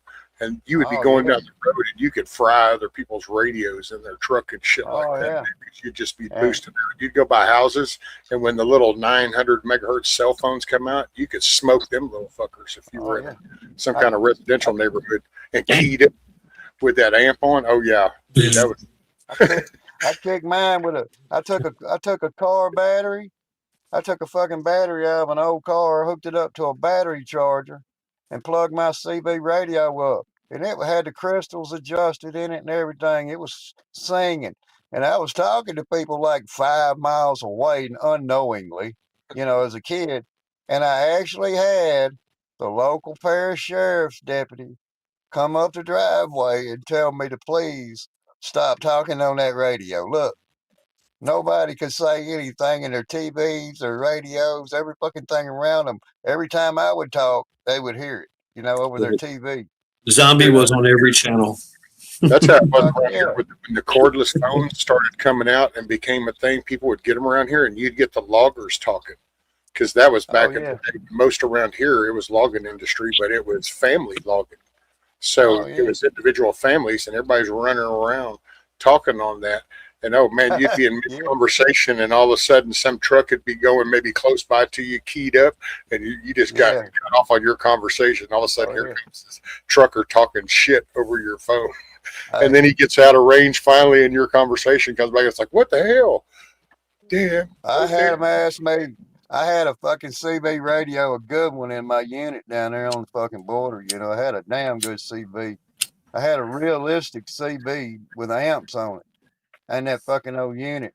And I would get in these goddamn conversations with these fucking truck drivers and fucking dump truck drivers and pickup truck drivers. And you would just be shooting an everyday conversation bullshit over this radio because you can. It's not a fucking government fucking radio. It's something that you put in the fucking unit yourself. And you stuck your fucking antenna up there. And that's some of the most interesting because them fucking open air radios like that, man, everybody should have a decent fucking CB radio. They I'm just thinking should have. about it now too. I mean, I'm thinking about Look, just a CB if radio. You know. you got a So CB on your yeah, fucking vehicle, Shed. You got a vehicle with a fucking CB radio on it. I guarantee you, those truck drivers will hear you. They will make a fucking phone call for somebody to come and give you some gas or give you a help and come down there and help you out. That's what a CB done for me, man. And Well, I've I will always say I had don't one. know. I know what Zombie's saying, and yeah, down here it might be up there. That might be a little different. I don't even know if truckers use it too much up there because I do know you start getting up more north, and I know plenty of people that'll drive and they'll cut their shit off when they get up there because most of it's the foreign, and so all of a sudden you Yeah. have India, Pakistan, you have the Arabic talking, and so yeah, check out if you know really, somebody there. Yeah, see They what they. ought to be. really, They ought to no just shit. take decency. We chose Channel 19 to make an open air discussion between truck drivers. That's a Well, fucking that's yeah. station so everybody knows to be on Channel Right. 19. Right. Break 109, break Out in 109. California from San Stuff off Jose you. down into LA, it's Channel 17. That's the channel you run What's up, on. lovely You orange? see? So if you want to speak a foreign language like Hispanic or Arabic or whatever, then go pick your own fucking channel. Get off of ours. We speak English on the CB radio. You see? I don't know. get you. Would It's, it would it be would it be prudent? I mean, would it be prudent to get a CB radio? Yeah, because you Right. can always hook up with somebody and kick it to another channel. Like that's usually what happens. You might talk to That's what- somebody on 19 and you'll be like, hey, all right, you know, and whatever your handle, my handle. It'd be kind of like when you and Mac are talking back and forth. Well, if you keyed up and you get an acknowledgement from him, you say kick it to 3 or kick it to 7. Well, then you just kick over to that. He kicks over to it. Now you guys, most of the time, you'll find a channel. There's nobody else. Don't mean nobody else listen to it, because anybody else hearing that could kick over to 7 just to hear what you're saying. But Right. that's what you got to do. You got, you know, you get on that band, you'll have what is it, 20? Is it 23? Anyway, you got to, so you can kick the You'll different. have I've messed with some CBs when I was in high school a little bit, you know. But That's your Yeah. university yeah, 1-9er. Yeah, Brick well, one, brick one. channel. Yeah. Oh, 48 channel, 48 channels common, and a 27 channel, 28 channel. The 28 channels are a little bit more robust than some of the older ones. They got better hardware inside of them, so they're more redundant. You know. That's- I Spirit like- Airlines. He said, bring Radio Shack back. It's like, that's it. Make Yeah. Radio Shack great again. Yep. Spirit Airlines is shutting down. What? Well, from some of the things I've seen over the years, these past few years from that, it's like, hey, that's probably safe for everybody. Yeah. Yeah. That seems to be where a lot of this crazy ass shit takes place, when people are just like going spastic on planes. Seems to be on Spirit a lot. And then people get their shit lost a lot. They get, I don't know. It just seems that name has a bad connection. I'm not a flyer, so I don't know. I prefer to, after what I've seen of the workforce and the dramatic change over this country, I'm not getting on a freaking plane. So Yeah, it's been years since I've been on a plane. And I really have no intention of getting on another one. That's Really it. don't. Yeah. I have no I like intention. boats. I like boats, man. I just like boats. You know. Freshwater, Even if this, intention of even salt. if this motherfucker's going down, there has got to be something on here to float with, you know. But on a plane, when that motherfucker's going down, you just here, take the fucking, what do they call that? The life preserver out from under your seat there. Yeah, isn't there a like a rule like you Put it can't bring your own parachute on a plane? Yeah. Put your You know fucking, what the fuck? put your fucking life jacket on so we can find your body floating in the water, at least floating in the water. We don't have to worry Yeah, about dragging but for it. like I remember something about that. Like somebody brought their own parachute onto an airline. Yeah. They're like, no, you can't do that. Like, why not? Why the fuck I've had not? that same- I would probably, I've had well, that I don't same know. discussion. It would probably make somebody go, wait a minute. So what do you have in mind that you need to bring? your I didn't think about that. DB Cooper, right? Yeah, yeah, What do you got in mind going here? yeah. I guess DB Cooper ruined that. I tell you, man. I'm telling you, man. I would say I've had that conversation before. My dad and my mom both were pilots in their careers. The thing about it is I had that conversation. I said, well, what if I take my own parachute? Because I don't really like flying on a plane. I'm a rotor aircraft certified person. I used to work on them. The fact of the matter is I said, how come I can't have a parachute on a Thank you, plane like you just said? Because believe me, if Mr. fucking whoever just blew a fucking hole in the side of this motherfucker, I'm going to do my best ability to get the fuck out that hole. You know what I mean? So I see it. I Thanks, think that fucking parachutes on commercial flights ought to be mandatory. Mandatory. Dude, I'm not. Just Really, can you Strap look into at the the way the seat. society is in public and feel confident in the actual aviation mechanic and routine maintenance to those. It's kind of like with the trains. See, I just can't see that.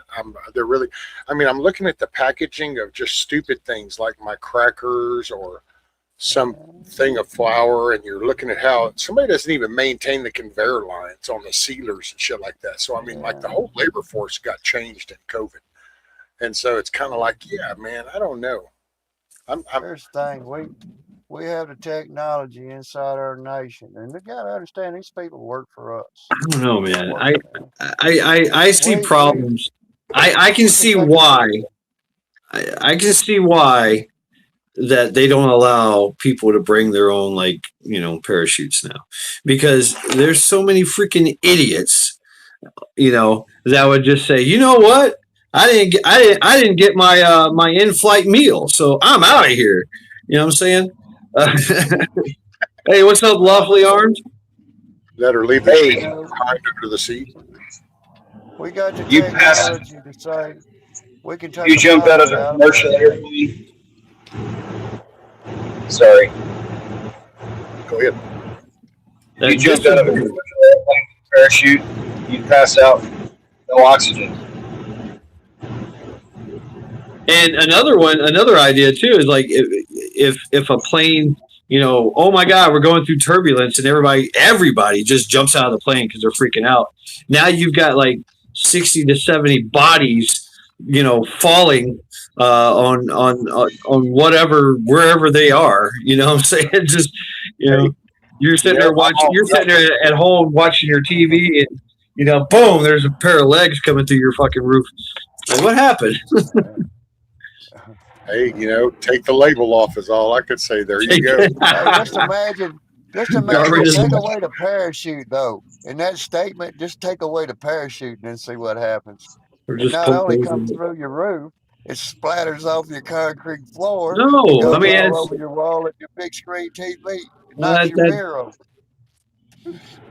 I mean, you know, I'm just thinking, like, you know, everybody's got a parachute, you know, and what kind would they? I think it'd be like a static parachute, like they can't control it. You know, it's like the big round, like the brown rounds the Army uses, right? Paratroopers, static line. You know, they can't control it. It's gonna it just slowly they just slowly descend. Like a softball, just flay it. It may, hopefully it'll miss that fucking house, you know. I mean, can you imagine like people just hanging up in the freaking, you know, power lines or trees? Yay, help me. But you know, Can't just say think it if ain't you took already on, happened, if you know. you did some We can't carry-on say that. luggage, you kind of had your chute, you had you an oxygen tank, you had your little altimeter so you could measure your height, your altitude, Right. and you just kind of did your little package under a seat, and you just kind of go work your way to that Oh, side man. door. You know the time, and you just pop it, and you go out, and then boom, and then there you go. Well, it depending on the effect of that, nobody will ever know that even happened, unless they were to gather that section was never damaged, so that then they could determine after they reassembled everything that door had already been broken open before that. But think about that. Nobody would ever know that's what happened. I watched a promotional fucking documentary on fucking what happens to the fucking passengers on board a commercial plane. Yeah, I was going to comment on that. Yeah, go ahead. Yeah. So There's a lot of physics strapped into involved. their seatbelt. They're crashing them, dummy crashing them to the ground, you know, and they're showing them, okay, the seats held, the seatbelt holds, you know, everything holds. But then they show a fucking another video of another company that did the same shit, that tested it. It says, okay, now a big ball of fire and flames comes in there like it really does, you know, and a rollover on a land and a rollover. Or just the sheer the G's that they pull, you know, if they go gimbal lock, or if they, you know, I mean, what was the body can only, most of us can only withstand 2 to 3 G's, and pilots can go up to 8 or 9 because of the training. Well, yeah, I got a sticker. In an airplane accident, in an airplane going down, they can exceed 10 G's easily. So like literally your body is being ripped apart, and rupturing as you're falling. So there's no way for you to even move to get to get a hold of anything because nothing works. Everything is being pushed back and pulled. And so I'm thinking if I had my parachute under my seat, I'd have to be really quick. Like I'd have to have oh shit. Oh shit, it's happening. It's going to happen in 10 seconds. I got 9 seconds to put this motherfucker on and hang on for dear life and hope that it pulls me out, because a lot of times you might get slapped and slapped up against the ceiling, and that's where you stay until you hit, right? Gravity, the mofo.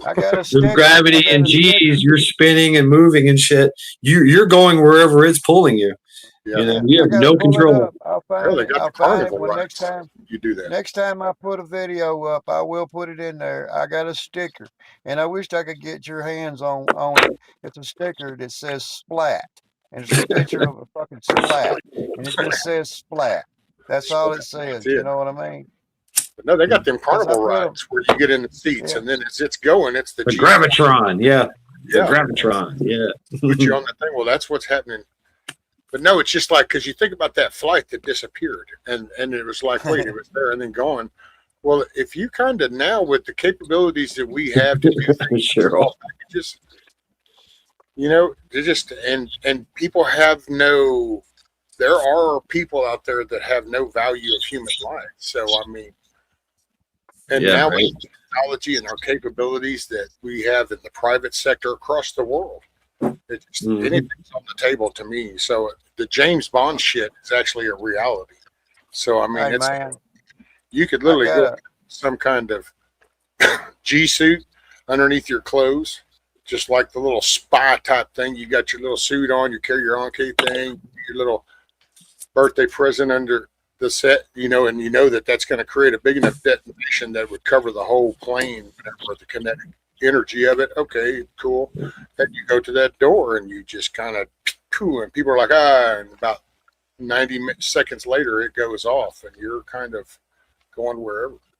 And with the money that's out there just floating around in all these private hands, you got to really look at how many millionaires we have in this country and then how many in the world and how many billionaires there are.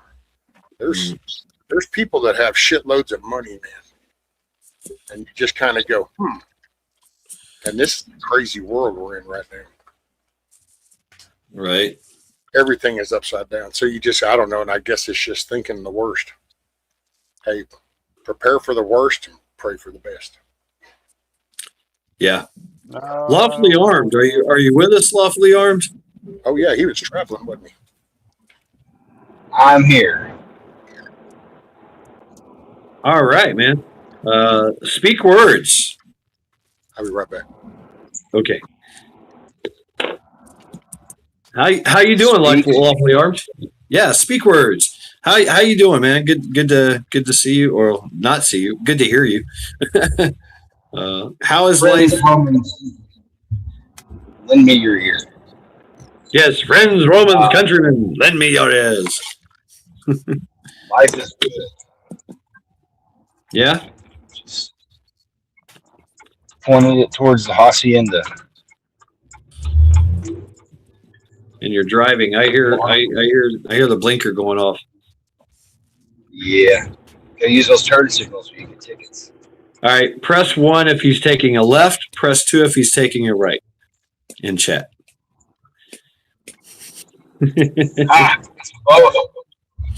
Place your bet. No specific.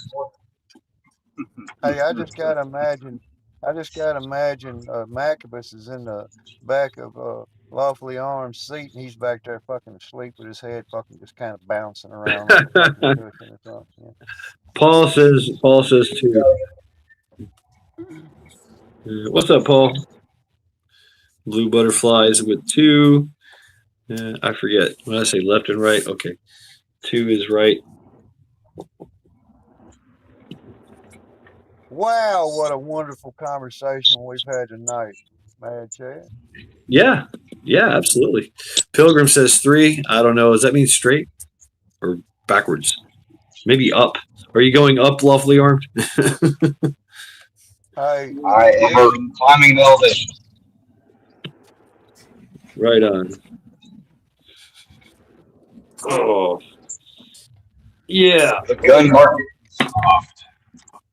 Say again. Gun market is soft. So continue to expect to see manufacturer rebates and different promos. In what? You're talking about what? Ammo, guns. Oh, guns. You're going to see promos and rebates. And, oh shit. Okay, cool. Very cool. Yeah, HK's got their Magapalooza going right now. So if you buy a select HK handgun, you get I think 2 or 3 extra mags, mail-in rebate. Springfield's doing their gear packs, so right now you can get all their echelons and some of the 1911s and the Hellcats. You get 4 mags, the range bag, and the green dot. Wow, you get a green dot. No shit. Yeah, Viridian RFX 11s. Hey, Lawfully Armed, can I ask you a question while I got you on the horn? Yeah.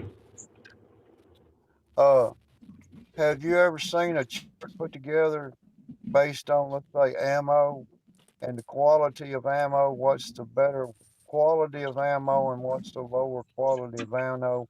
Or what's the premium choice in the economy and what people are spending and what they can afford? What's the quality of ammunition that they're able to receive in that? Did they make a rating on that? No. I mean, I've on the person. seen, don't get me wrong, I've seen the quality of What's the question? the discussion. The discussion is I've seen people that's having more difficulty with unquality rounds after you load your mag and your chamber and you're throwing some seeds than the ejection round on a live round. Eric Vaughn, what is your quality favorite? round. So Eric. Yeah. So you're saying that? Oh, okay. So what you're saying, Zombie, is that you're asking the question: is the quality of ammo good or bad nowadays? Yeah. Exactly. Okay. I mean, that just depends what brand you buy and then in what given caliber. Because, I mean, one brand may suck for pistol ammo, but then they do all right with rifle ammo or vice versa. Yeah. You think I have a general aversion to Winchester white box. You think that leads more to outside a person's specialty, wouldn't you say? If somebody says, hey, we've always made good shotgun shells, reliable, but then we wanted to corner the market and start selling small firearms ammo and producing that, then wouldn't you think that would be adequate equation to the question to say that you sacrifice quality in mass production? Like if you're making so many rounds per day, and then you automatically in your company, and that's what I would like to know, is there a company rating to where they rate themselves on failures? And what kind of failures are they, and how can you predict it by buying their ammo? You know what I mean? A warranty on it to say, hey, is this going to make my life depend on it or not? What's your statistics on your I mean, failures? well, yeah. So your premium self-defense ammo or premium hunting ammo is made, with higher quality components and with a greater level of QC than like you're burning up at the range, target ammo. Yeah. But most of your ammo manufacturers have a 800 number to contact. Like if you get a bad box, they want you to call and give them the lot number.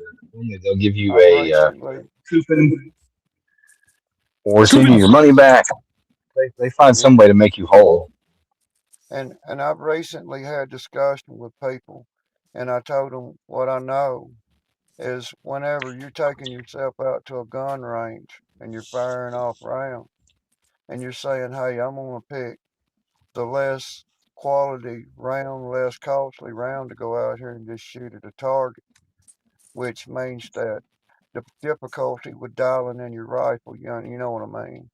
And it means that once you just extinguish all your target rounds that you had made, and then you put your round in there you want to count on, then your sights and your scoping and everything else could Yeah, be I off. mean, like I'll use 55 for my I'll use 55 for range and just shoot that up all day long, and then but I'll move over to 62 or even 72, Yeah, and that changes it a little bit, and I have to like dial it in a little bit or whatever. exactly. Yeah, that's expected, right? Yeah, But if I'm just going to BZO, whatever, yeah, then I'm just it doesn't matter because I'm only going to go like 200 300 meters. That's it.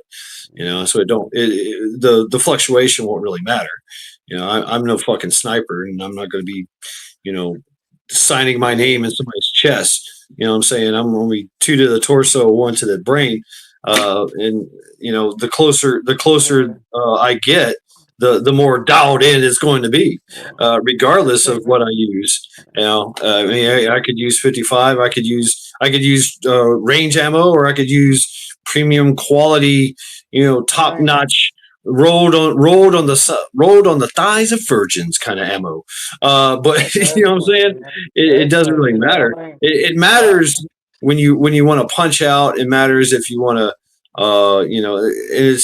I guess your question and the answer it's a is I diff, don't know. it's a Talk to some hunters, difficult man. thing.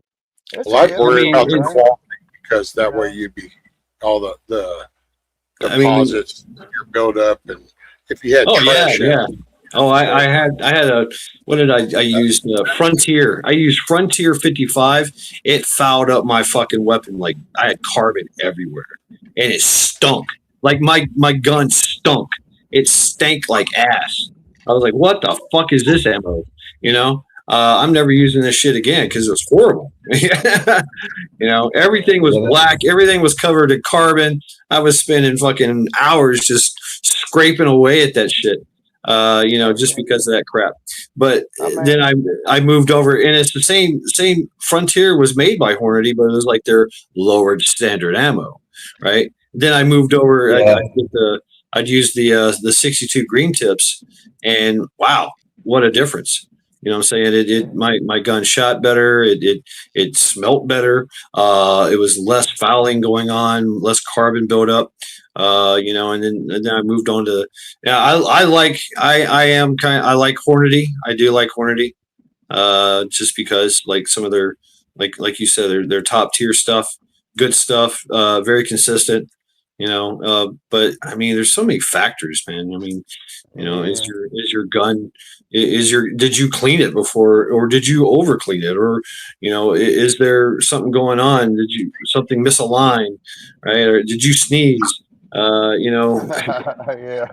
Right? I I mean, mean, a lot of it is user error, but there's not much deviation, so to speak. yeah. I'd say, ammo is ammo, and at the end of the day, I'm sending rounds down range. I mean, training ammo and range ammo will make a hole just as good as premium Oh, top fuck top yeah. tier hunting ammo or Oh defense. yeah. that's You know, clean yeah. ammo is really now rifle range rifle stuff is yeah. There's the shit rounds because it's just going to go have fun just because you want the smell and you need the feel and you just kind of get that out your system kind of thing. That damn bank on that river just looks like it needs a wake up call, and so But then afterwards, see, I don't. And maybe it's to each their own is all it is, because it's like but like I, common around years after that, it's to then go back and those last few before you're fixing to go put it up to take it back and you'll clean it up is all that's happening after is to go ahead and throw some premium in and just make sure you're still on point where you want to be. I think having a a wide variety because I've started doing that now. You know, like okay, I got my shelf stable. This is like what I'm going. My main is like 62 green tip. That's what I want. I want a whole bunch of it. But now I'm like, maybe I want something special for a special occasion, or I mean, I got a freaking can, and I'm like, well, maybe I want, hollow points. Maybe I want, a flat nose. I don't know. I mean, whatever. Sound like my son. My son does that with his ARs. There's like 3 different ones, but they're different setup. He's got a 7.62, and it depends on what they want to do, and it's just Yeah. I mean, hell, I've got shit that makes a fire. So it's just I think having a choice in Hang on to the that. matter. What a fucking discussion, man. Yeah, maybe I want to tell everybody where I'm at, and I want to use a tracer, or maybe I want to mark it like they're over there. Zombie in turn, can I ask you a question? oh, there you go, zombie. What's that? Can I ask you a question? Who's asking me what? On a scale of 1 to Willie Nelson, how zooted are you?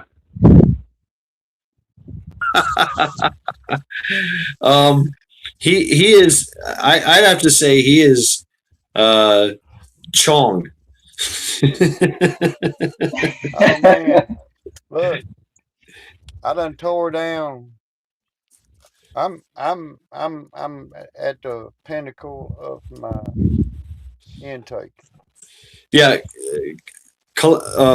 Columbia has called and said, "Ouch, we're out of we have a shortage going on." Hey man, Zigzag just called and said, "Hey, we need more paper." That's right. I don't know. I'm a joint person. I'm not very much on a pipe, but But wait, weren't you just holding up a pipe when you were like saying how you were 2/3 to being? Oh yeah, it's good to have choices in life, That's whenever I just say, okay, I don't want to roll a joint. I want to reach over there and just take a couple of puffs, and that's it. Leave it alone. But if I just want to get in there for the long haul and bullshit with you guys, oh, it's joints a million, man. You know what I mean? Why the fuck not? It's the Doobie Brothers. We got 2 things going for us in this country. We've always had saloons in our newfound discovered land. We've had beautiful dancing girls and pianos against the wall and lights and entertainment and cowboys coming through the doors.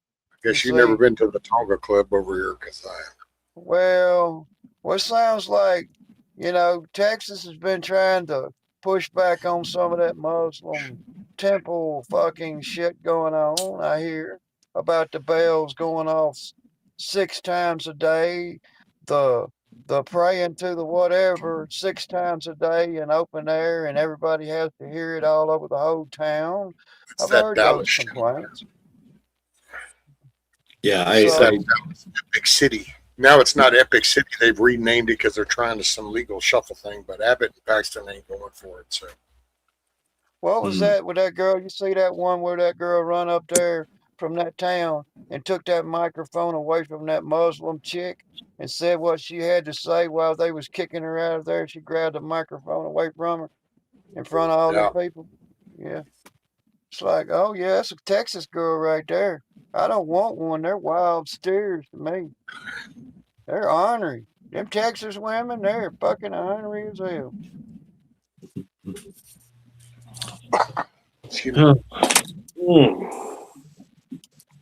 Well, folks, Yes, I think I'm gonna call it. I am really fucking tired. I don't know if I can carry on. You're driving home.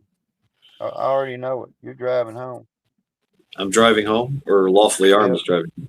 You done got Yeah. us up in there and got us all fucked up, and we can't get legal home. You're the fucking designated driver. I'm not a bartender here. This is BYOB. First off, you Hey, were foolish enough to think that he was a designated driver for the last 4 hours. oh yeah, That's totally on we're you. already, we're already in trouble. Hey, rescue, we got two choices. We can get out of this mad, shad, lackluster Friday cab.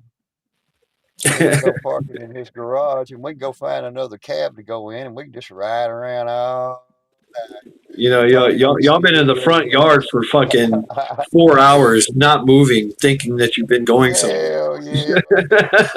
I Some tell good you, weed. I think rescue. I think if we was around each other and neighbors, I think we'd already done been down there catfishing on the fucking river some fucking where. You know, get some chairs, get some lanterns. You know what I mean? Oh Get yeah. it on, my brother. You know, catch some fucking catfish, catch some fucking whatever, catch a buzz. A good day's fishing beats a what is it? A good day's I like a fucking buzz fishing with beats a some bad day coffee at and work. throw some trot lines, man. That's some fun shit. Yeah. Yeah, Go I some like jug to fishing. actively shoot fish. I like Take a to jug work fishing. the bottom, work the top. You know, play with it. I'll let it set. I'll recast and pull it in. I do all kinds of shit. I like bass fishing. That's my active fishing. But for Yeah. those bass fishing, I love going out in the morning time, and you kind of get back in there. And I got little spots like up at this artesian lake. But you get back there, you got your coffee. You're sitting there, you're drinking your coffee. You're kind of looking at the day, and the sun's starting to come up, and then you start to hear that popping. And it's like, oh yeah, okay, we're on. Right. You start doing it, but no, at night, man, it's pretty cool. Get your coffee all ready, get you some snack shit. Get out there and you throw some trot lines, and then you just kind of kick back, shoot the shit, Oh yeah. drink coffee, snack in, and visit, Yeah, and then yeah. you kind of go, hey, I think that jug just moved, and then you start running that Yeah. line. You kind of get your adrenaline going because ain't no telling what's on that hook, man. You might have started out on some catfish, but you might end up with the alligator gar. You might end up with a cottonmouth, snapping turtle. Ain't no Yeah, telling we what's call that Yeah, right. we call that jug fishing. You know that damn jug fishing. That's the shit right there. Even That's if it. you got a little lightweight giant boat with a motor. I haven't been this year. I went last year. We go jug fishing, man, and ain't no fucking telling what the fuck you're gonna pull out of that fucking water, man. You know, at That's why night, you know. I like to fish in the East Coast, man. You don't know what you're gonna get. You know, right. you have no clue. I there's been many a times I've had to cut my line where it would have drugged me in, whatever it was. Something prehistoric. Not me. But yeah, thank you very much, folks. I'm going to end this here. I am extremely tired. Roger that, sir. Hey, So- man, I appreciate you. Well, Hey, always a pleasure. Rescue, Zombie, Lawfully Armed, rescue, chat, Yep, everyone. rescue. Thank you for hanging out with me. Cheers. Lackluster Fridays. Please hit that thumbs down button if you haven't done already. We will talk to y'all at a later date. Skull. Mad, rescue, lawful. Good night,